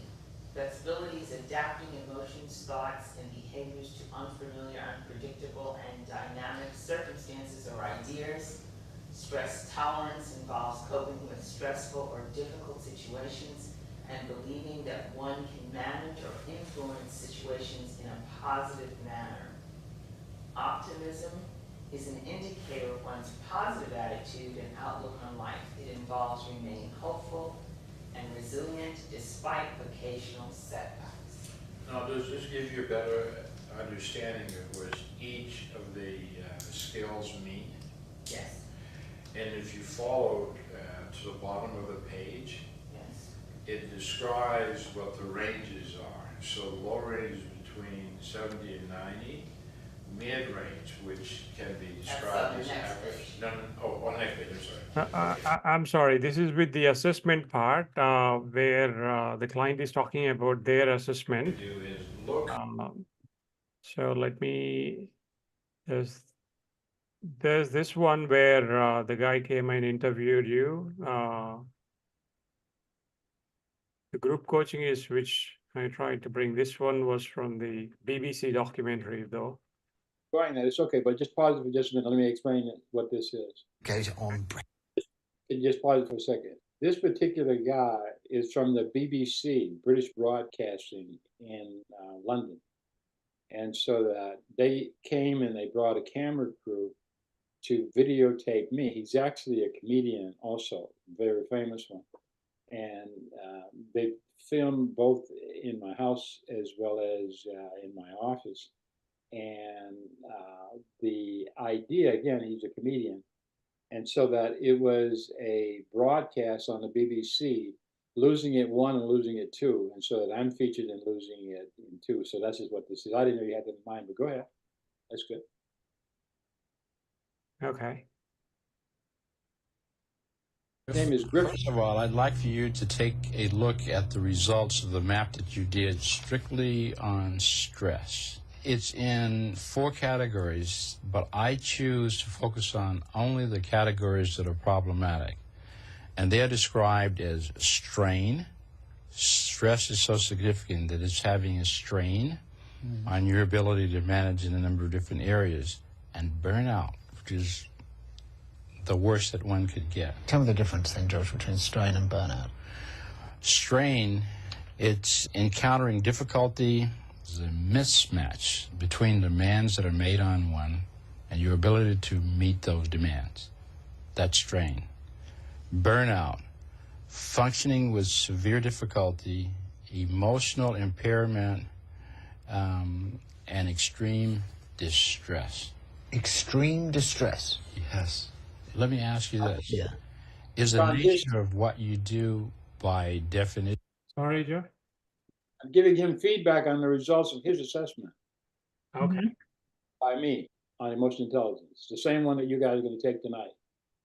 Well, I say that because I work with the film industry here.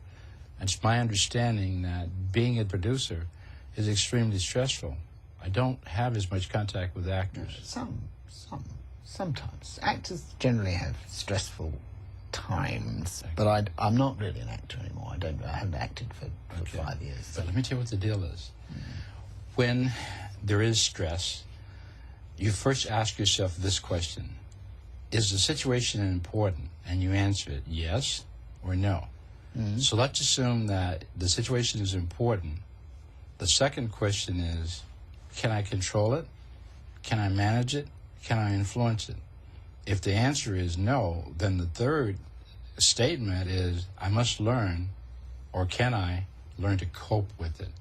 You can't control the weather outside, right? But you can wear rain gear when it's raining. Make a little bit more sense to it? It does. Okay. I just want to ask you one other thing before we move on, if I may. I wonder if the way I filled in this, reflects my propensity to self-dramatization. Maybe. Since my anger levels are dependent in a strange way on my sense of driving myself into this sense of over emphasizing the importance or problems that I relate to, maybe. Okay. So there could be a sense that this is just a reflection, not of actuality of stress, but my perceived subjective sort of sense of thinking that all these problems, oh, I've got problems, I can't cope with them. But that's the unique part of both stress and anger. It's never the situation that causes either stress or anger. It's the way your brain interprets the situation. And so that if you interpret it as a threat or an insult, you're more likely to respond with anger. If you interpret it as a stress... At my first session of anger management, I learned something important. I may have found George's tests and his questions rather too close for comfort, but I couldn't slip out of them.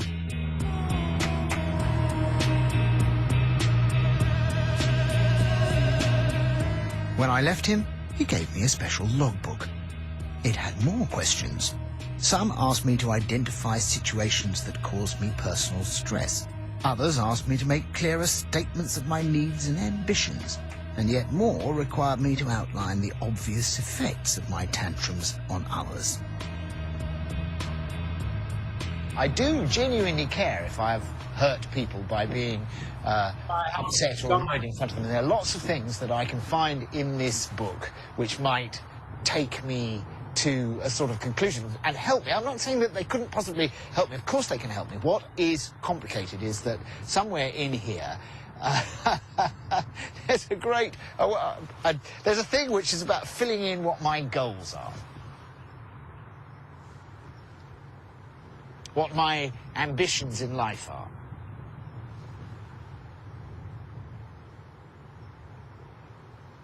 And if I positively had to confront those ambitions and things in life and sit down, what have you got?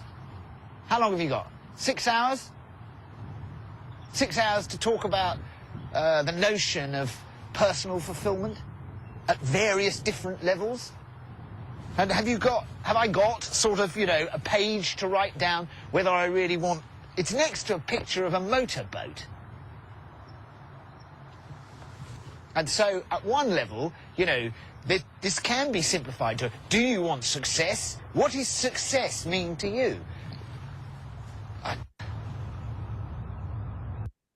So it's like the complete losing it version 1 and version 2 explains how they had been through the same set of logbook and also the same topics which we covered. So this is another quick 2 to 3 minute video which I wanted all of you to go through, after which again we'll leave it to open to the audience. So this is again emotional intelligence in education. We will take questions after this. This is something which was created based upon what's going to happen with continuing education. This is the future series of what we are working on. I like their response. What do you guys think about the video? This one. It was actually, again, a documentary. So it was on television worldwide, whoever has those channels, and sort of like all the former English colonies. And immediately, just because of this, I was also invited to come to Bermuda and then later to Cayman Islands and so on.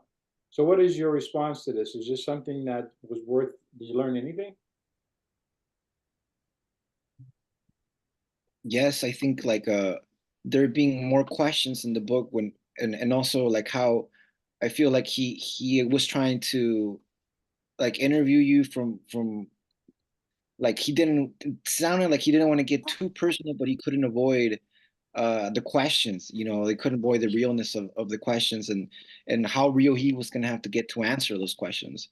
So I think that was a big part of his learning experience.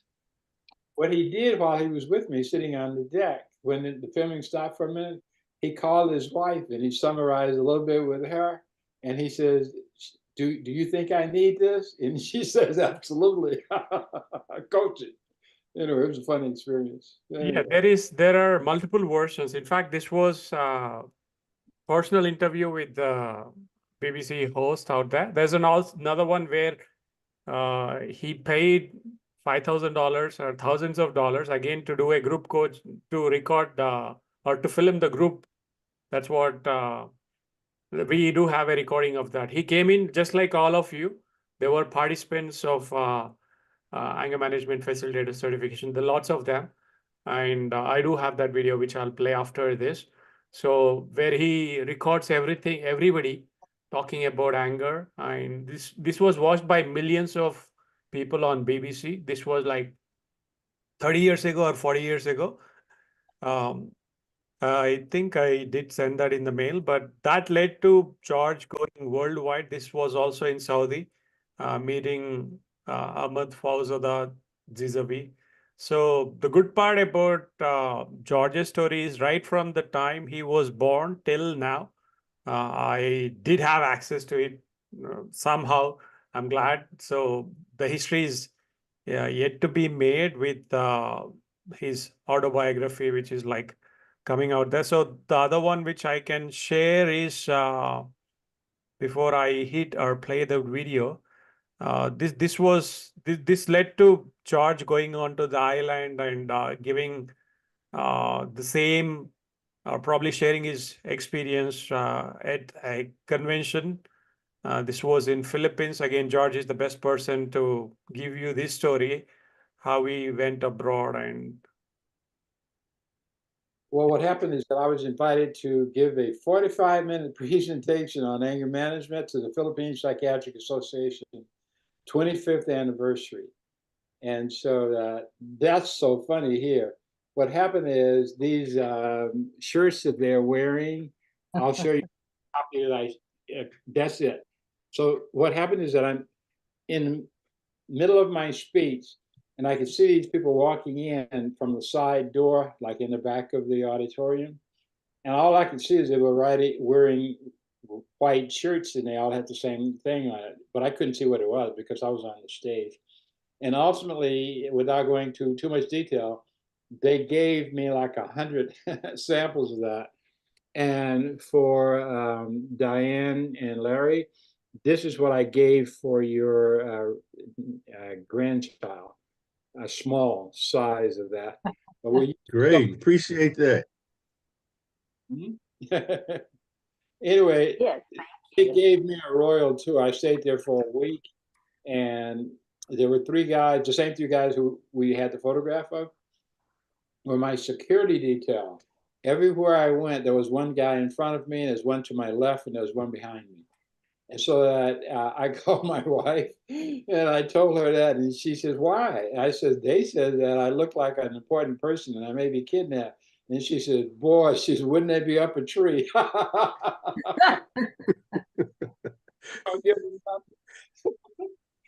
Anyway, this is exciting. Raj, I didn't ask him to do any of this. yeah, Oh. so let's go back to the continuing education. This is again very important. This is where everybody's $1 million monthly or $1 million weekly is there.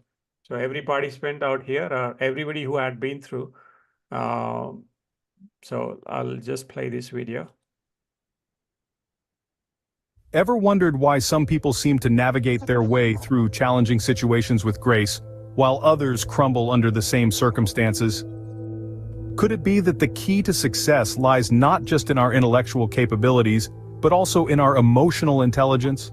Let's dive into a case study. Picture a student named Sam. Sam is not an extraordinary student academically, yet he excels in his school life. He has a knack for understanding people's emotions, knowing when to talk, when to listen, and how to react appropriately. His teachers notice that he handles stress well, and he has a strong bond with his peers. This, my friends, is a classic example of someone with a high emotional quotient, or EQ.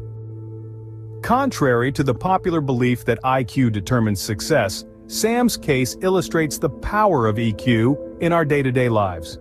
Emotional intelligence is not merely about being aware of our emotions. It is about understanding, managing, and using those emotions in positive ways to relieve stress, communicate effectively, empathize with others, overcome challenges, and diffuse conflict. In a rapidly changing society, the notion that EQ is as important as IQ is gaining momentum. In fact, a high EQ can boost annual earnings by nearly $29,000, according to a study by Dr. Travis Bradbury. What's more, a high EQ can also lead to healthier relationships and a higher degree of career success. The role of education in fostering emotional intelligence is pivotal. Schools need to prioritize teaching EQ alongside traditional subjects. This is because the ability to understand and manage emotions is just as complex and necessary as understanding algebra or biology.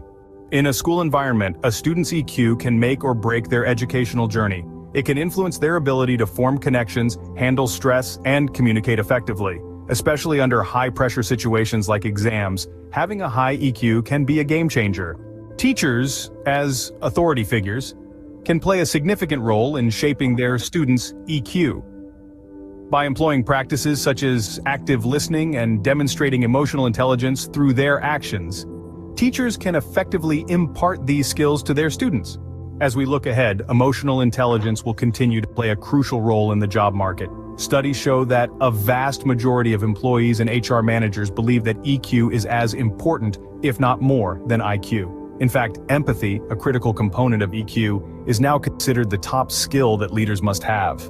In conclusion, it's high time we recognize the power of emotional intelligence, not just in our personal lives, but also in our classrooms and workplaces. After all, it's not just about being smart, it's also about being emotionally intelligent. Okay, so the question that I have for Andre and your whole team, can you use this when you're negotiating, and Callahan, when you go to try and sell a school district on emotional intelligence in lieu of suspension for progressive behavior? Could you show this? Would you be interested? Absolutely. Yes. What, yeah, okay. Andre, say anything. Yes, you can. I think this would have helped me a lot when I was working in group home facilities with the children. The way they were trying to change behaviors was making them worse. But if we actually sat down and went through the different things that you have in the books every week, I think it would have helped them a lot with their behaviors to get through life and not just kind of think that life was just all about them, because a lot of them are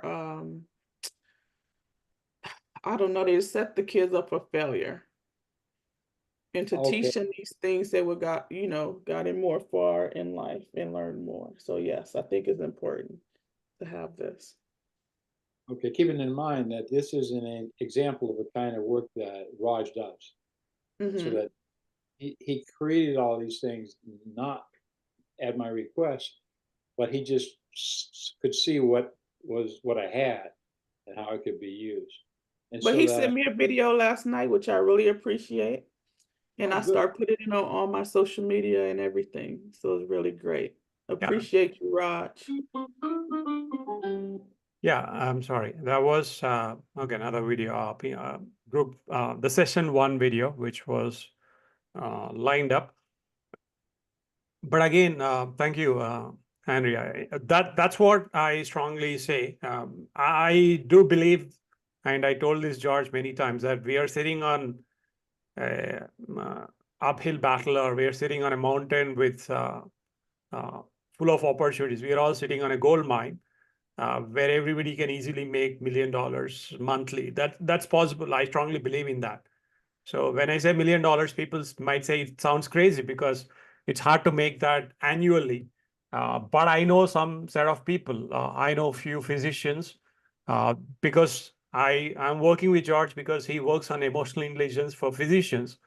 And George does know this. There are a couple of other healthcare recruiters in New York and in the tri-state area who are working with in the healthcare recruitment space, who are working with BetterHelp and Psychology Today and a couple of other physicians. They all make $1 million monthly, and we strongly believe that everybody who goes on this path also can easily make that. And more than the money, it's a kind of legacy which you are all going to leave through your personal brand via LinkedIn or through social media platforms. So it is possible. Just believe that, and let me play this group session 1, and we'll take the questions. If you have any questions, this was the video which George was also talking about. No, excuse me, that was not one. I was one from my gaining control, the one that has a whole bunch of them. Okay. We can tomorrow would be easier for me to, if you do this one tomorrow, the one that you're doing now, do it tomorrow. And instead, let's go to gaining control of ourselves, video number 4, 5, and 6. You Okay. follow? Yeah, so let me play the 4 right now. And the 4 is, okay, this is the 4. This is like a 2-minute video, 2 minute 42 seconds. This is the new version of the gaining control, the same part 4 which we had in the past. Okay, let me play the HD version.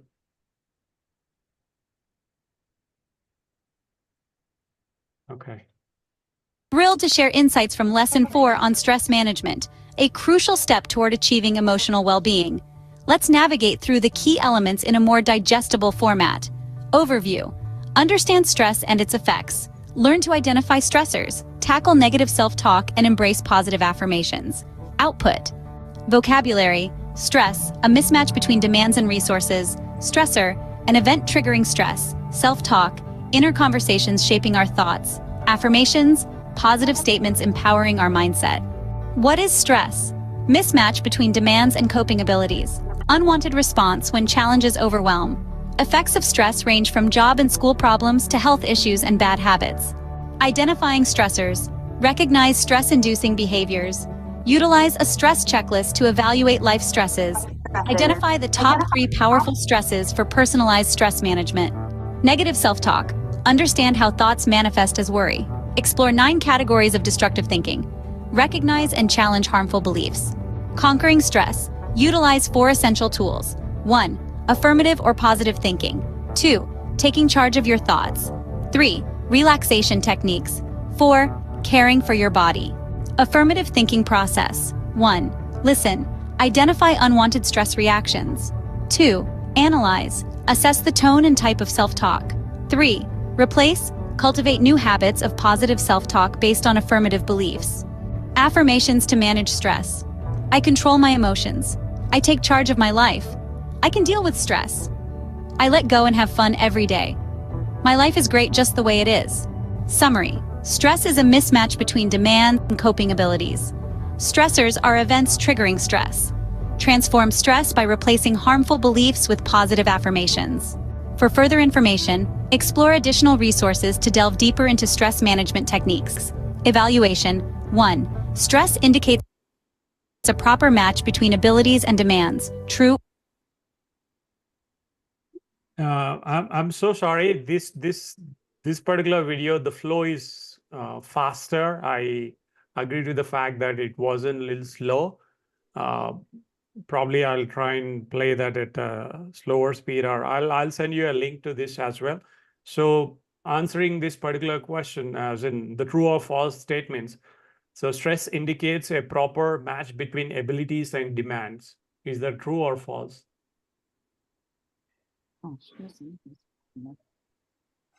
Can everybody see the screen? Yeah, that's false. It indicates an improper match, right? False. Stress indicates a proper match? No. An improper match, right? I mean, so yeah, George. The answer is false. Yeah, the answer is false because this is not a proper match. So the answer is false for that. So identifying stresses, you're right, Ewan. So identifying stresses is an important technique of stress management. True or false? True. Yes. Others? Okay. That's true. So emote control thinking or emotional control thinking is an effective form of stress management. True or false? I would say true. Okay. Anybody else? Judy Thompson or Say true.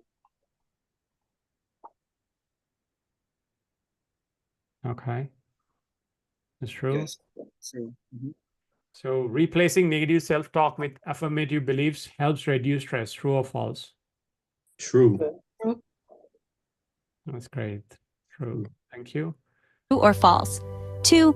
So that's like all of those questions with true or false. So this is like False.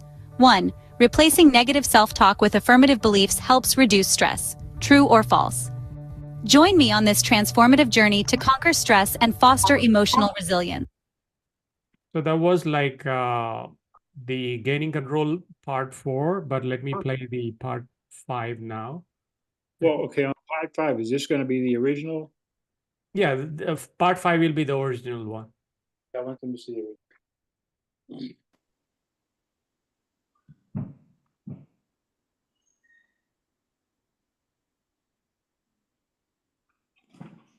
Okay, so this is the original one. So even the part 4, which was 10 minutes one, it was cut down to 3 minutes.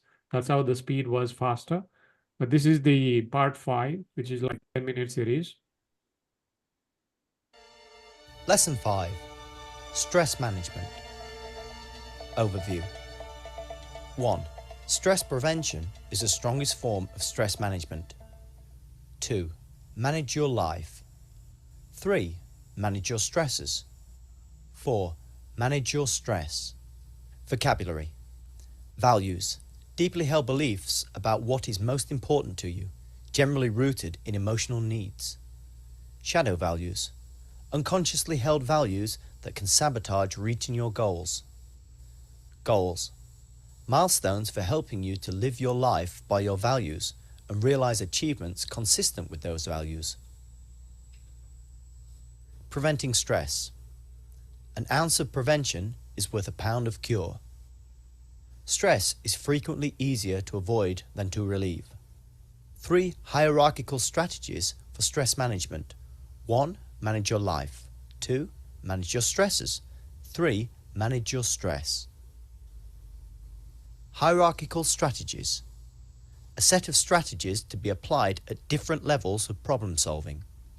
Manage your life. Planning and management can prevent many stresses from occurring. Manage your stresses. In a managed life, some stresses will appear. Deal with these causes of stress before it gets overwhelming. Manage your stress. Even when the first 2 strategies have been applied, sometimes we will feel stressed out. Take steps to manage the remaining stress. Manage your life. There are many systems for organizing and planning your life. Pick one and use it. This will help prevent stress from last-minute responsibilities. Eliminate the phrase, "I don't have time to," from your vocabulary. You have the same 24 hours in each day that everybody else does. Instead, say, "I choose to spend my time doing." Identify your values. Your values are the principles that you hold in highest regard for living. List what your values are, then arrange them in descending order from most important to least important. Review this list frequently. Let it guide you in assigning priorities for activities in life. Values and needs. Our most important values have their roots in our deepest needs.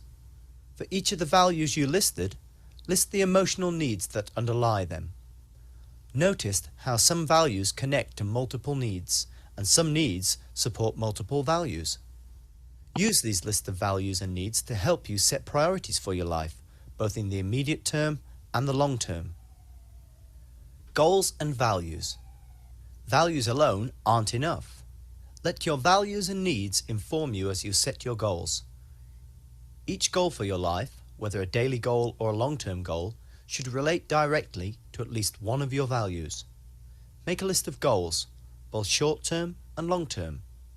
Plan your activities to fulfill your values and goals. Missing the target. You will discover that you don't live up to some of your values, or that you can't seem to take effective action towards some of your goals. These failures are not really failure at all. They are an indication that your list of values and goals are incomplete. You have ignored your shadow values. Shadow values.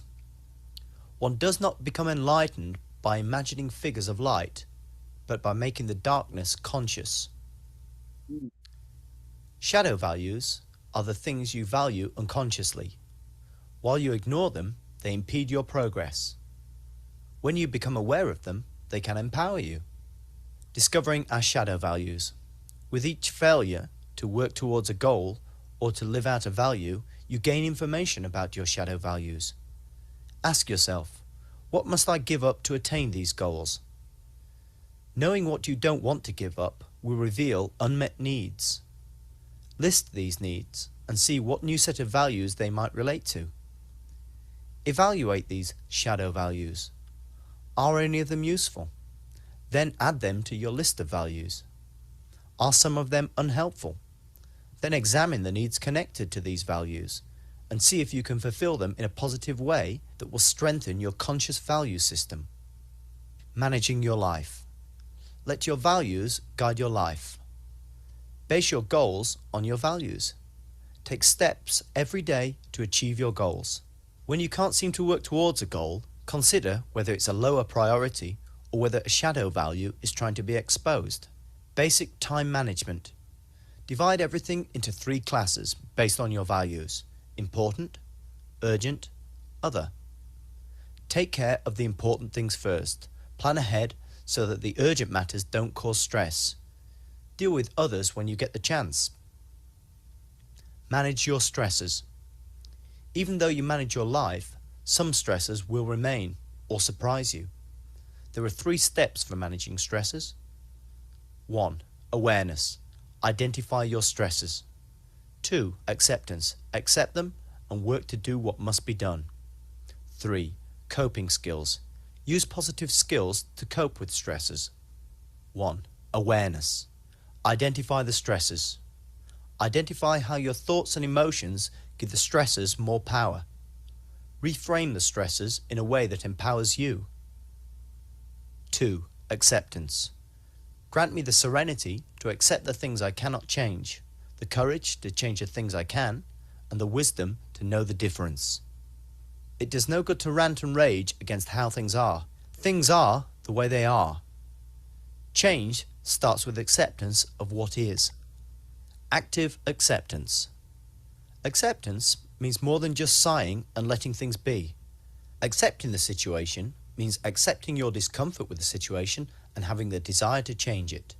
In accordance with your values, you may find it important to work for change, or you may find it important to accept things quietly and move on with your life.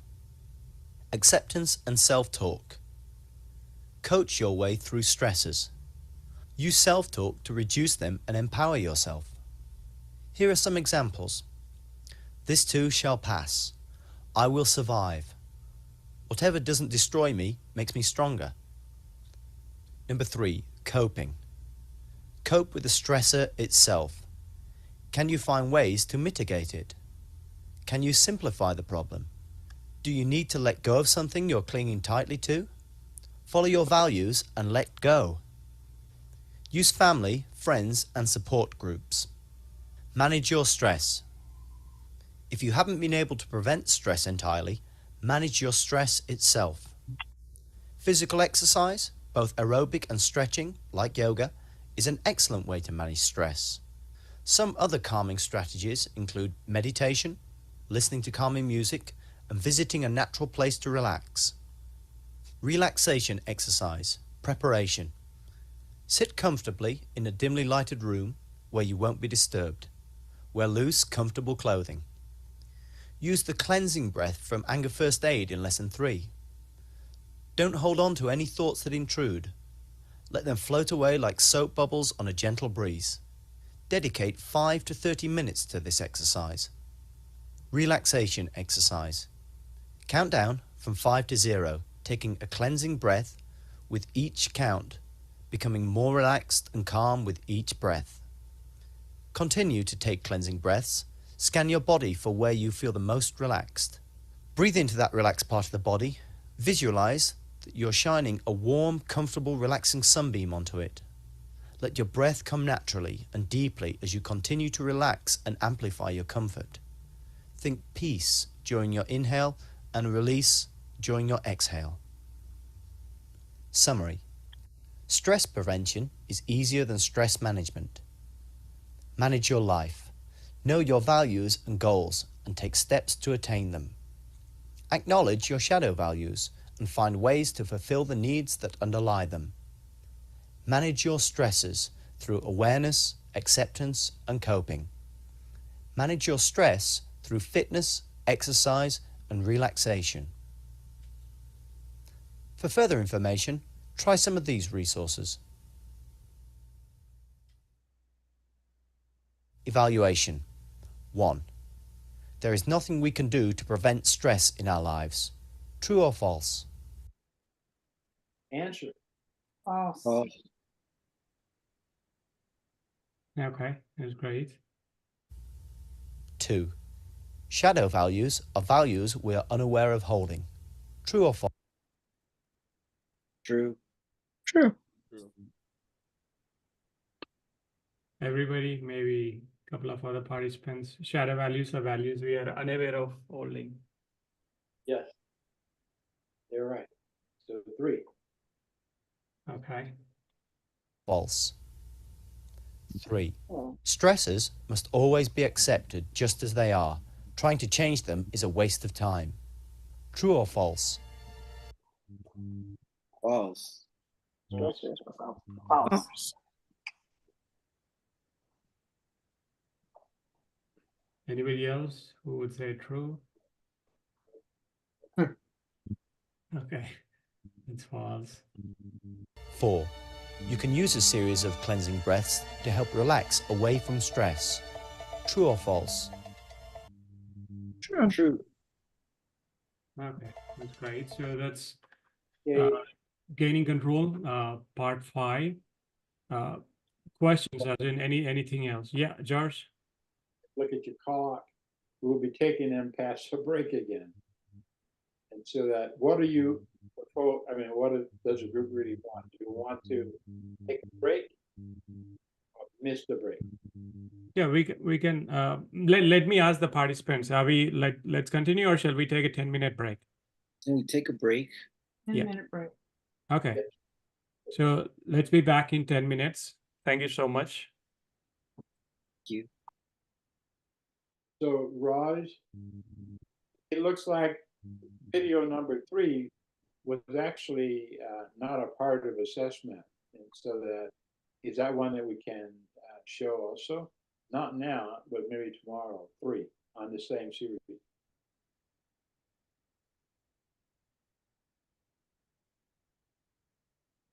Okay, I do have the video number 3.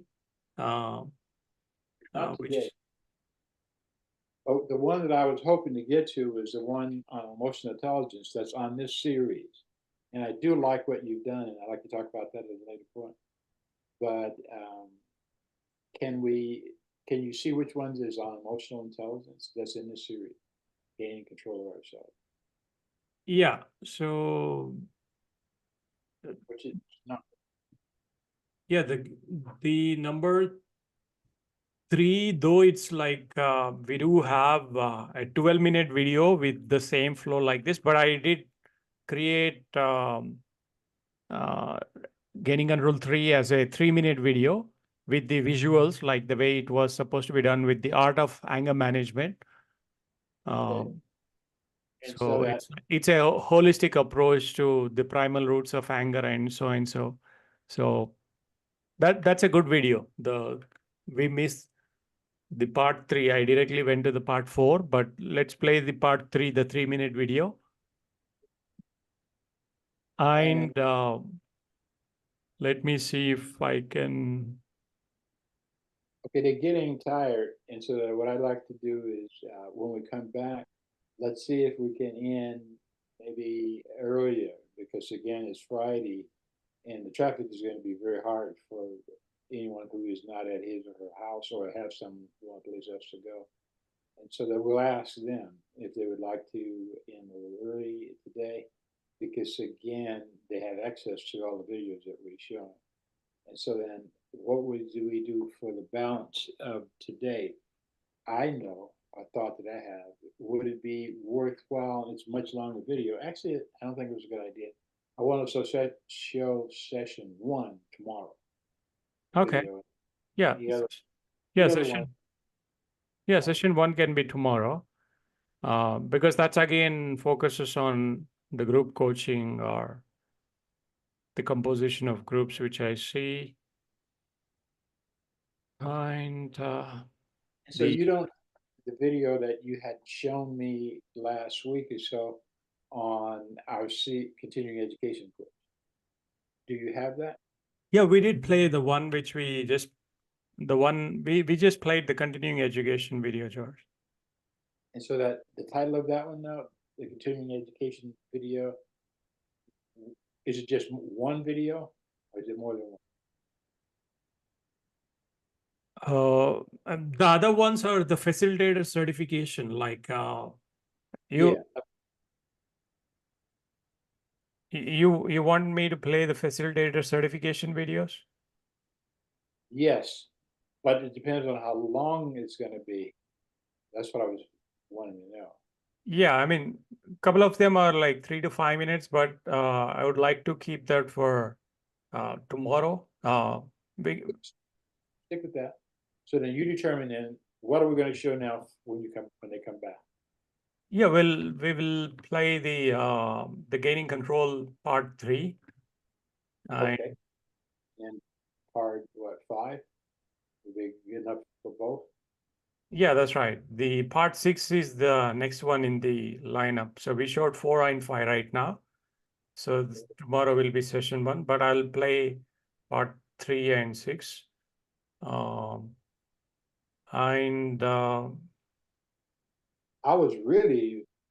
had not seen the one from BBC for years. I didn't even remember what was on. Hardly. When we were outside sitting down and I was interviewing him, that's where I lived. That was on my deck. It's very, very big deck. And my wife designed it. And what's unique about it is that it's like a fence also, but the fence is like the back of the fence is like the back of a chair or something, and then there's a bottom, a seat, so that you can have a. Yeah, sorry about that. Yeah, please go ahead. Yeah. So you think you think that they enjoying this, gaining something? Yeah, definitely. We will take the feedback. I will again check with everybody. It could be too much for them because as they're going through this for the first time. Again, let's hear it from them, because though it's day 1, it must be too much to digest in a single go. I agree, without question. So does everybody have their assessment, like the EQ assessment? None of them have had the assessments yet. It will be sent out tonight because, again, they don't come from me.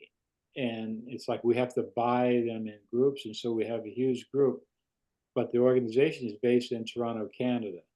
And so that I don't have a permanent staff now. The person who's been working with me is not working with me right now. He's just helping me out a little bit. So he's helping me out on this. But that's what I would like to do. His name is Hyro Wong. And I would like for him to arrange some time with you and teach you how to do what he does, which is not huge, but it's just having to follow a process of giving the names and email addresses to the organization in Canada. They send out the assessment, and then they send 2 copies back to me. One is a copy that they're sending the client, the person who is taking the assessment, and the other one is the coaching copy. I'm the coach. And so that it's something that will occur with all the people who we train. So if he explained how to do that, you'll be far more efficient than he, and it would make it occur on a more timely way. You would have sent him out last night, but then he has another job. Yeah. So Definitely. If Hyro does that, I can also record that. And if he shows me once, we'll have a copy of the recording as to how the certifications are being sent for the group. If I look at it, probably I'll also record it and I'll have a documentation of it so that we don't miss on the steps. Yeah, that would be good. So that we'll do next week. Yeah. And right now, once the participants are back, the continuing education week video, I did find the one. The one which I just showed right now was emotional intelligence, EQ, in continuing education. But I did find the other one which you were talking about, the one with the revolutionizing the continuing education. Now I see this. Traditional approach to learning often falls short.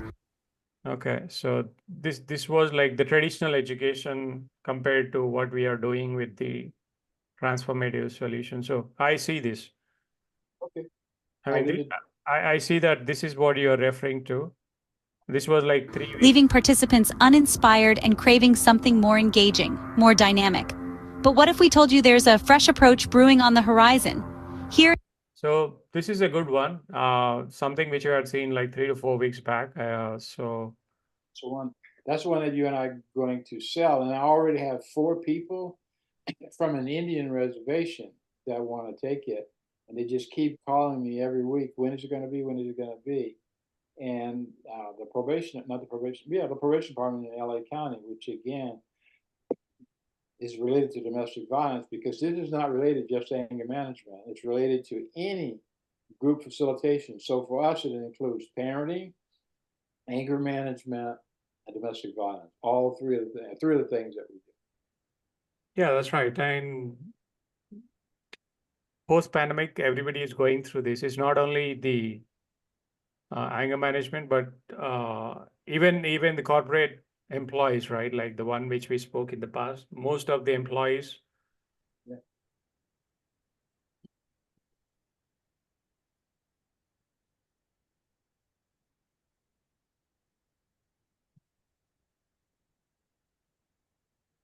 So on Monday, I'll send you some more money. That's always cheerful. Yeah, again, yeah, sure. I'll send you a bill for $1 million. You can send anything you want, and I'll just ignore it. Put my name on the bill too. Who is that? Andrea. Andrea, I'm sure now that we're going to take over the world. Absolutely.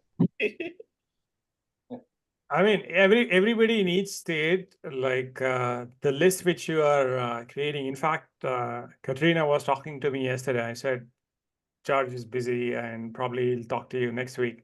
So, I mean, each one of us in every state, not only the 52 states, but you had expanded the horizon, as in everybody. The world it's a small world, they say, right? So there are participants in Philippines, there are participants in Australia.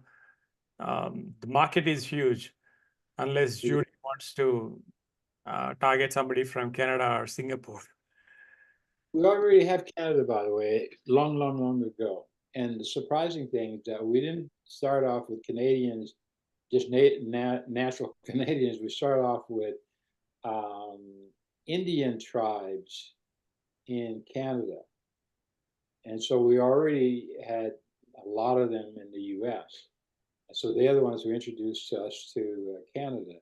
And the next group was not hospitals, but it was there's a group of nonprofits in Canada that works with people who are not really a part of the criminal justice system, but at risk. And so that it's often adolescents, and so that we did training for them. I went up to do one training. I was trying to think of the name of the city, but I can't think of it right now. I'll let you know tomorrow. But yeah, we've been in Canada for a long time. Awesome.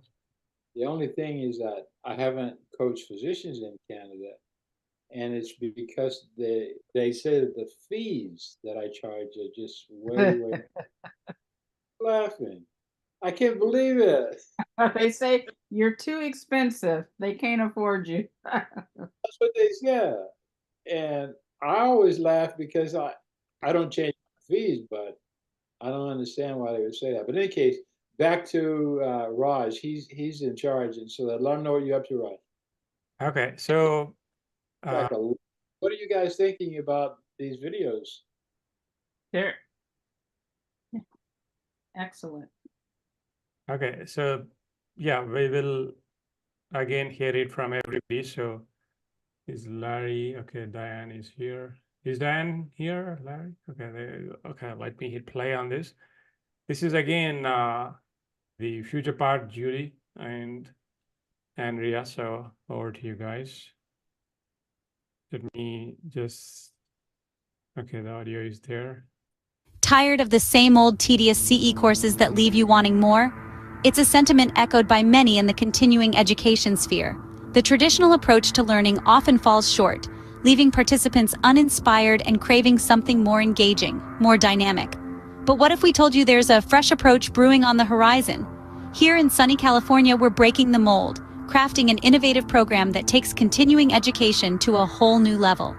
This program isn't just about ticking boxes or earning credits. It's about developing real, relevant skills in critical areas such as anger management, emotional intelligence, batterer's intervention, communication, stress management, and parenting. It's about becoming an exceptional facilitator, capable of leading groups with confidence and competence. So, if you're tired of the mundane, why not take a leap? Why settle for mundane when you can aim for exceptional? Scene script. Here are the competencies that set our program apart. Firstly, we have basic interviewing. This isn't your run-of-the-mill question and answer session. We delve deep into techniques that help you connect, engage, and extract valuable insights during your interactions. Next up, group facilitation. Our program empowers you to manage group dynamics effectively. We teach you how to lead with confidence, keeping everyone engaged and active in the discussion. Then there's group content. We've curated a wealth of relevant and engaging material that will resonate with your group, stimulating thoughtful discussion and promoting growth. The length of group life is another unique aspect. We understand that every group has its own rhythm. Our program is designed to adapt to these rhythms, maximizing the value derived from each session. Facilitation tasks is another core competency. We guide you on how to plan, execute, and review each session, ensuring you're always on top of your game. Culture building is another key focus. We teach you how to foster a positive and supportive environment where each group member feels valued and heard. Modeling emotional intelligence is a unique feature of our program. We help you develop and display emotional intelligence, setting a powerful example for your group to follow. The composition of groups is also a critical feature. We equip you with the knowledge to structure your groups optimally, considering factors like diversity, group size, and individual needs. The use of client workbooks is another standout competency. We provide comprehensive workbooks that serve as valuable resources, reinforcing the concepts discussed during your sessions. Lastly, we have selection of appropriate videos for visual learners. We understand that not everyone learns the same way. That's why we've included a range of engaging videos to cater to visual learners, enhancing their understanding and retention. The best part? You can access all of this virtually. Scene script. Here are the reasons why you should choose our program. First off, our program comes alive with dynamic and engaging content. Gone are the days of monotonous lectures and tedious coursework. Here we infuse our lessons with energy and relevance, sparking your curiosity and keeping you hooked from start to finish. But what's a program without substance, right? That's where our relevant competencies come into play. We focus on exceptional group facilitation, equipping you with the skills to lead with confidence and efficacy. We delve into the intricacies of group dynamics, teaching you how to navigate and manage various situations, ensuring every group session you helm is a success. Now let's talk convenience. In our fast-paced world, we understand that flexibility is key. That's why we've designed our program to be accessible virtually. Learn at your own pace, in your own space. No more commuting, no more rigid schedules. Just sit back, relax, and let the knowledge come to you. And of course, what's learning without growth? Our program offers certifications that don't just add to your credentials, but truly elevate your professional standing. With every course you complete, you gain a tangible testament to your commitment to continuous learning and improvement. But don't just take our word for it. Listen to what Lisa, a group facilitator, has to say about her experience. I was pleasantly surprised by the depth of content covered in this program. It's not just about ticking off the CEUs, but genuinely enhancing your skills. So, there you have it. A program that is dynamic, relevant, convenient, and growth-oriented. A program that doesn't just meet your needs, but goes the extra mile to ensure your satisfaction and success. Don't miss out on this opportunity to level up your skills and stand out in your field. Are ready for a new era of learning? Picture this, an opportunity to engage with dynamic and enriching content right at your fingertips, in the comfort of your home or office. No more mundane CE courses that leave you unfulfilled. Instead, you step into a world where you can elevate your skills, enhance your professional growth, and stand apart in your field. This is not just about earning your continuing education units, it's about genuinely broadening your horizons, diving into competencies that are relevant and necessary for exceptional group facilitation. It's about becoming a part of a community that values professional development and recognizes the need for a more impactful continuing education experience. We invite you to join us in this revolution. Register today and be a part of the movement that is changing the face of continuing education. Take a step towards a more enriching learning experience, one that not only meets your professional needs, but also fuels your passion for your work. And remember, we are here for you. If you have any questions or need further information, don't hesitate to contact us. Reach out to us at andersonandandersonfec@gmail.com or give us a call at 310-476-0908 or 310-729-9390. Stay connected with us. Like us on Facebook at www.facebook.com/myeekfamily and follow us on Twitter at www.twitter.com/theangergrew. You can also connect with us on LinkedIn at www.linkedin.com/in/geoanderson. Your journey to a more fulfilling continuing education starts here. It's time to step out of the ordinary and step into the extraordinary. It's time to make learning exciting again. So, what are you waiting for? Elevate your CE experience and unlock new possibilities. Make learning exciting again. So I want to speak first. Tell me when I can talk. yeah. Over to you, Joe. He did this on his own, and he got the information, at least basic information, from the suggested guide for anger management, which is what we started with this morning. And so this is what we are designing specifically for the continuing education requirements for those of you who are taking this course. The requirements is 16 hours of continuing education each year. Same thing for batter's intervention, because facilitation is not related to any particular discipline. And the third one would be what? Parenting. And so that those are publications that we have, and those are trainings that we offer already. But I just want you to comment on what you think about this particular video, because this is the quality of work that Raj does, and it blows my mind. And I already can tell before even seeing my friend Andrea that she likes it. So you should go first, Andrea. Tell me what you think. Is she here? Yes, I'm here. I think that, it had all the information in detail, and it captured your attention, right? So we have the videos moving from different parts of what he was talking about. So the visual added to the commentary. So the video was set up pretty good. And he did the same thing for me. He just sent me a video, and it had everything that was like on my website and my LinkedIn page. So he did a really great job, and it would make me want to click on it and see what's going on. I was going to say it's informative and persuasive. Yes. That's how I felt. It captures your attention, because a lot of times people's attention spans are very short. So just going through the music choice that he had, the voice, wasn't boring. He also had the words, so it's visual and audio.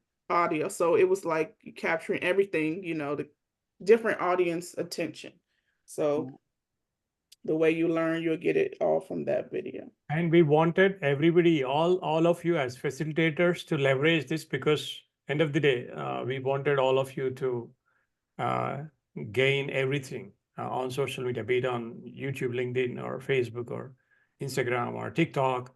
We know personally. In fact, I know personally people just going on TikTok, going live on TikTok and making, again, lots of money. Numbers doesn't matter. They make thousands of dollars every week. The people who do it every weekend, they do it. Again, they do group sessions, group coachings.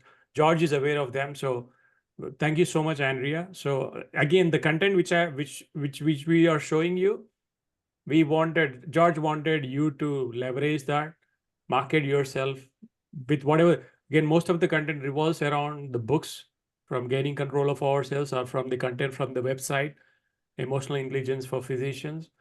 And we wanted you to start selling yourself, because we all hide. We don't sell ourselves. We don't market ourselves. And that's what we are trying to project.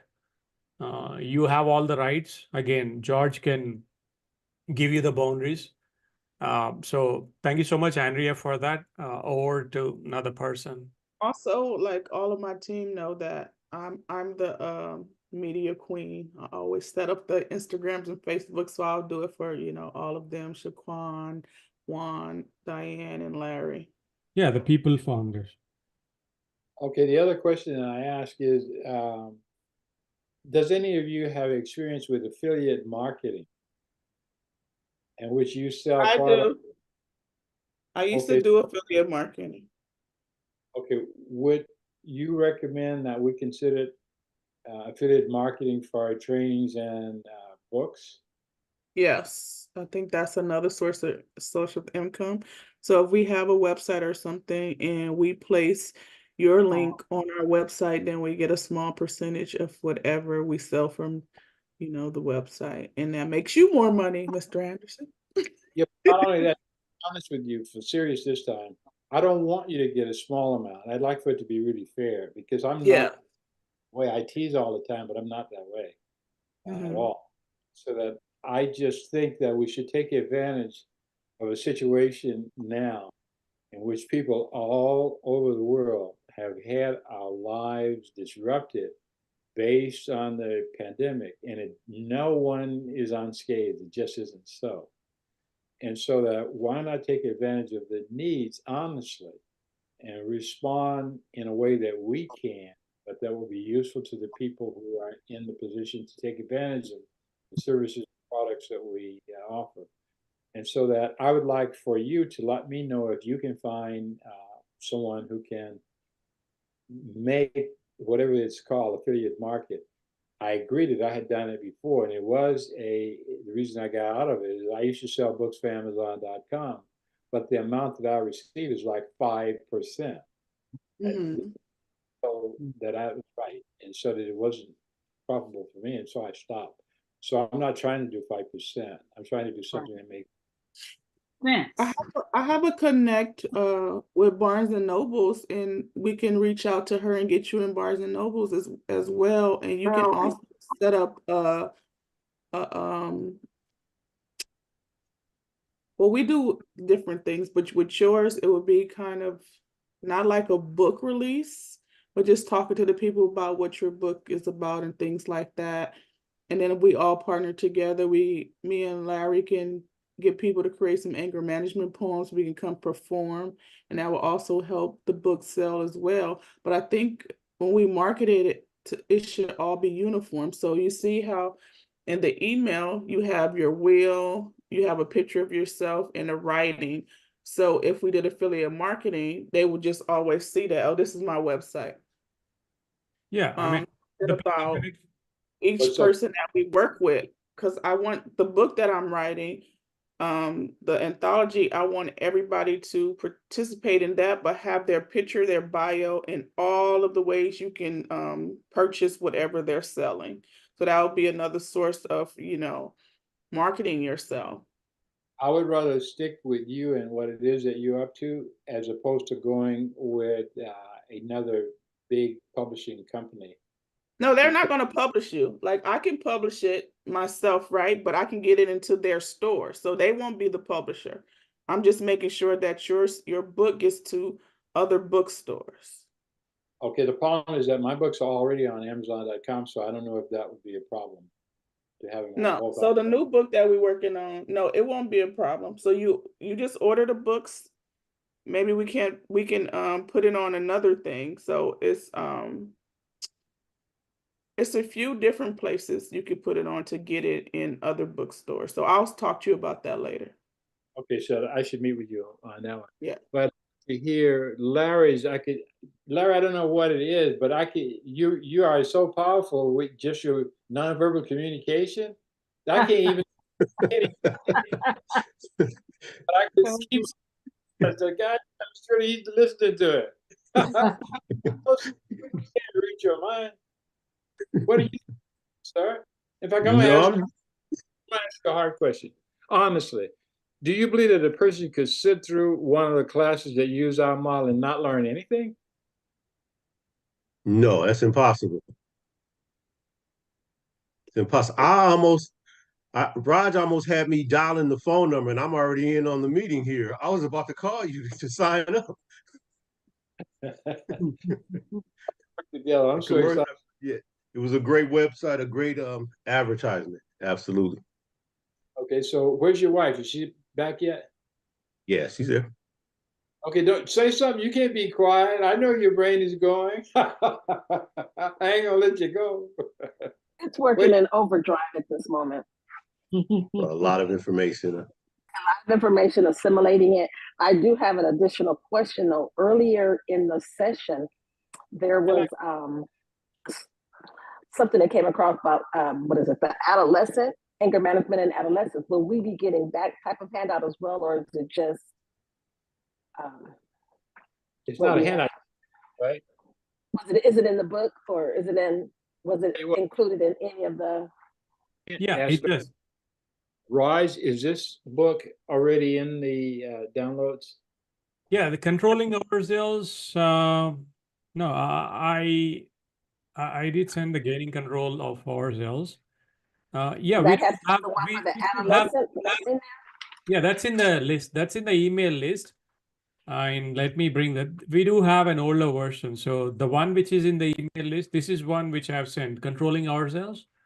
Yeah, yeah. What would you put it up so that she will see that they already have it? Yeah, it's in the email list, Diane. The one which I've sent you, it's in the email list which I had sent you guys. Yonoma's video is there. The Gaining Control series is there. And this particular book, which George just flashed, right? The one with that's a new cover. The one with George flashed is the one with the new cover. Yeah, the blue one. It's not significant. It's the same basic information, but when you order, you have to order copies for each client. And so when you copies for each client, you will have the new version, but you still got the contents right now already. And even what you get today, you're going to, again, can you explain it? Because I don't understand it quite, Raj. Yeah, so everything on page 15. Yeah, that's right. Everything which we spoke right from the morning, it's again revolves around the control log or the negative wheel, the positive wheel, the kind of definitions which we had gone through in gaining control, the stress, and also the styles of communication. So it's all part of what we already spoke. That's how the outline had been designed. So the email which has the outline walks you through the same. And also because human behavior is that we don't remember whatever we had been through after a couple of days, right? So we store that information only for 2 or 3 days. It's highly impossible for us unless we have super memory to retain this information after 15 days or 20 days. So that's why we do give away this recording so that again in your free time, or if you're commuting or if you're traveling, you can play this in your car or you can keep listening to this. We give you the complete recording of day 1 and day 2. You can play it in the background or listen to it as a refresher. And also the best way to learn or to get more hands-on with whatever is there in any of this material is again to start teaching it to others as a facilitator. And that's where the group coaching or the emotional intelligence coaching comes in. George has got all the details about that. In fact, Valencia and Andrea is also, they're learning or probably they're helping you gain more hands-on with whatever they're already been through in the past. So Valencia, over to you. Probably you can share your insights as to if they have all the information. You guys have a lot of information, and what you don't have access to, just email George and he'll get it to you. No, you guys have a lot. Really, you do. You have more than what I had when he trained me. So you Because guys have a lot of help, and we're evolving. And as we go forward, you know, wherever we are in the world, technology, it'll be added to it. That's what Raj is doing. He's exceptional. Yes, Yeah, indeed. doing good with the videos. That was really Absolutely. And Absolutely. we the missing pieces are probably like the poetry from Huan or Larry, or probably it's the songs from Shakwan, or probably the recipe or additional elements from John. He, as a chef, again, he would know how to add more spices to this training, because you all have your own past experiences. You can add uniqueness to this. We are still learning. I would say that every day is a learning. Every day we are trying to integrate everybody's feedback into this. So let's jump into any questions before I take to gaining control another 3-minute video, and we have another gaining control, and tomorrow we'll be doing session 1. So before I jump into another 3-minute video, any questions? Raj, I just want to say one thing. She asked a question, do we have everything we need? In order to open up anger management practice, the anger management facilitation guide has everything in there that you need to be successful. Seriously, if you plan on just teaching it at your job, it's sufficient. If you plan on opening your own practice, it's sufficient. All this other stuff Raj is doing is just helping you present better to the world, because this is nationwide, as far as social media and just letting people know what you do in what setting, what you do to incorporate all this. Yeah. So that's an addition. There it is. Excuse me, since Raj, would you go to a sample of proposal for Sacramento Unified School District? Because I want it's an interesting story, and I'll forget it. Okay, I'll show that. So this is the facilitator guide which Valencia was highlighting. This is part of this was sent in the email. So you want me to go to sample proposal, right? Yeah. Okay. It's on page like 32 or 22, something like that. 37. I'm just jumping into sample the 37. I also will go through this tomorrow in detail once we are done with the gaining control 3 and 6 video. So page 35. Not on 37. Let's see.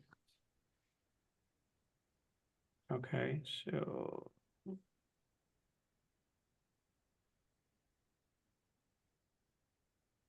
okay, there you go.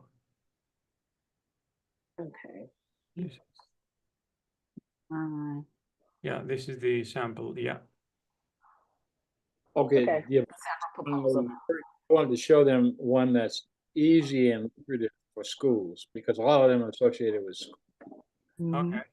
So maybe 20 something is Sacramento Unified School District. It is. It's in 20. Number page. Page 20? No, let's see. Yeah. So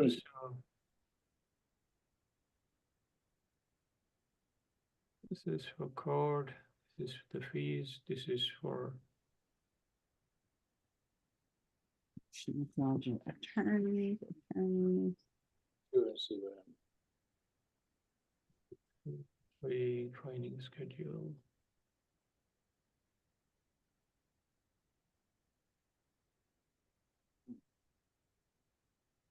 Is it the sample proposal 3, the one which we have for youth? Yeah. Yeah. Or 4. Yeah, for school. Okay, so okay, this is the one, the sample proposal 3 for the youth center.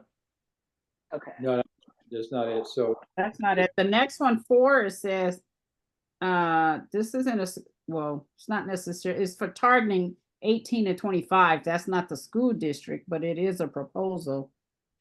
Okay. Let's see. Okay. I'm turning to Raj. I'm looking for it.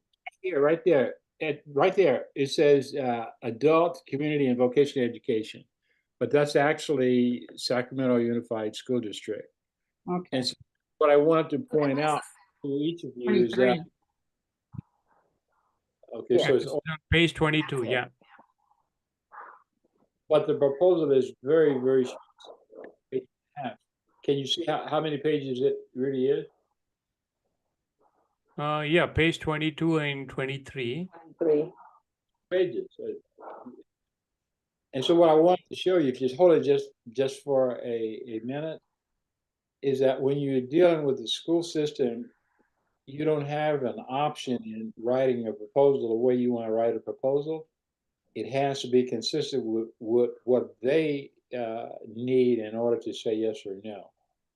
And so that it says goals and purposes, it got to be precise. So to help students recognize and manage anger, to help students develop acceptable ways of expressing anger. So then you have to demonstrate how you're going to do all those different things. So you scroll down more, it tells you the performance objectives and so on. All I wanted to do is to let you know that you have way more than what you can imagine. Yeah. Just a minute is that you got to read it first yourself, and then you change it, you modify it for your purpose. Okay? And so that one that keeps coming up was something about how to diffuse stress and anger in others. We roll down to that one because I got a story that I think I told you maybe before, maybe not. Anyway, that's not the one, is it? How to diffuse anger in others? How to diffuse anger? I mean, the instruction hours or? Now, that's the name of the proposal, how to diffuse anger in others. It's from Los Angeles harbors and beaches and harbors. Okay. How to diffuse the anger of irate customers? Incredible story. I just wanted to show you guys, you gotta mark it. Okay. I got a call from Nancy Pelosi's office. Nancy Pelosi for years had been the key person in the United States Assembly, Congress. And so the caller says they were having a hard time, Obama was president, with people in their district when they went to their communities and they were marketing Obama's program in healthcare. They call it I don't know what they call it, but it doesn't matter. That's what it was. And so that they said they wanted to know if I would be willing to come to Washington, do a presentation for the Democrats in the assembly on how to diffuse anger in the irate customers, right? And I said, okay. And so that this is not the proposal for them, but essentially it is, but what they wanted a presentation. So I developed a 45-minute presentation. I called them back and said I didn't have time because the time that I would lose flying back and forth and all of that would just be too much for me. I couldn't handle it. But I would give the presentation, which I did, to the National Association of Social Workers, to the Washington, D.C. chapter, and they would be willing to have someone come to their meeting and do the presentation, and they did. And so, lo and behold, it wasn't bothering anybody. I'm a nice guy. My telephone rang. It was in Los Angeles, and the lady said, "I'm from beaches and harbors." I don't know anything about beaches and harbors, but you can see 4-hour training is designed to develop skill enhancement in self-awareness, self-control, awareness of others, and relationship management on the part of parking employees with the Los Angeles County Department of Beaches and Harbors. And again, I tease all the time, but Larry has a suspicion that most of my teasing is kind of serious. So the lady got all of this information pretty much from me just by chatting. And so after she signed the agreement, she called me back and she said, I only have 15 employees and I forgot. I can't take them all off duty at the same time. She said, if I have them come half one day and half another day, do I have to pay twice? What do you think my answer was, Larry? Of course. Oh. No, I just laughed. And I asked her, what do you think, ma'am? I get so excited, I don't know what to do. But anyway, she had to pay for two. But anyway, it was the same thing. But she was asking me first for anger management. I said, "Are you sure you want anger management?" And then I said, "What about how to diffuse anger in others?" Because what she says is they're spitting on my officers, they're threatening them, they're throwing rocks at them, and so on. So she didn't want anything from me on anger management. Is that she didn't know what she wanted, but it was how to diffuse anger. Is that unusual? I think so, but I think that we should check bases with different people around, including me, and see what we can do. Just because we haven't done it before does not mean that we cannot do it. We just need to be thoughtful. Okay, Raj, we better go because they're getting anxious, and so am I. Okay, so let me play the gaining control 3. Any questions before I play the video? No. Okay, thank you.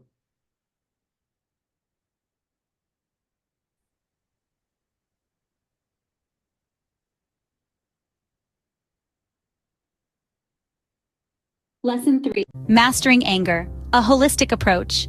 Uncover the primal roots of... Lesson 3. Mastering anger, a holistic approach.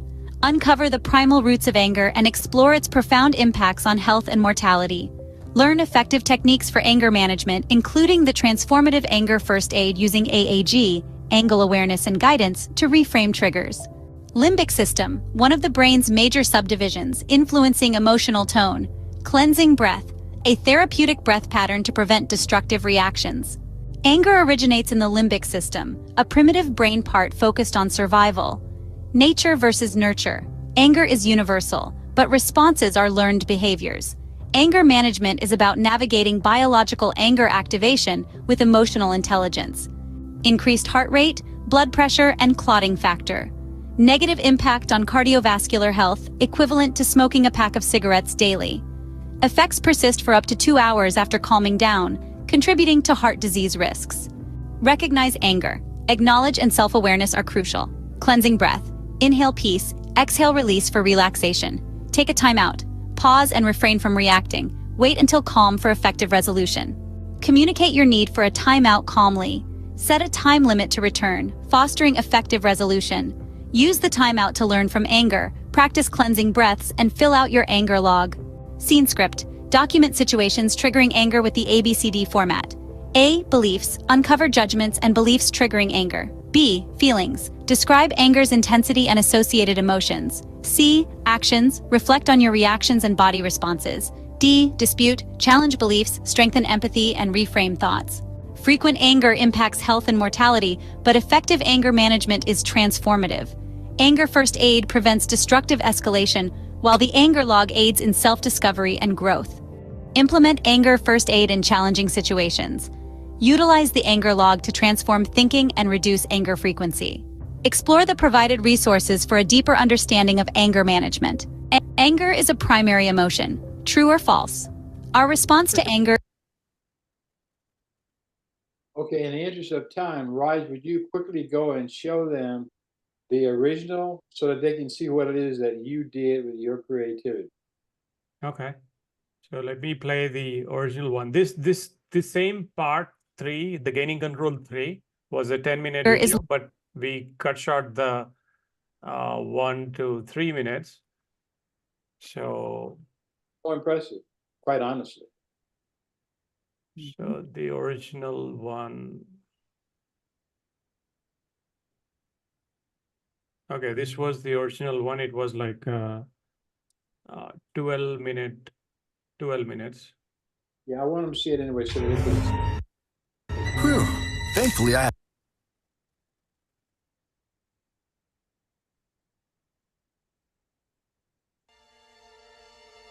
Lesson 3.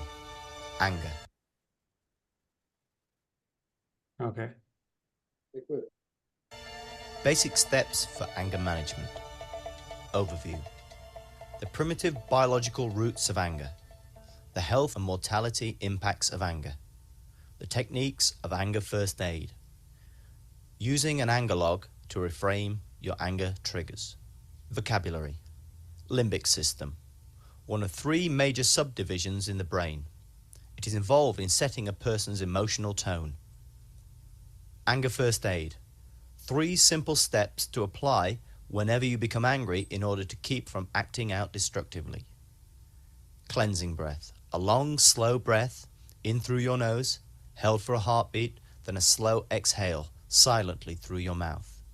The primitive roots of anger. Anger is generated in the part of the brain called the limbic system. This is a primitive part of the brain concerned with survival.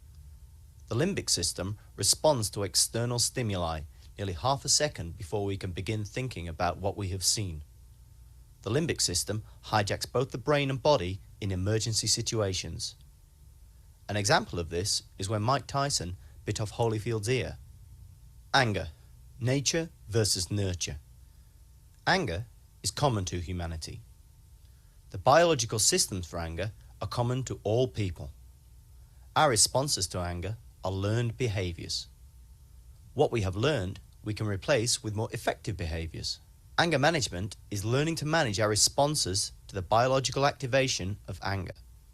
The most effective anger management skills keep us out of anger by developing emotional intelligence.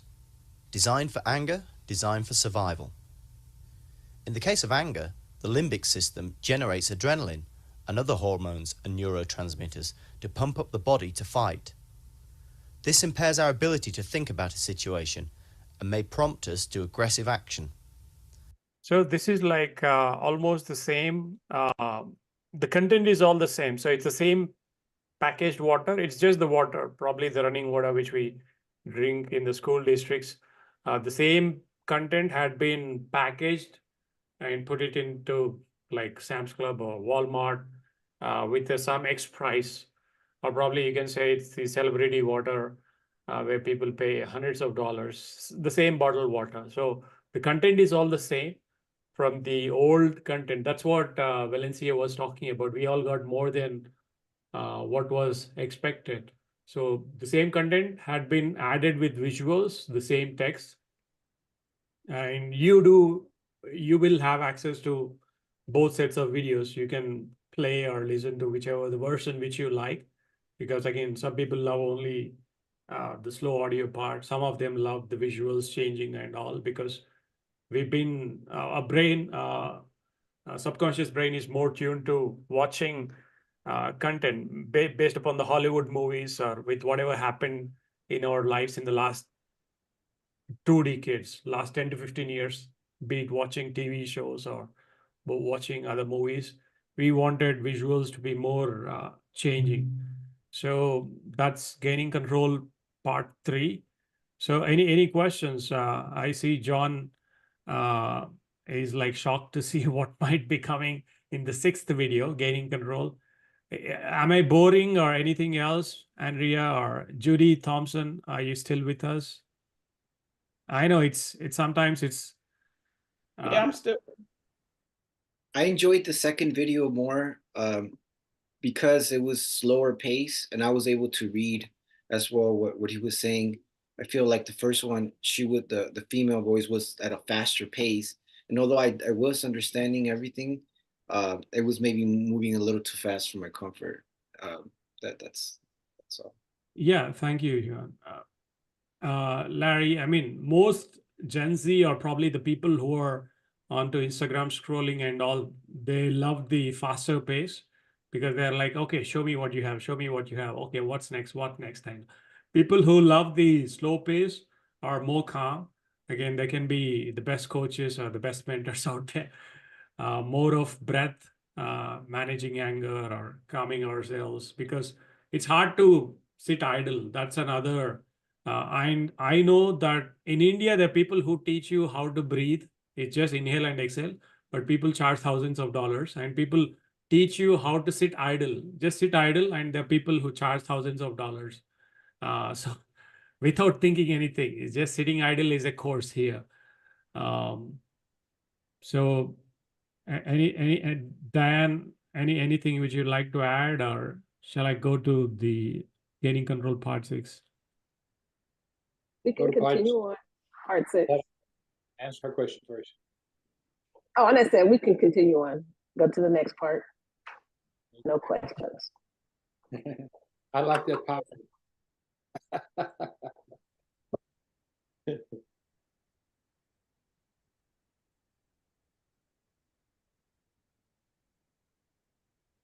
Okay, so this is part 6.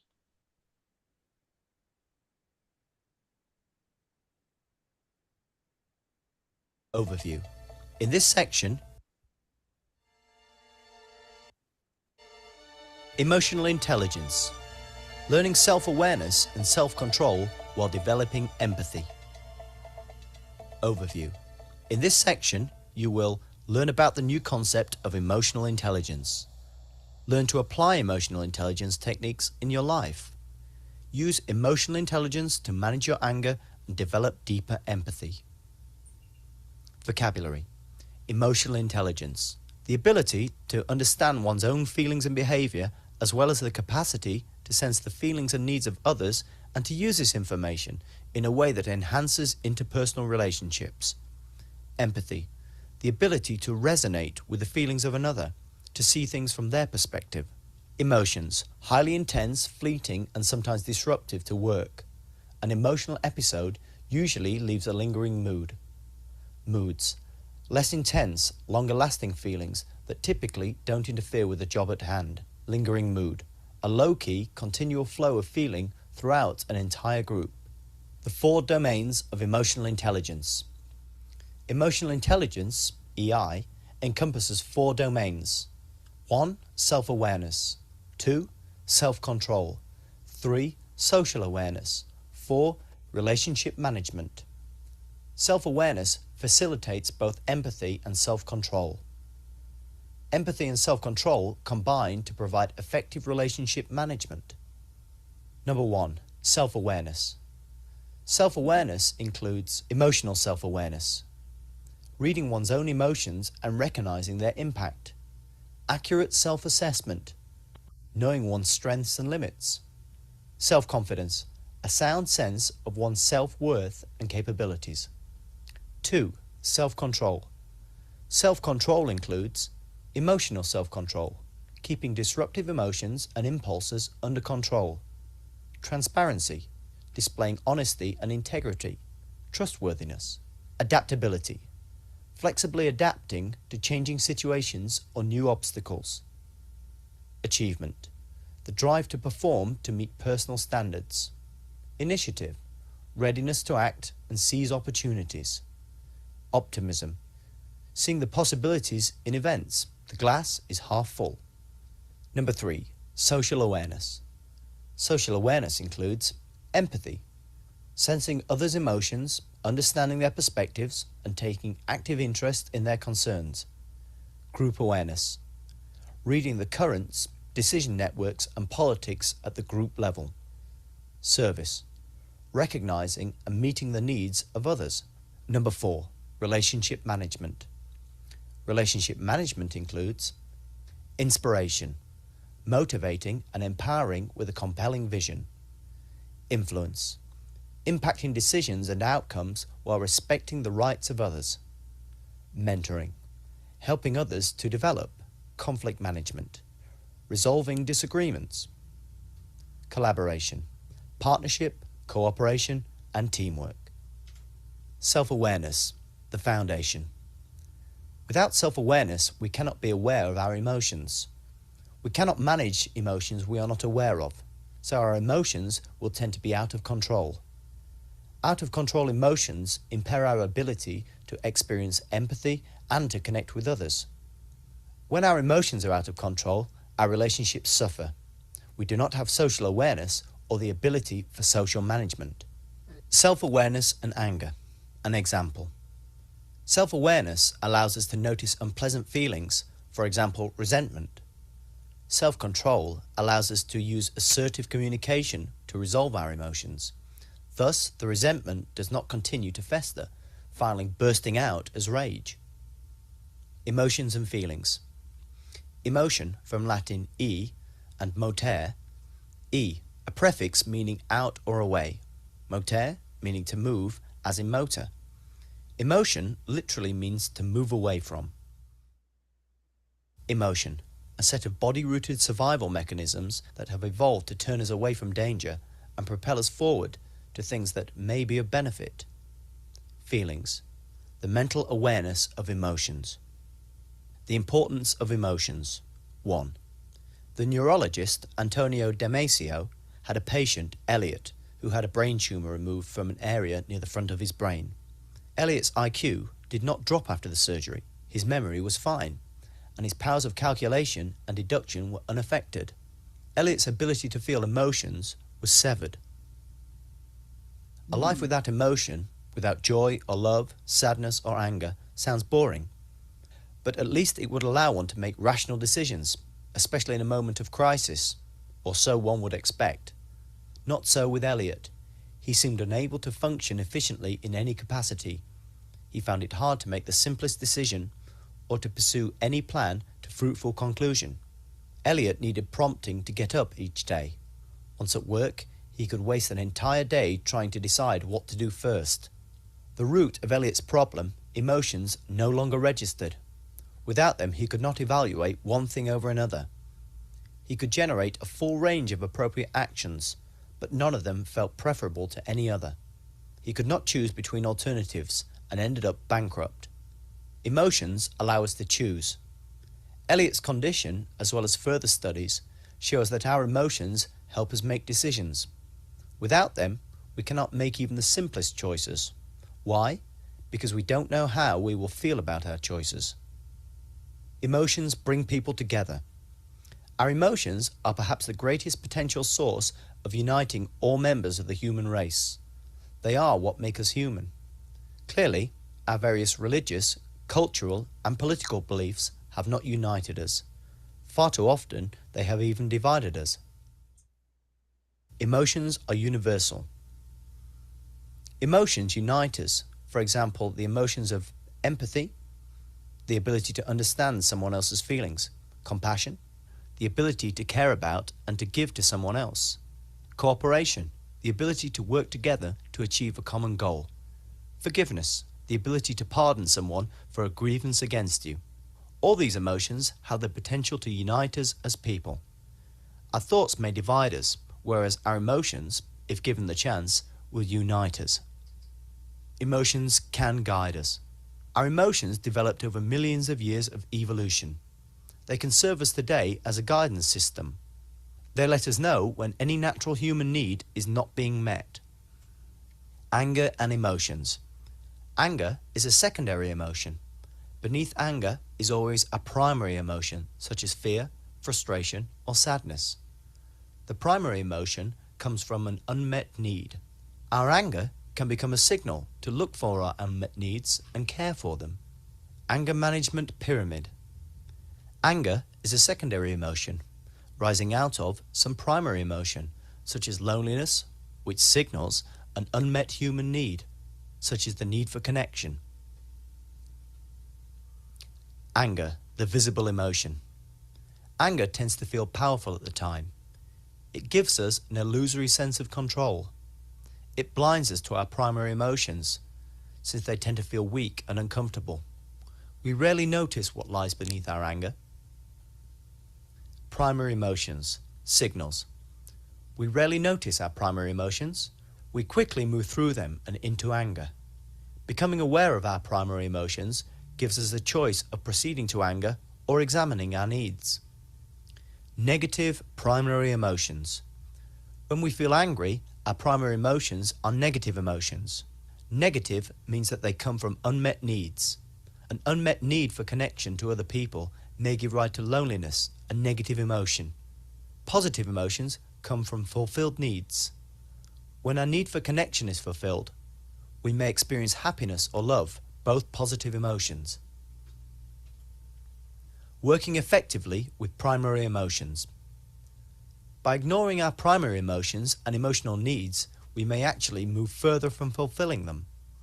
If we act out our anger, we tend to push others away from us. This leaves our need for connection unfulfilled and increases our loneliness. If we look beneath our anger, we can discover what we need and work to get our needs met. Realizing that we need to connect, we can use appropriate communications to connect with a friend, or we can learn to soothe ourselves with self-talk, taking care of our unmet needs. Unmet needs, the root. By understanding our unmet needs, we can develop a strategy to fulfill them. We can share them with people who are close. We can work to self-soothe, to nurture ourselves instead of acting out. Unmet needs, a time to heal.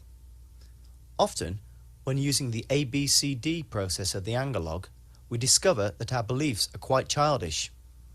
I want to do what I want to do, and I get angry when anybody gets in my way. If we don't act out our anger, we reparent the childishness inside us by using self-control. By using the anger pyramid to discover and fulfill our needs, we nurture the child within and become more mature and less afflicted with childish reasons to act out. Anger management and EI. Self-awareness helps us recognize that we are starting to feel angry, our primary emotions, our unmet needs. Self-control allows us to care for our needs instead of acting out.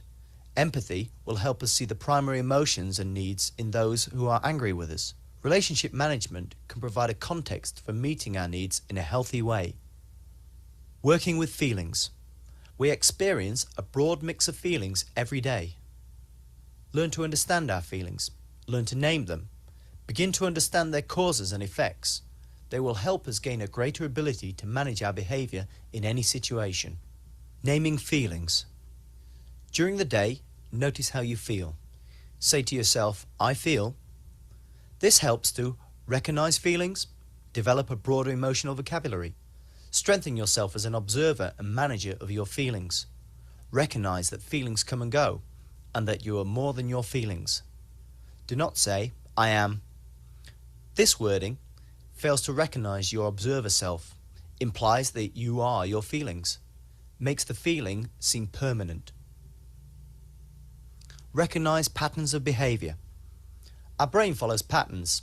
First, there is an action or stimulus. This leads to a response. Over time, the response can become almost automatic. It requires conscious effort to change or interrupt the automatic process. Beliefs control behavior. Brain patterns lead to behavior patterns. At a young age, we learn how to cope, how to get our needs met, how to protect ourselves. These strategies reinforce each other, and we develop a complex structure of beliefs to support the reasonableness of our behaviors. You can change if you want. As we become more conscious of the patterns we exhibit, it becomes possible to analyze these beliefs and replace them if they are inappropriate. Interrupt the pattern and replace it with conscious behavior that moves us closer to our real goals. This may seem simple, but it's not easy. But it is not difficult to begin. It can be as simple as a brief pause to allow the conscious brain to begin to intervene in the pattern. Summary. Emotional intelligence is the ability to know and control yourself while understanding and relating effectively to others. Emotions are important. We cannot make decisions without them. They serve as signals when things aren't going right. By working with our emotions, we can transform old patterns into new, effective ways of dealing with situations. For more information, try some of these resources. Evaluation. Let's stop it and just go back to the group. I'd like to make some comment. Okay. So here's what I would like. Since now you see what it is that is occurring, if you have all of this information, is there any way that the shorter versions and the longer version can be used in the series, or which one would we go for? So it's like 2 or 3 questions at once. Maybe you can pose it in a different way, or anyone else might. Or does it come clear what I'm asking? It comes clear. I think for the longer version, I would teach it in the class. The shorter versions, I will advertise on social media and the websites with that one. I like that. Anybody else? I think it's imperative to have both the long and the short versions. I think that's something we definitely would need to do, and it would be beneficial. And you, since you're I think that would. Go ahead. I think that would be I think that would be beneficial because you have some people. I believe it was one that said, you know, they like to learn at a slower pace, or they're more receptive and they get the information at a slower pace. And some people get it at a faster pace. So it might depend on the group, on which way you tailor the information to. Agree. Keep in mind is that what you just saw is supplementing. That's not in the book, in either book. That's extra. And so it's like what Valencia said earlier, you just can't imagine how much material you really are getting. So that's why I asked the question, because you have the options. You can decide, but you can get all of it. And it doesn't matter, you don't have to decide now. But I just wanted feedback so that we could pick up what it is that you who are here are thinking about it, because we didn't have this at our last training. Valencia hasn't been. My training. Yeah. Well, So what do you think? By me going into the schools, by me specifically, I'm going to be targeting the schools. I'm going to have to look at my audience. I'll teach differently when I'm in the inner city schools. I mean, I'll have to look at the type of audience that I have, because when I'm going to concentrate on charter schools, and there's so many different cultures and the way the teachers are. So I'll have to look at my audience and get information from the principal, whoever I'm going to be addressing. And then from there, I will probably decide from there. Okay. So There both. again, this is supplemental material to be We got used with the client workbooks. That's it. And so, yeah, Larry. A lot of it, I think, will be based on the client and their needs. I know I was trained to do customer service for the city of LA under a project under the mayor. The initial training was a week long, but when you would go to the various city departments, they didn't want their employees to be off the clock for that long for that training. So they asked, could I condense it and be still effective? Very expensive. So yeah, it's good to be versatile and be able to have a longer and a shorter version of pretty much anything you do, I would think. Yeah. Okay. Anyone else? Who's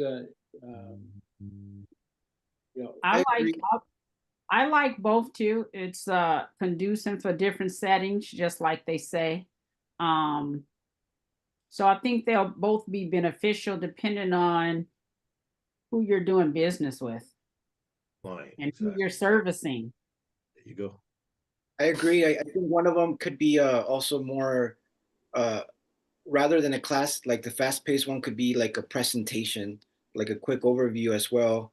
But it could also be like everybody else said, like for groups, like it's going to be depending also like on also what Raj mentioned, different age groups, like this Generation C, right? Or like for younger kids. I still, like I said, for my taste, like the slower version is good, but I would still be able to do the fast version, like, efficiently. So both are great. Thank you so much, Raj. I think that was great. Okay, let me point out something else, is that, again, the needs for a lot of things are there, and there's not necessarily an understanding of who is prepared to deliver the service. So that there are 8 states in the country, Illinois is one, that require attorneys when they're renewing their license. Something like 6 hours of training in civility. But how does civility, if it does, differ from emotional intelligence anyway? Is there a difference between civility and emotional intelligence? I think with civility, you're not necessarily processing emotions. You know what I mean? Being a civil person doesn't necessarily make you an emotionally intelligent person. That's a good point. Either way, I was invited to come to Chicago, give a presentation on civility for attorneys. So Larry and all of you will appreciate again how unusual and great. Guy calls me and he told me about the law, whether or not you'd be willing to come. Because we train attorneys, but we want you to come so we can see what it is that you do, and then we can do that for others. And I thought about it. I said, civility? And he said, yes. I said, I don't know what civility is. And the guy laughed, and I said, have you ever been for training in civility? He says, no. And so I said, okay. I said, let me send you a proposal. I already told him I don't even know what it is. And I sent it, and he called me back and he said, we want you to do it. And I did it. And so listen at this. This is not emotional intelligence. I think that Larry's going to define it as something else. The worst attorneys, the meanest attorneys in the whole world are the guys who are litigators. They are in the court to win. So there's nothing nice about the way they operate. It's kill, kill, kill. And so I said, are there any litigators in this group? Raise your hand. And they did. And I had them come by one at a time. And I gave them a book. And I said, almost everything that I say is in this book. And I said, I'd like for you to have. I said, because I find that litigators are helpful to me when I give trainings like this. I'm bullshitting. And so I gave each one of them a book. So again, if I give you a present in advance, am I influencing your behavior? Yes. Okay. So the people who were presenting me, they were there and they didn't seem comfortable. And I didn't know what was happening. So anyway, at the end of the day, they asked if they could take me for dinner. And I said, yes, because I don't like to fly at night. And I was going to leave the next day. And they said, we train physicians all the time. We've never seen anything like that. And I said, what is it? He says, attorneys are really, really difficult. They fight all the time. And they were so different with you. But again, they didn't know what I had done, right? But in any case, that was the first time that anyone had done that in Chicago. And so that became yet another one of my specialties, Larry. I'm trying to do the best I can. Do you think there's a hope for us? You're muted. I can't hear you. I can see you. Okay. We better go to Raj then and find out what's next. Yeah, I mean, we're done with that. So Valencia, do you have anything to share? Larry can unmute and speak. Got it. We got you, Larry. I know he said. Go ahead. Go ahead. Raj, I didn't hear you. Yeah. No, go ahead. Would you like to add anything else to whatever we covered? In regards to what we did today? Uh-huh. Okay. I just like to encourage them to take advantage of reading through all the material to really be effective. You know, some things you probably be thinking of right now, the answer is in the material that George sent you. If you just, Raj sent, if you familiarize yourself with it and just apply it to when you're teaching class, you won't have to do a lot of work and it'll flow and you'll be able to teach your clients. They will learn, they will become more emotional, intelligent. You would help them be calm, decrease aggression, and being disruptive in their own household, relationships, work, just wherever. I mean, it's such a powerful tool. It really is. I love it. I apply it in my own life, my marriage, as a parent, even on job. I'm a manager with my department and I have a span of supervision under me with some very strong personalities. So it helps me a lot at work. So just take advantage and read it and take advantage of calling George, asking questions. I do believe he gives you guys up to how many months, George, for consultation? Yeah. So just take advantage. Yeah. To better equip yourself to be a facilitator. And go ahead, George. That you read all of the material, but I recommend that you also read the 2 client workbooks, including the exercises, so that you can see what it feels like if you're the person who's doing the exercises as a part of a mandate. And I went through the book and did that, George, as if I was a client before I started teaching the class. So I can know what it feels like to be on the other side. Not this hierarchy, I'm here, they here. But what it really feels like to be in it, because it's not a nice feeling to be referred to as you angry. But in reality, everybody needs to learn to regulate their emotions. I don't care who you are. I agree. So that's why I don't judge them. You know, I tell them that when I start class, this is a no judgment zone. So that's very important. John, what did you think about today? Did you learn anything? Yeah, I learned all sorts of things actually. You know, I'm mainly going to be working with like in substance abuse facilities, and working with you know, mostly younger people, but I want to do but the whole thing about, you know, emotional intelligence when it comes to addiction, I think I mean it's a lot of this jumped out to me today is that like so many things tie into people relapsing.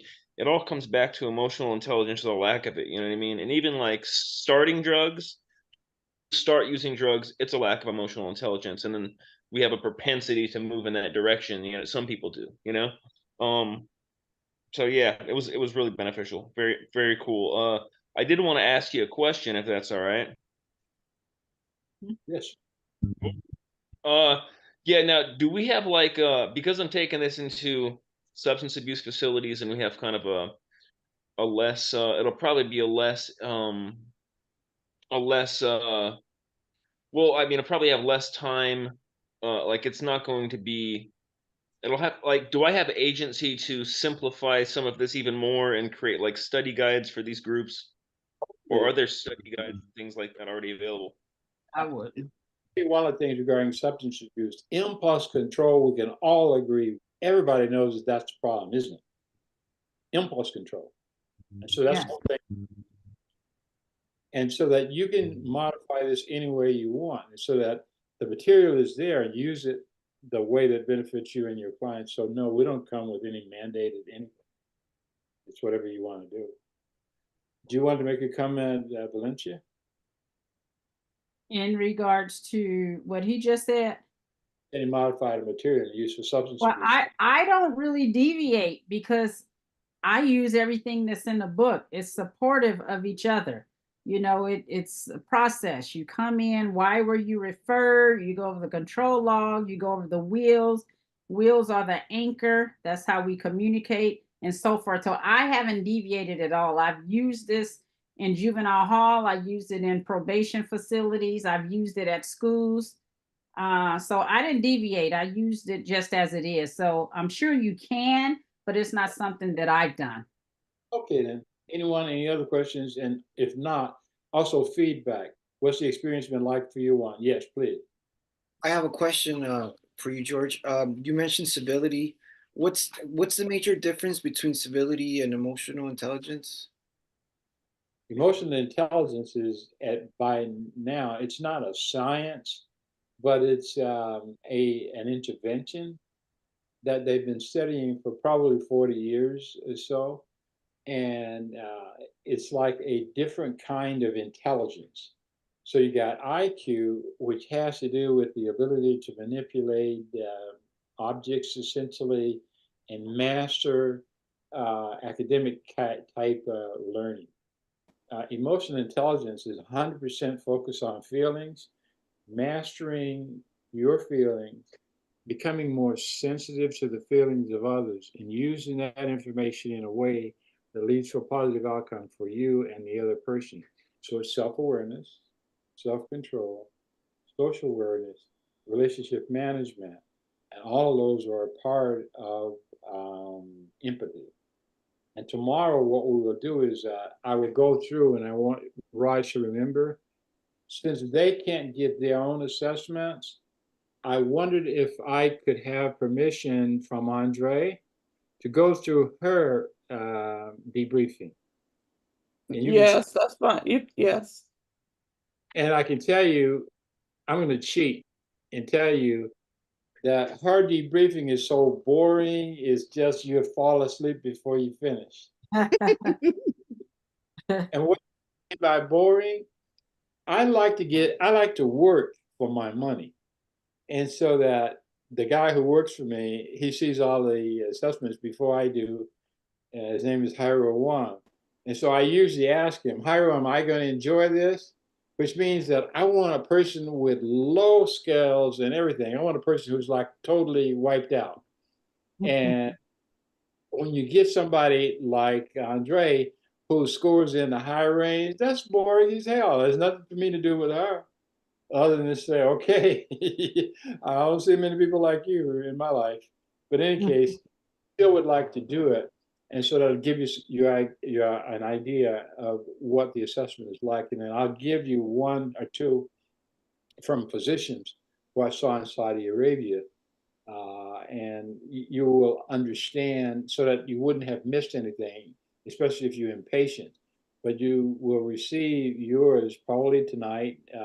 But even if you did it tonight, I won't have time myself to go through them. And so that these are things that we will do in an hour, that which you and I, each of you, schedule some time. It's called debriefing. So in the process, I will let you see what the system is that I use for debriefing the results, so that if you decided to use it with a client, it's usually going to be someone with a bit of money, because you have to pay for it. And I mean pay a bit. That's really good. So who else is going to give me some feedback? I would like to give you some feedback. We talk about emotional intelligence in the schools, the way that students are so much different now than my own kids, and from my own kids to my grandkids and to the students I'm teaching now. We have to have emotional intelligence to reach the children, to develop a relationship. And teachers are being burnt out, and I can speak for myself and teachers where I'm teaching, we're being burnt out because we don't have that. Before you even start to teach the child, you have to engage, you have to know how to reach them. The students now are so different. Everything is on the computer. Kids do not get homework. They don't have homework like ever. Everything is computerized. Even they start touching the computer in kindergarten. And so we are going to have to learn how to connect with the children. COVID, of course, a lot of kids started their education on the computer. Now we're back in the classroom, but teachers are being so burnt out. Teachers are leaving the profession because before you reach a child, before you walk into that classroom with probably 25 to 30 kids, if you don't know how to have that emotional intelligence, you can't even teach. And some teachers want to go in immediately and start rambling and teaching, and it's a mess. And I see it in my school. We're losing teachers. One particular class, a 5th grade class, this is January. We've lost 6 teachers already, and the school started in August. And the reasoning for that is just what you've been talking about. And they don't see it. I mean, I see it, and I've learned so much, and I'm going to be able to go back and tell them the reason why you've been through around 6 teachers since August is because, you're not preparing your teachers to effectively teach. We are dealing with a different generation of people. Nothing like my kids. They're completely different, and we don't know how to reach them, especially learning everything on the computer. Our education is broken, and we're going to have to change it. And I agree, it starts with this. This is what we're going to have to be able to teach our staff, so we can relate it to our children, so we can engage and connect. Right now, we are not connecting with our young people because that computer has them, the phone, the computer. When I tell you that they don't even write anymore, right. They have no writing. It's just strictly they get in there in the morning, computer. Where is the connect? So this is so much needed, Mr. Anderson. You don't know how. What you are teaching is so needed. We don't get a grasp on this and teach the parents, we're gonna have some problems, and we're not seeing. So I learned a lot today, and I'm going to go back to my administration, and we're going to have some conversations about this, because this is what's going on. That's my comment on what I've learned today. Everything. This is fantastic, and I can't wait to put it to use in the educational institution that I'm at. Right. Let me comment on what Judy just said. On one of the breaks, you guys, I spoke to my daughter who's first semester in college. That's the one that was playing the piano earlier. She said, Mom, I'm going to switch one of my classes because my teacher said we're going to have to do a lot of writing. She used to doing things electronically, turning in homework paper. She want to switch one of her classes already before Monday because the teacher is making them write all their assignments and do a lot of research by hand. And she's not used to that. So you're right. So I told her, hold on, don't do anything yet. I'll call you after training and we'll talk about it. And the reason for that, and my institution where I'm at, if we don't get a grasp on this, we're going to have to go, we're going to be online in a minute. We're losing teachers. So the turnover, teachers where it used to be, for example, with my 6 kids that I have, one teacher taught all 5 of my kids. Our turnover rate is so high in most districts, and in my district, we never have the same teacher the next year. Never. A whole together different staff of maybe 25 to 30 teachers. And the reason why we're losing is because they don't have this. They don't have it. Until we see that, we go, that's not healthy. That's not healthy. Every year, different teacher. No stability at all. So I love what I learned today. I'm glad. Back to Andrea again. When I was in your office, I don't know if it was yesterday, it may have been yesterday or the day before, and I had you pull up from Google the amount of the average cost or something like that for schools relative to suspension. Do you remember what happened, what you saw? Yeah, it was $3 billion. Ridiculous, yeah. That is ridiculous. I worked in schools, and that's solving a problem is not going online because it's still going to be an issue. Because even on computers, you have to have control. If you don't have that innate in you or learn that, it's not going to change anything. You have to know how to command a room, how to lead a crowd, how to be a leader. Well, also being a student, and that's the problem.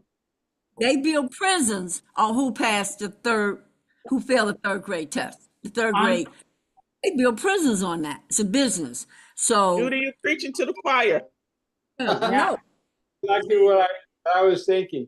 Anyway, I really appreciate the comments. Are there questions that any of you have about anything that we have discussed today? Tell me that amount of money again. Write that down. He says how much? This is just for California, by the way. Go ahead. $3 billion. On suspension that they lose? Yes. Because of average daily attendance when kids get suspended. Yes. Was that a month or a year? That had to be statewide. Yeah. $3 billion. It's a lot of money. And ask the question in different ways, you still will get the answer. But in any case, Shaquan can answer. And Shaquan, how did you like the class today? I really enjoyed the class. I learned a lot. I'm actually one of those students that when I was a teenager, I was getting into a lot of fights. And so the court appointed me to take an anger management class. And I saw some of the tactics that was taught to me way back when in your class today. So it was good to see that that is something that had changed my life when I was taught at such a young age that I still use to this day to control my anger. One of those were, think before you react, do your breathing, breathe. Everything doesn't necessarily need a reaction. And I'm happy to pour that into others going forward to knowing how to control their emotions. I thought today's class was very, very insightful. Good was class. that in California? Was that here in California you took the class? It was. And George, if you know Shaquan, she's not an angry person. She's so sweet and humble, and she's very talented. So I think she pours all her emotions into her poetry and her singing. And you guys got to come see her. Her book release is February 10th. So you guys are all invited. Congratulations. Sing a little jazz? Yes. Oh my goodness. You don't sing some blues too, do you? I sing it all. Wait a minute. This is a story just for my old buddy. Where is he? Did he go out, Larry? Oh, I'm here. He's there. Remember that the post office had a huge problem nationwide, and they used to say "going postal." Postal. Yes, yes, remember that term. That disappeared, but it didn't disappear automatically. I was a person who was involved in that nationwide. And the reason that I didn't get credit for it is that the person in charge, the public, whatever you call it, the Postmaster General, they didn't want it published because they didn't want any more attention to the post office. And because I asked him, can I publish this, the results of what I've done? And he says, no. He says, Anderson, we had a contract with you, right? And I said, yes. He said, we paid you, didn't we? And I said, yes. And he says, the answer is no. We don't want you to publish it. So I wasn't able to publish it. You'll find information on it because the union talked about it. But in any case, I won't go through all the detail. But what it is that I did is that we started with research. I brought in a psychologist from UCLA, and we discovered what was unique about the post office is that the post office has been the employer of last resorts for veterans since World War II. So now, how many of those people know how to use guns? And what percentage of these guys are likely to be suffering from post-traumatic stress disorder? And to what percent of men like to go to counseling or psychotherapy? So they have it, but they don't get any treatment. So now that's, it's the background that we learned first. It is that we did training for managers and supervisors. Just then, they gave us one location in Los Angeles with 16,000 employees. That was our base, in which we just did research on 16,000 people. That's the post office. And so that managers and supervisors, and the other one group was the employee assistance program. So we trained all of the employee assistance programs in this training. And so that the deal was, if an employee appeared to have a problem managing anger, being discourteous to customers and anything like that, or creating tension between each other, they would be referred to the manager and supervisor would talk to them and say, okay, we're going to refer you to the EAP for anger management. If you don't go, you're fired. If the intervention doesn't work and we have a complaint again, you're going to be fired. And so that we did that, and the post office saved something like $1.9 million for 1 year. Wait a minute, and something that we weren't even investigating in accidents and